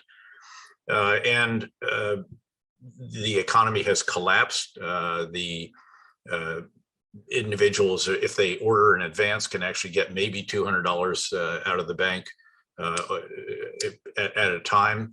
And so it's very, very dire. And a country that imports most of its electricity either from the Central Asian states or brings in refined fuel products from Iran to generate it, will not be able to pay those bills. It is already not able. It's not able to pay the bills of its security forces. It's not able to pay the government salaries. All of this used to be paid by largely the U.S. with some help from Japan, the UK, and a handful of other donor nations. But the US generally paid about 75% of the budget. It paid all of the security forces, all of their operating expenses, the equipment, training, and so forth. All of that is no longer available, and the assets are frozen. So the situation is very, very dire indeed. And ironically, the country that was celebrating to some degree the victory of the Taliban and taking over control of Kabul, Pakistan, is the one that probably will feel the greatest of pain as a result of this, because the flow of refugees will be most considerably probably in that direction. Beyond that, of course, the Taliban still don't have any kind of constitution, any kind of uniform policies nationally. It's very, very much locally determined. There is a struggle between the two major elements of the Taliban, the Haqqani networks, which seems to be in the ascendant in Kabul, and has installed the Minister of Interior, an individual who has a $5 or $10 million bounty on his head. And then the Afghan Taliban, which has the leaders of which have retreated to Kandahar. You see the rise of various resistance elements, particularly in the north. And you see the Islamic State, which was fortified substantially by all of the different fighters that were broken out of prison that have been detained previously. Now is also attracting some elements, ironically, of the former government forces, because they are being pursued by the Taliban. So it's a little bit not unlike what happened in Syria when we didn't support the moderate opposition adequately. They decided to go with whomever it was that had resources and was fighting against the Bashar al-Assad regime, and they turned out to be more extreme, certainly in some cases much more extreme than the moderate opposition. So the dynamics in Afghanistan are very, very troubling, very challenging. And again, that's why I assess this to have been heartbreaking, tragic, and really quite disastrous. So let me, General, try to unpack some of these dynamics. Let me try to take it one piece at a time. Is the United States leadership so tarnished right now that it's not going to be easy to revive the global position of the United States that relies on the commitment of the United States? No. Is this? Go ahead, please. No, I don't think so.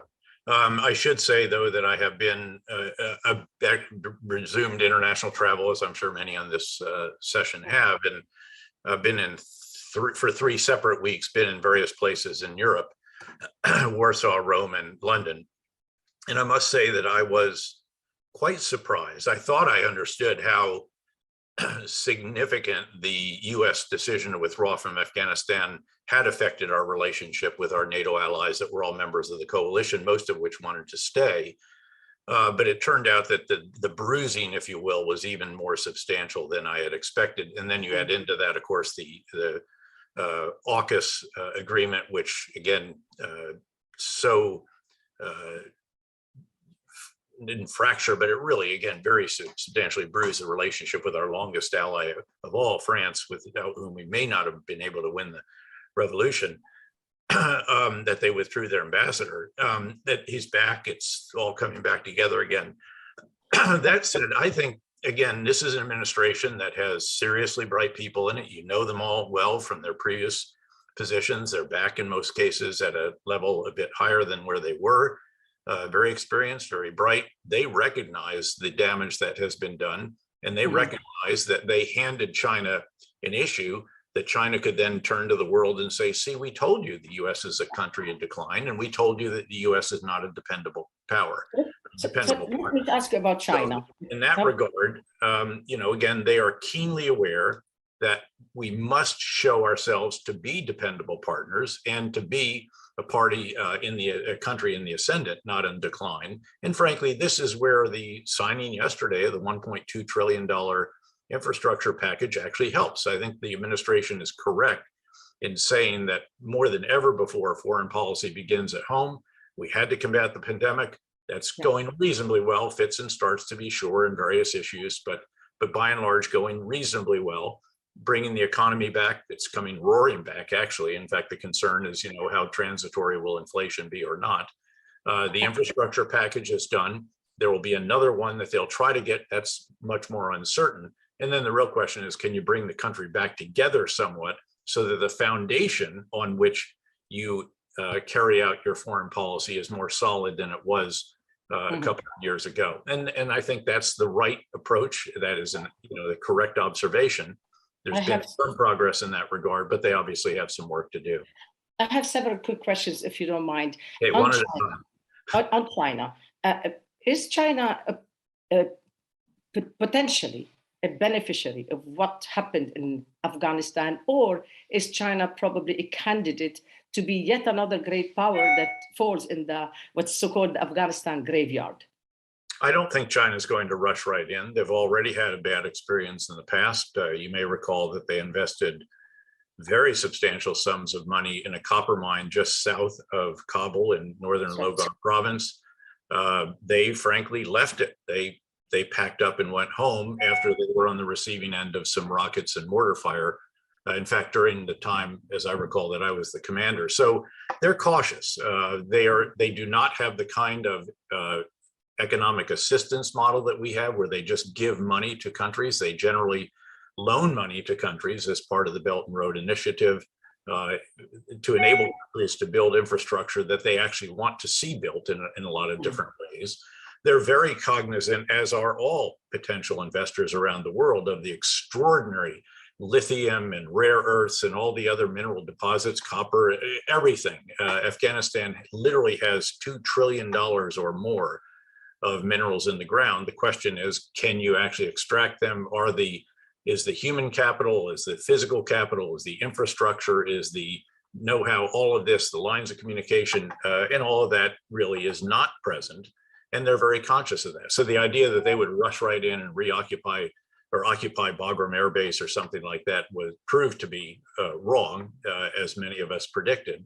They will wait and see. Their biggest concern, keep in mind, is actually not the well-being of Afghanistan. It is the emanation of Islamist extremism from Afghanistan. That's what they're most concerned about. And so first and foremost, that will be their thrust. And indeed, they put another base into a neighboring country that is on that finger that juts up out of Afghanistan into Xinjiang. So that, I think, will be the approach. And they're not, again, eager to get in there at this point in time. They're going to wait and see, and they'll exploit it if they can, as any country should in their position, but not rush in.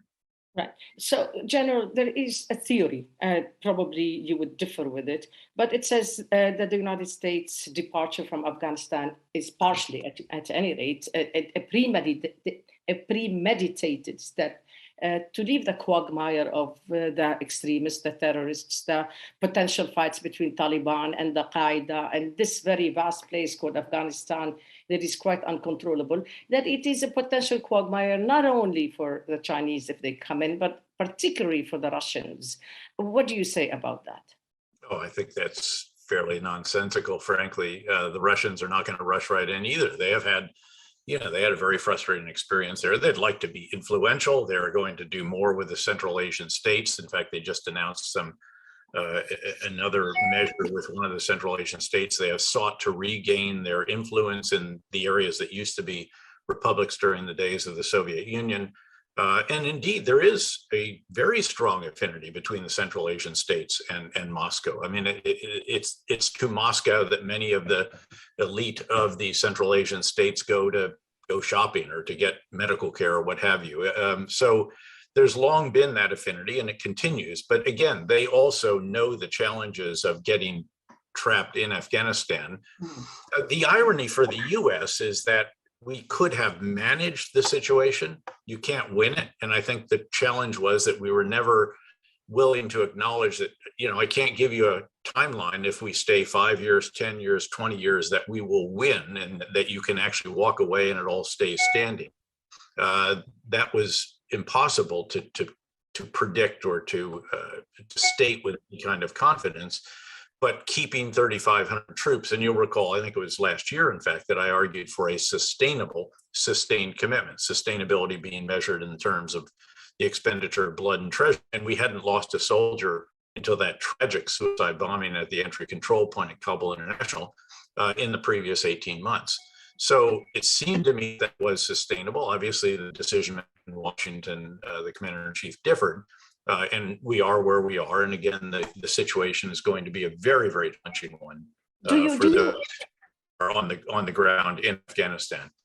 Do you worry, General Petraeus, that Taliban either will be forced to make a deal with Al-Qaeda or would lose control of Al-Qaeda activities in the neighborhood and against the United States? Well, I think it would be very, very unwise for the Taliban to do any deal with Al-Qaeda. And I think the Taliban leadership recognized that. The challenge for the Taliban leadership is actually to actually govern the country and to provide security for it. I think they're already finding that it is much more difficult to be the counterinsurgent than it is to be the insurgent. Insurgents get to hang out in the hills, also to exploit the sanctuaries that Pakistan has provided all over the years for the Afghan Taliban, Haqqani, the Islamic movement of Uzbekistan, Al-Qaeda, and others, in a combination of Balochistan and the federally administered tribal areas, North Waziristan in particular. And again, they can attack at a time and place of their choosing, then retreat back and wait until they do it again. The counterinsurgent, on the other hand, now that the Taliban control the country, they have to secure the entire country. They have to protect all major population centers, all important infrastructure, all bridges, roads that matter, and the rest. And it is much, much more difficult to do that. Then, by the way, they haven't paid their security forces. They don't have the funding for it. They don't have the operating costs. And although they received a lot of weapons and vehicles and so forth when they took the surrender of a variety of Afghan forces, they won't be able to keep these operating over time.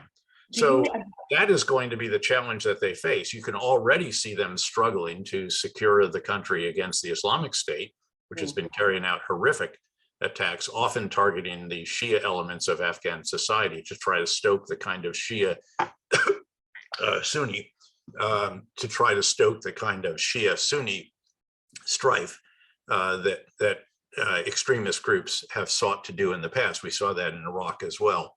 And then we're also seeing, frankly, that the resistance movement, the Taliban did not fully control the Panjshir Valley. In fact, it appears that they have retreated from parts, if not all of that. And there are various resistance elements in various locations in northern and central Afghanistan as well. So what happens if it falls apart? Tougher time. And again, I think they'd be very, very unwise. Keep in mind that one of their objectives has to be to get the $9 billion released to them, or do you encourage that? At least unfrozen with conditions, which is probably the way that you will see this unfold, that there will be a tranche of money that is unfrozen. It is funneled through, again, you pick it, World Food Program or one of the other international organizations that will say we can provide assistance directly to the Afghan people without empowering the Taliban. Because again, the domestic political situation in the US is not going to allow us to recognize or directly fund the Taliban.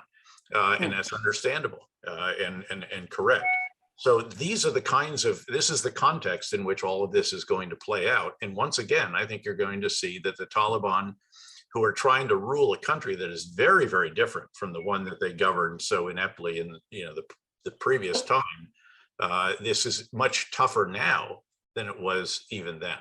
So let me ask you about another neighbor, whether that neighbor is going to be a winner or a loser from the developments in Afghanistan, and I have in mind Iran. Well, Iran has always had a bit of an oar in the water in Afghanistan. It has supported to some degree certain elements of the Taliban that are operating in the provinces most contiguous to Iran. There is economic activity, certainly a good bit of trade, particularly in the western part of the country, in the area west of Herat. As I mentioned earlier, Afghanistan does import refined fuel products from Iran. But by and large, I don't think Iran is going to be affected as much. It will be affected. It will have refugee flows. That has always been a case, even in good times, and these will not be good times. So you will see more refugees heading there than in the past. But I think the bulk of those refugees will probably end up going to Pakistan rather than to Iran. And the Central Asian states, by and large, are going to resist large numbers of refugees. They have been, and you got a pretty substantial river that defines a good bit of the border between Afghanistan and those states to its north. Iran will seek also to support the Shia elements inside Afghanistan. It will have a relationship with Afghanistan. It will be present in Kabul, very likely. But I think the effect on Iran will be much, much less than the effect on Pakistan, which is going to be the country that will really feel the brunt of the outflow of refugees when this real privation beyond where they are already, which is very, very dire, but as that really sets in. Iran's sight is probably set more on Iraq than on Afghanistan, given the Iraq, Syria, Lebanon, Yemen, a few other locations. Yeah, right, no, I mean, the Shia crescent has always been seen as being to the west of Iran, not to the east of Iran necessarily. Although, as I mentioned, there is a relationship that does exist between Iran and certain elements of the Taliban and certainly the Shia community. Right, so that Shiite crescent, or the Farsi crescent, however you want to call it, it's not only in the making, it's really made some strides, I would argue, from Iraq through Syria, Lebanon. We'll talk about that, again, unpack it one by one. Iraq, what do you expect after this? We're told that there would be a serious American exit from Iraq. You know much more than I would on this of the situation in Iraq, and the fact that Iran is very much involved in the internal politics in Iraq right now, from the elections challenged by the allies of Iran, challenging the results of the elections in Iraq, and to some people saying that there may be a relationship between Iran and some of the local extremists in Iraq, that they have a hand in the attempt of assassination of the Prime Minister Mustafa Kazemi. Can you talk to us about that? Well, first of all, what the U.S. is doing is, in a sense, ending the, quote, combat mission that it has had in Iraq. Now, in truth, it hasn't been engaged in combat operations for quite some time, with a handful of exceptions, supporting Iraqi counter-terrorist operations, helping Iraq keep an eye on the Islamic State elements that are still sadly present and still sadly carry out attacks. The most recent attack, which really did seek to foment, again, violence between Sunni and Shia, is particularly alarming northeast of Baghdad. But this is not a massive change. The U.S. will stay. It will continue to provide a variety of assistance to, again, in particular, the Iraqi security forces that are focused on Islamist extremists and perhaps presumably on some of the Iranian activities that go on there as well. Look, Iraq always has been forthright in saying they have to have a relationship with their big neighbor to their east, but they don't want to become, in US analogy, the 51st state of Iran, and they have resisted that pretty effectively. The good news, I think, of recent months is that in the election that took place for the Council of Representatives, the Iraqi parliament, the Iranian-supported parties did not do well. And the party of Muqtada al-Sadr, someone with whom we've had differences, to put it mildly, over the years, but nonetheless is much more of a nationalist than an Iranian surrogate, the way some of the other political parties and the associated militias are. He did very, very well and is really in the prime minister maker, the kingmaker seat. Prime Minister Khatami, who I think very highly of, who is a man without a party, who was the intelligence chief and very highly respected in that position, was in Washington recently. In fact, a number of us, I met with him during that time. He is one of the three on a list that could be the prime minister, depending on what coalition is put together.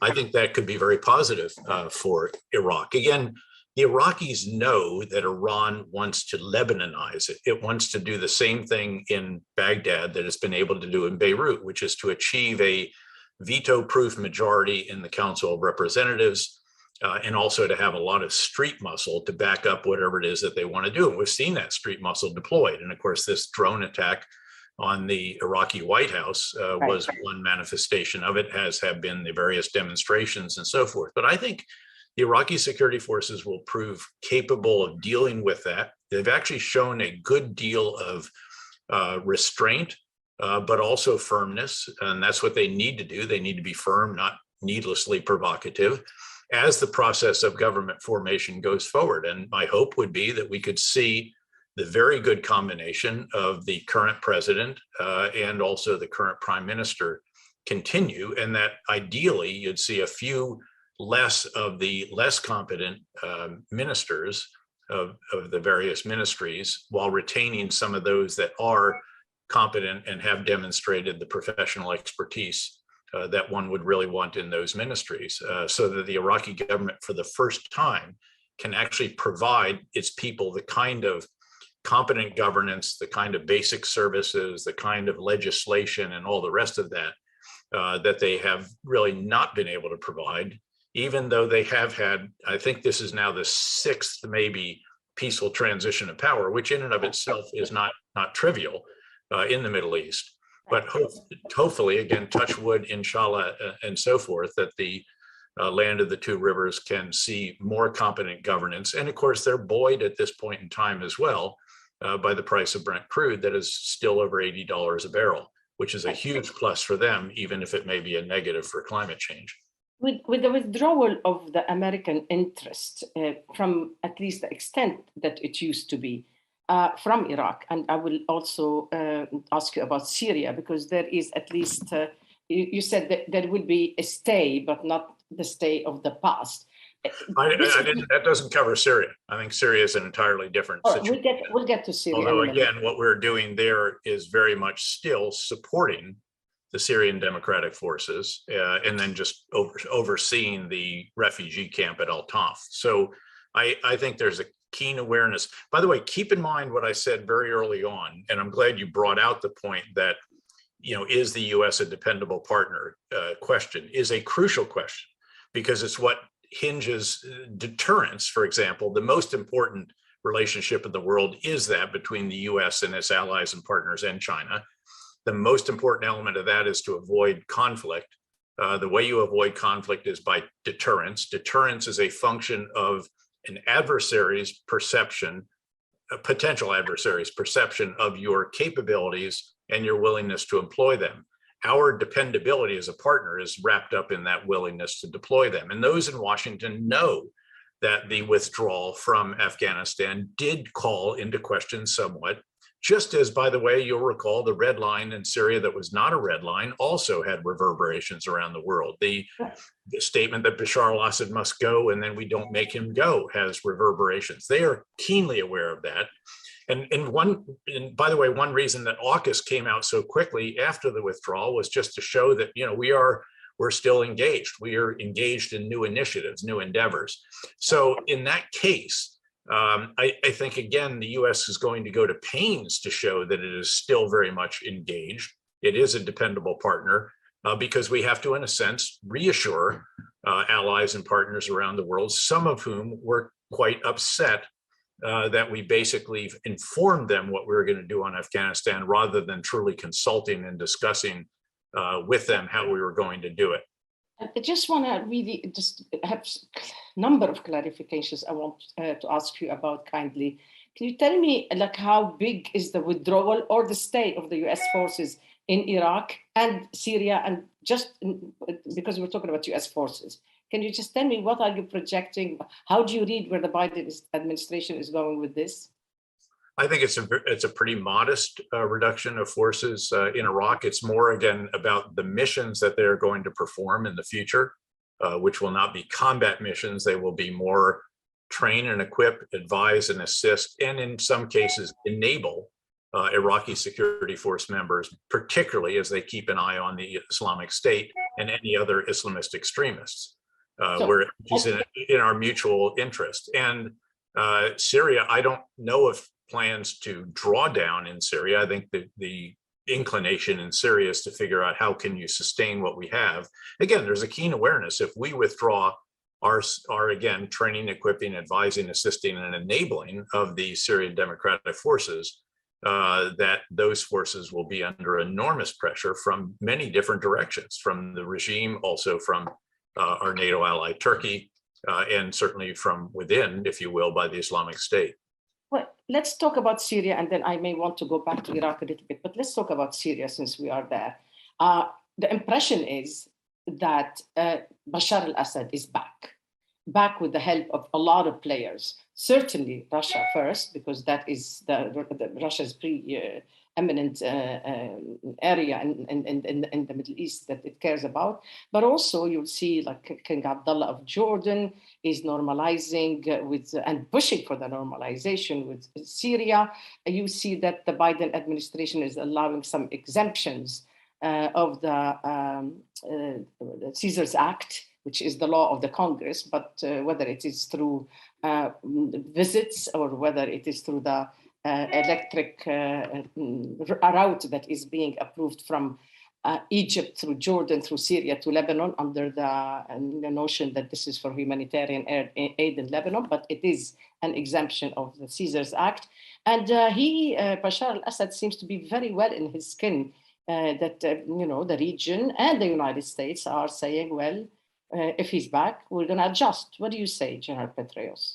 Well, there have been some incremental actions in that regard, and I think you probably could have included some Emirati outreach in recent weeks, in fact, as well as part of that. And clearly there is a reassessment going on.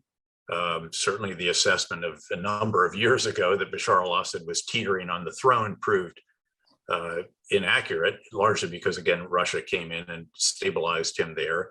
And there are clearly efforts that are designed to try to reduce Iranian influence in Syria. Yeah, you will have seen that Bashar made some statement, an IRGC commander had to be withdrawn from Syrian soil. That's a big deal. Now, what's going on there is you have another element in this, which is becoming more prominent, and that is the evolution of the relationships fostered by the Abraham Accords. Right. And Israel obviously is very concerned about Iranian beachheads in Syria. It has been attacking them. It's been announced all that. It's all been very public.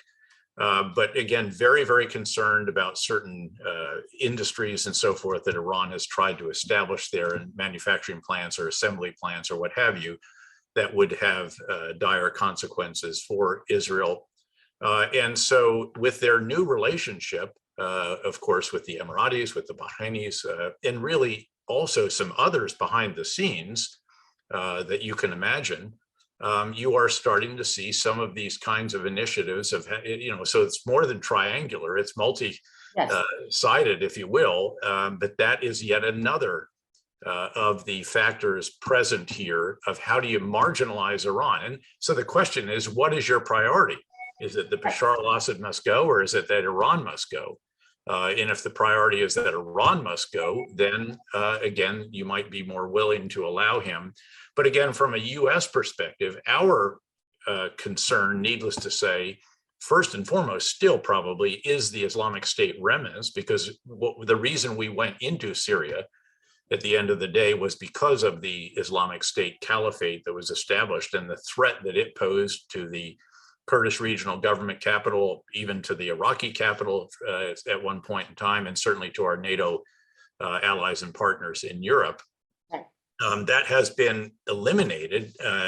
Islamic State has been defeated, but there are many, many remnants of the Islamic State. And of course, those very large refugee camps, tragically, are incubators of extremism that we've been unable to resolve because countries don't want their citizens back from those locations. That's on the one hand understandable, but on the other hand, very frustrating. So you have all of these different factors and dimensions that are present.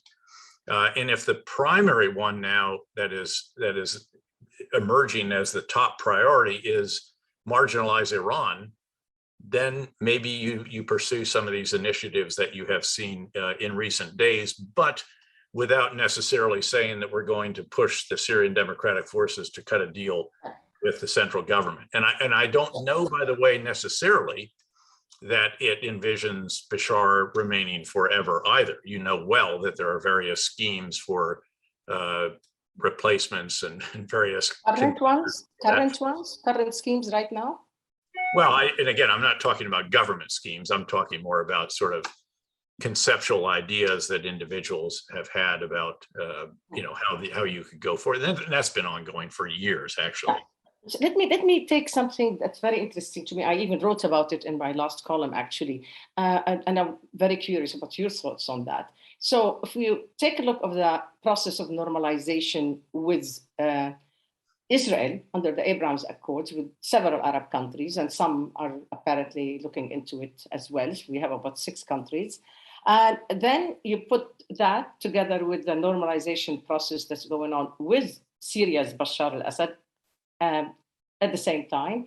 Do you find a relationship between the two? That's A. And B, do you think that Iran would be a loser actually as a result of that, or will be brought in? And Hezbollah in particular, will Hezbollah lose its raison d'etre if this relationship produces a result? That is the normalization with Syria on one hand and the normalization with Israel. Please go ahead. Well, look, first of all, I think when you talk about Hezbollah, you have to talk about Lebanon, and you have to talk about Iran's effort, again, to Lebanonize Lebanon. In other words, to, again, achieve the kind of political clout that they have achieved in the Lebanese parliament, in the influence that they have in governmental affairs, and the street muscle that Hezbollah can generate as well. Now, some of that has been tarnished as a result of a variety of different calamities that Lebanon has experienced, and also some of the violence and et cetera, but not sufficiently, in my view, unfortunately. Hezbollah much less, I think, invested, if you will, in Syria. They were there because Iran said, look, we fund you guys, get in there and prop up Bashar al-Assad and get on the front lines in some cases and try to avoid help him avoid defeat. They took a lot of casualties on that, as you know. It was not that popular among the mothers of Hezbollah soldiers, certainly, who saw their sons come home in caskets. So and they have gradually reduced what it was that they were doing there. So I think I would disconnect the Hezbollah interest in Syria from all of this and focus it really on what they're doing in Lebanon and their always present desire to cause problems and destruction in Israel. But my question was about the interrelationship between the two processes of normalization, with Israel on one hand, with Syria on the other hand. Well, the other one is much more prominent, I think, and that is, again, where you see the intersection of the Abraham Accords, where Israel very, very much, and rightly, and we and a lot of different countries want to reduce Iran's influence in Syria. Again, Iran would love to Lebanonize Syria as well. It's a little bit different circumstance, needless to say, but they would like to have the kind of political influence and street muscle there that would give them a sense of control that they have to a degree, of course, in Lebanon, particularly southern Lebanon. Because again, obviously the Shia crescent stretches from Iran through Iraq, central Iraq, if you will, Syria, and then down into southern Lebanon. That's right. And they want to solidify that in any way that we can. So again, obviously that's what they're trying to do. And Israel wants to avoid that, as do the other Arab nations of the region. And those that are part of the Abraham Accords are discussing that directly. Those that are not are probably doing it indirectly and behind the scenes. Yeah. And you but see the impression is general that are being pursued. Yeah, the impression is general, is that actually, and you may want to challenge this completely, is that Iran is actually winning in establishing that crescent. It has control, substantial control in Iraq. It has quite a lot of influence in Syria, and it has practically full control of Lebanon. And the notion is that now with the JCPOA, with the nuclear deal being discussed, and they say about to be done, the impression is that this is going to embolden Iran, to strengthen Iran, rather than to reduce its influence or to cut off its plans for the crescent. Well, no, I would challenge that. I think, as I mentioned, It has suffered some setbacks in Iraq in the election. That outcome was certainly not what they had hoped for. They had wanted to solidify, again, the grasp that their parties have in the parliament, and that did not take place. In fact, it solidified their major Shia opponent, the party of Muqtada al-Sadr, in the coalition that he can probably put together, which will not include, one would imagine, the Iranian-supported parties and associated militias, which is very positive for Iraq and for the Iraqis, and I would say for us and the Arab states as well. Again, it's not done. There are lots of challenges and hurdles and so forth that Iraq has to get over in the weeks that lie ahead in the government formation process. Then they have to actually get it through the Council of Representatives, get the ministers seated and all the rest of this. But again, that's positive in my view, not negative. And then I would argue that in Syria, very modest positive actions with respect to reducing Iranian influence. Now, again, that if your premise is that the number one objective is to reduce Iranian influence, and as I have noted, there are some other pretty substantial objectives that we have there as well. Russians would want that as well, General? What's that? The Russians would want that to reduce the Iranian influence in Syria from your point of view? Again, there will be some probably an inclination in that direction, not enough to undermine Bashar al-Assad. But again, keep in mind that Russia's primary interest is to keep him on the throne, keep that regime in charge as a client state of theirs that buys their weapons and all the rest of this. And so again, from their perspective, and oh, by the way, they have some relations with, of course, some of the countries in the region and both Arab and Israel. So again, this is a really complicated mix of factors when it comes to Syria. And therefore, there's a number of different combinations and permutations that could come out of that. And it depends how you rack and stack your priorities in terms of the objectives relative to Iran or the Islamic State or Bashar or Russia or Turkey or what have you. I have 10 minutes and I have millions of things to ask you about, including what Iran do we expect in the post, if it happens, the JCPOA. But I want to focus on Lebanon because you kindly brought that up. And then I want to speak about Turkey and the Gulf. So we're going to have to be a bit quicker. So on Lebanon, we have an impression here as I sit in Lebanon is that the world has just sort of deserted this country and just agrees to give it to Iran and to leave it in the hands of Hezbollah. And as you know, not even an investigation can be performed. The judiciary is being aborted. Even the man who's in charge of the judge who's been appointed to do the investigation is the man who's like right now being attacked, and they're going to want to bring him down. And we don't feel there's enough support from the United States, in particular for this country called Lebanon. First, do you think it's enough support, and why don't we see more? And secondly, what happens if you lose Lebanon, if we lose Lebanon? Well, I don't know first of all, I don't even know what lose Lebanon means. Iran and Hezbollah. Again, Hezbollah is what it is. It's not going to win or lose. It's going to retain a foothold. Look, the tragedy is that Lebanon is either now or on the threshold of being a failed state. And the frustration with the governing elite, I think, is legitimate and real. You even see, of course, the kingdom has backed away from Lebanon, which used to be a big supporter. Is that good or bad? I mean, even when the elites leave Lebanon, it was a source of big revenue of support, and when any support is withdrawn, obviously it makes it more difficult for those who are trying to just keep the lights on. Is the decision right or wrong, General? I mean to say, is this a wise decision to just wash your hands of this country on the long run? I mean, I know that. Yeah, I don't think anybody has washed their hands. I don't think people have washed their hands of Lebanon. I think people have tried to demonstrate the enormous amount of frustration with the actions of the governing elite, and they're just not going. And this is by no means just the US or just Gulf states or just Europeans or it's everybody is absolutely frustrated with the Lebanese elite governing class who have made such a hash of the situation there. And this entire Ponzi scheme that was the financial system there has obviously collapsed. You have the ports blown up.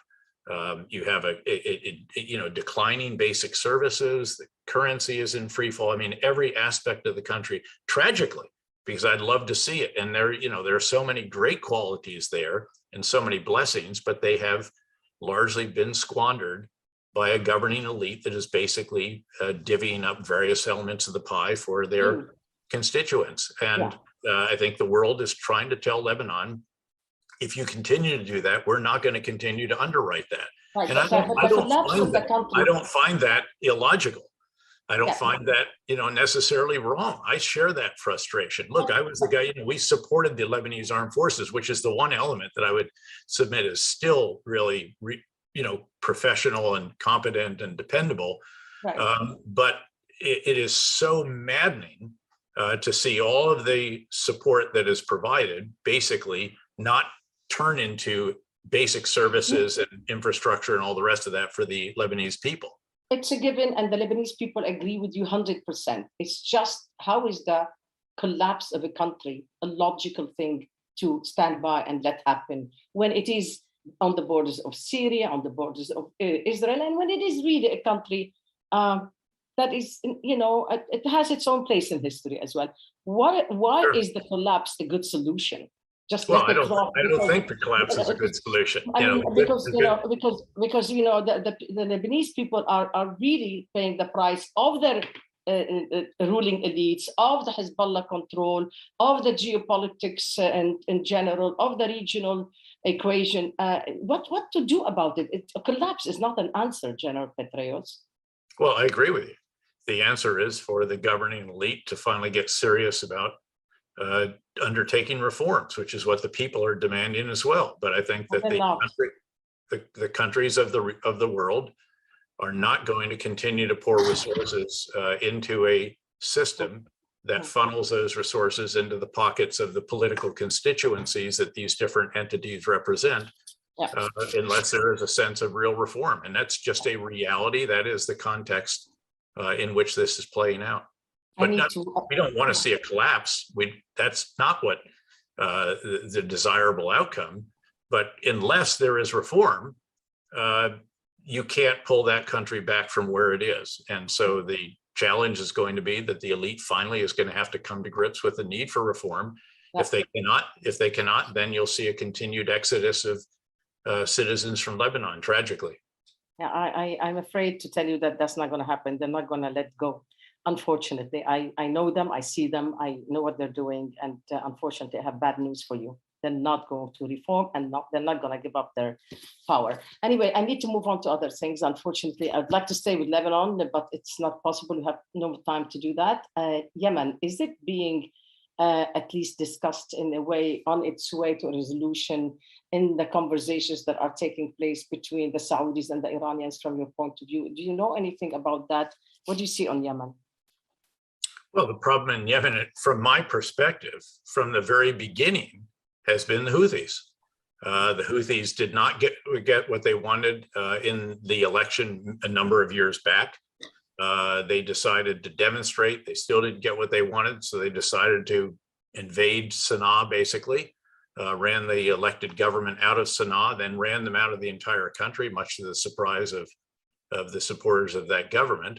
And you've had a situation ever since then where the Houthi just have not been willing to discuss. Yes, there have been lots of tragic, terrible cases of civilian loss on the side of Houthis and on both sides, certainly, without question. But all of this, again, if the Houthis are not serious, and I fear that right now, especially with the evacuation very recently in the port of Hodeidah, that they feel that they are getting what they need on the battlefield. Why should they give in in the world of diplomacy? So the special representative and others are trying to negotiate from a position that is not as strong as one would hope.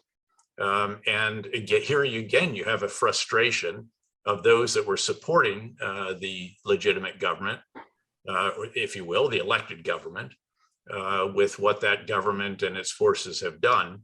And another case that is, a failed state already, and whether you can put it back together again or how you put it back together, I think very much in question. But if the Houthis are not willing to negotiate, and if they continue to attack the Saudis in the way that they have, I see very little prospect for a good outcome there. Unfair as it will be, not maybe, I need you to give me 1 minute for each of these following dossiers, if you will. The Palestinian question, Palestine. Is it written off, or do you think? I don't think it is. I don't think it is at all written off. It's just that the context, the conditions are not present. By the way, on either side, especially on the Palestinian side, with whom would you negotiate? Who actually represents the Palestinians at this point in time? Why are they pursuing these crazy policies where they, the pay for slay kind of thing that just plays into the hands of critics of the Palestinians? So again, I think the Palestinian political situation is considerably less propitious for any kind of agreement than, frankly, is even the Israeli side, which actually got a budget passed, the coalition, contrary to the projections of many. You think the Abrams Accord will be, in the final analysis, good for the Palestinians? Well, it actually did forestall an action that was contemplated. And the annexation. Yeah. So, I mean, in that sense, that was a very significant action. And that was the part of the reason, of course, that Ambassador Youssef actually published that op-ed in the Jerusalem Post. And that turned out to be a catalyst for what evolved into the Abraham Accords. Libya, 1 minute on each of these things. I beg your pardon to tolerate. Well, touch wood on Libya, that we can get through the elections, that you can get more of the external forces out of there, that you could actually have a coming together, and that there would be a recognition and acceptance of the results of the election, and you could bring the country again into a more united position. Again, I'd touch all wood in sight on that. But it is moving. Again, it is more positive, certainly, than negative in recent months. Saif al-Islam al-Qaddafi nominated himself for president. The name, there's name recognition, certainly. All right, I'll leave it at that. Sudan. Oh, gosh. Again, such another tragic situation where you have, again, is the military really going to give up, take its hands off the reins, really transition? And of course, our envoy has been out there, and also out there, and Ethiopia would be another one that we could mention in that particular region. Both of these really tragic situations where just even a year or two ago, in each case, there was a degree of hope. And I hope we can get back on track in Sudan. Obviously, the people are going to suffer as a result of this. And then in Ethiopia, the tragic situation there of a country that had the brightest prospects in all of Africa among the four large countries, the four large economies. And just a few years ago, the prime minister was a unifier and a recipient of the Nobel Peace Prize, and now he is imprisoning journalists. Again, it's just a tragic situation. Turkey is Turkey going to be a strategic loser or survivor? Well, certainly the economy of Turkey, which is something we really need to focus on, has obviously suffered in recent years as a variety of different policies have been pursued that have made it less of an investment destination, have devalued the currency. Even again, the situation there has become, again, much more negative from a perception of those that might invest there. And that's tragic for that country and our NATO ally of many, many decades. Robert Malley, the envoy of the Biden administration, is in the region, in the Gulf region, I think probably in preparation for the talks, the resumption of the talks in Vienna on the 29th, and what people think is a done deal on the JCPOA. Address both things for me. The Gulf reaction, the Gulf states, where do they sit now on this? And will there be a JCPOA, a new JCPOA? Where are your bets on this one? Well, first of all, let's recognize that Iran is closer to having enough weapons grade uranium for a nuclear device, probably closer in terms of its knowledge, certainly many, many more medium range missiles than it was before the previous JCPOA. And remember how concerned we were then. Remember that there was a sense then that they were within months of actually the potential breakout or the potential development of a nuclear device. They're much closer now. They have 60% enriched uranium, not just 20%. Of course, weapons grade is roughly 90%. They have assembled, again, a much, much more low enriched and all the rest of this. So the context is even more concerning. And of course, even if you return to the JCPOA, it's not the JCPOA that it was in the beginning when all the sunset clauses were 10, 12, 15, whatever years away. Now they're 4 or 5, again, and so forth, years away, which is why, of course, they were always saying we're going to go longer and stronger. And now it appears that they'll be lucky just to get back to the JCPOA. So I think there is legitimate concern in the Gulf that all of this could break down somehow, that there could be some kind of something that results in actual conflict. I think that's a legitimate concern. And certainly the US and those on our side have to be considering what is it that we actually do in the event that you cannot get back to some kind of negotiated outcome here. And that prospect would be that's absolutely necessary to have that plan B, but also it looks like with the lifting of sanctions that will come along with the agreement. What sort of Iran do you see? Do you see the Iran emboldened and strong and saying, I am going to complete that project of mine that you called the Shiite crescent or the Farsi crescent? Not necessarily, actually. I see them a bit on the back foot.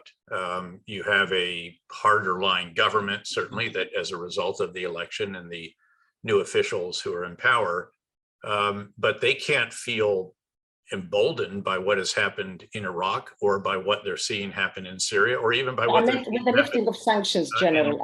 I meant with the lifting of sanctions if there is a deal with Iran. That's what I meant. Well, again, depends what's lifted. What does it do for their economy? What does it enable them to export in terms of oil?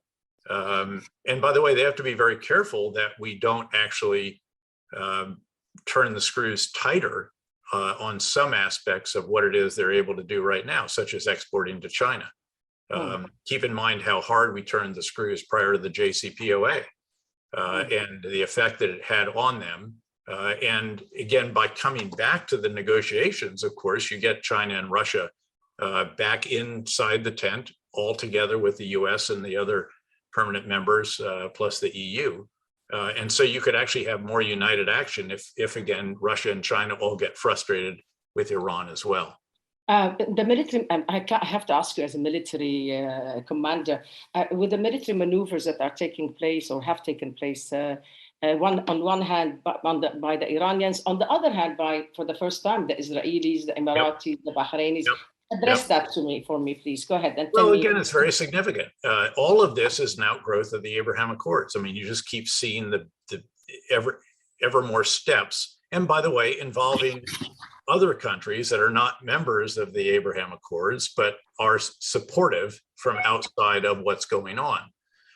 And so it's fascinating to see these. It's fascinating to see Israel at the Dubai Air Show. It's fascinating. Again, all of this is, really quite striking. And it should give concern to Iran, because again, if the primary objective of so many countries is to limit Iran, to counter its malign influence, to react to its medium missile threat, I mean, wouldn't it be something now if all of a sudden we could finally achieve what we sought to achieve all the way back from when I was the Central Command Commander, which would be a truly integrated ballistic missile and anti-aircraft warning and defense system among all the Gulf states. Because again, if the primary concern is Iran, you'd finally do that, as opposed to your primary concern is another member of the GCC, which, those tensions have been reduced as well. They're not completely gone, but it's positive to see the development, certainly between the Emiratis, the Saudis, and the Qataris. Petraeus, I'm sure you saw the story by the New York Times about how the US had hit an airstrike, the article that said in Syria, allegedly, well, stating that airstrike killed dozens of civilians in Syria and that the US had hit that. Is this embarrassing for the US military? Well, as you may recall, I've always noted that on the wall of the operations center, when I was a commander, and of course I was a commander of 5 different organizations actually in combat, starting as a 2-star, then a 3-star, 4-star, 4-star, 4-star, that we always had a sign on the operations center that was staring at you as you're contemplating actions. And it asked, will this operation take more bad guys off the street than it creates by its conduct? And if something does the opposite, or would seem to do the opposite as you are assessing the results of it, then you are supposed to go sit under a tree until the thought passes. You know, I don't know the details of all of this. If it is as reported, then obviously that's a pretty negative revelation. The last word Concerning is about, the last word I'm going to give you, if you permit me, is something about you wrote about, but it's called the future of geopolitics. It's a huge, it's something we will probably discuss at the Beirut Institute Summit in Abu Dhabi in March, God willing. It's always about the geopolitics. How do they impact not only the countries, but the peoples and the individuals? And you know, it's not the traditional sense of geopolitics, as you well know. It's about the new types of geopolitics. What should we be thinking about when we want to think what General Petraeus is thinking about the future of geopolitics?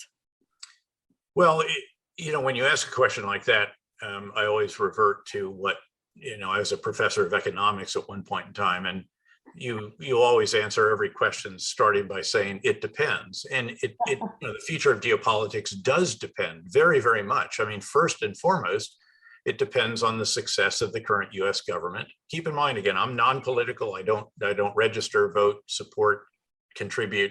And I advise candidates of either party, and I had senior positions, 2 on each under Republican and Democrat.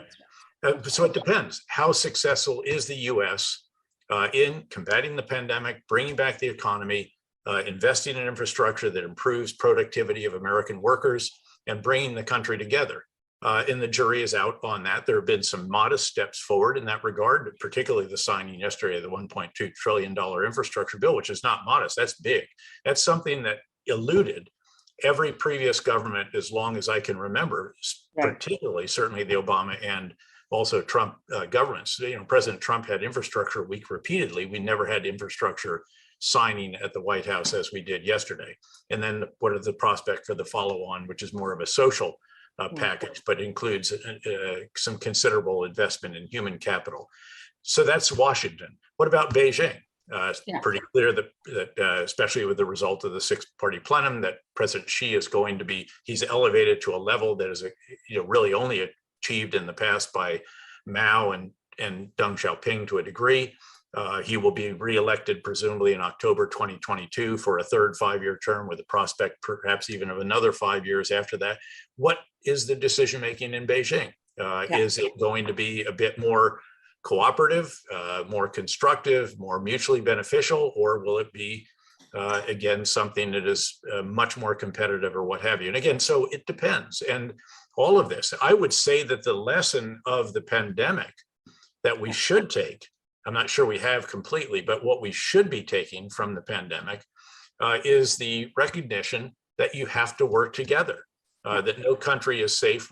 None of us are safe without all of us being safe, and that you do have to work together. You do have to share. You do have to help those who are less fortunate. All the rest of this stuff, I think, is very, very essential. And I hope that that is the lesson that comes out of this. There was some degree of progress, you know, in the COP that was just concluded in Glasgow.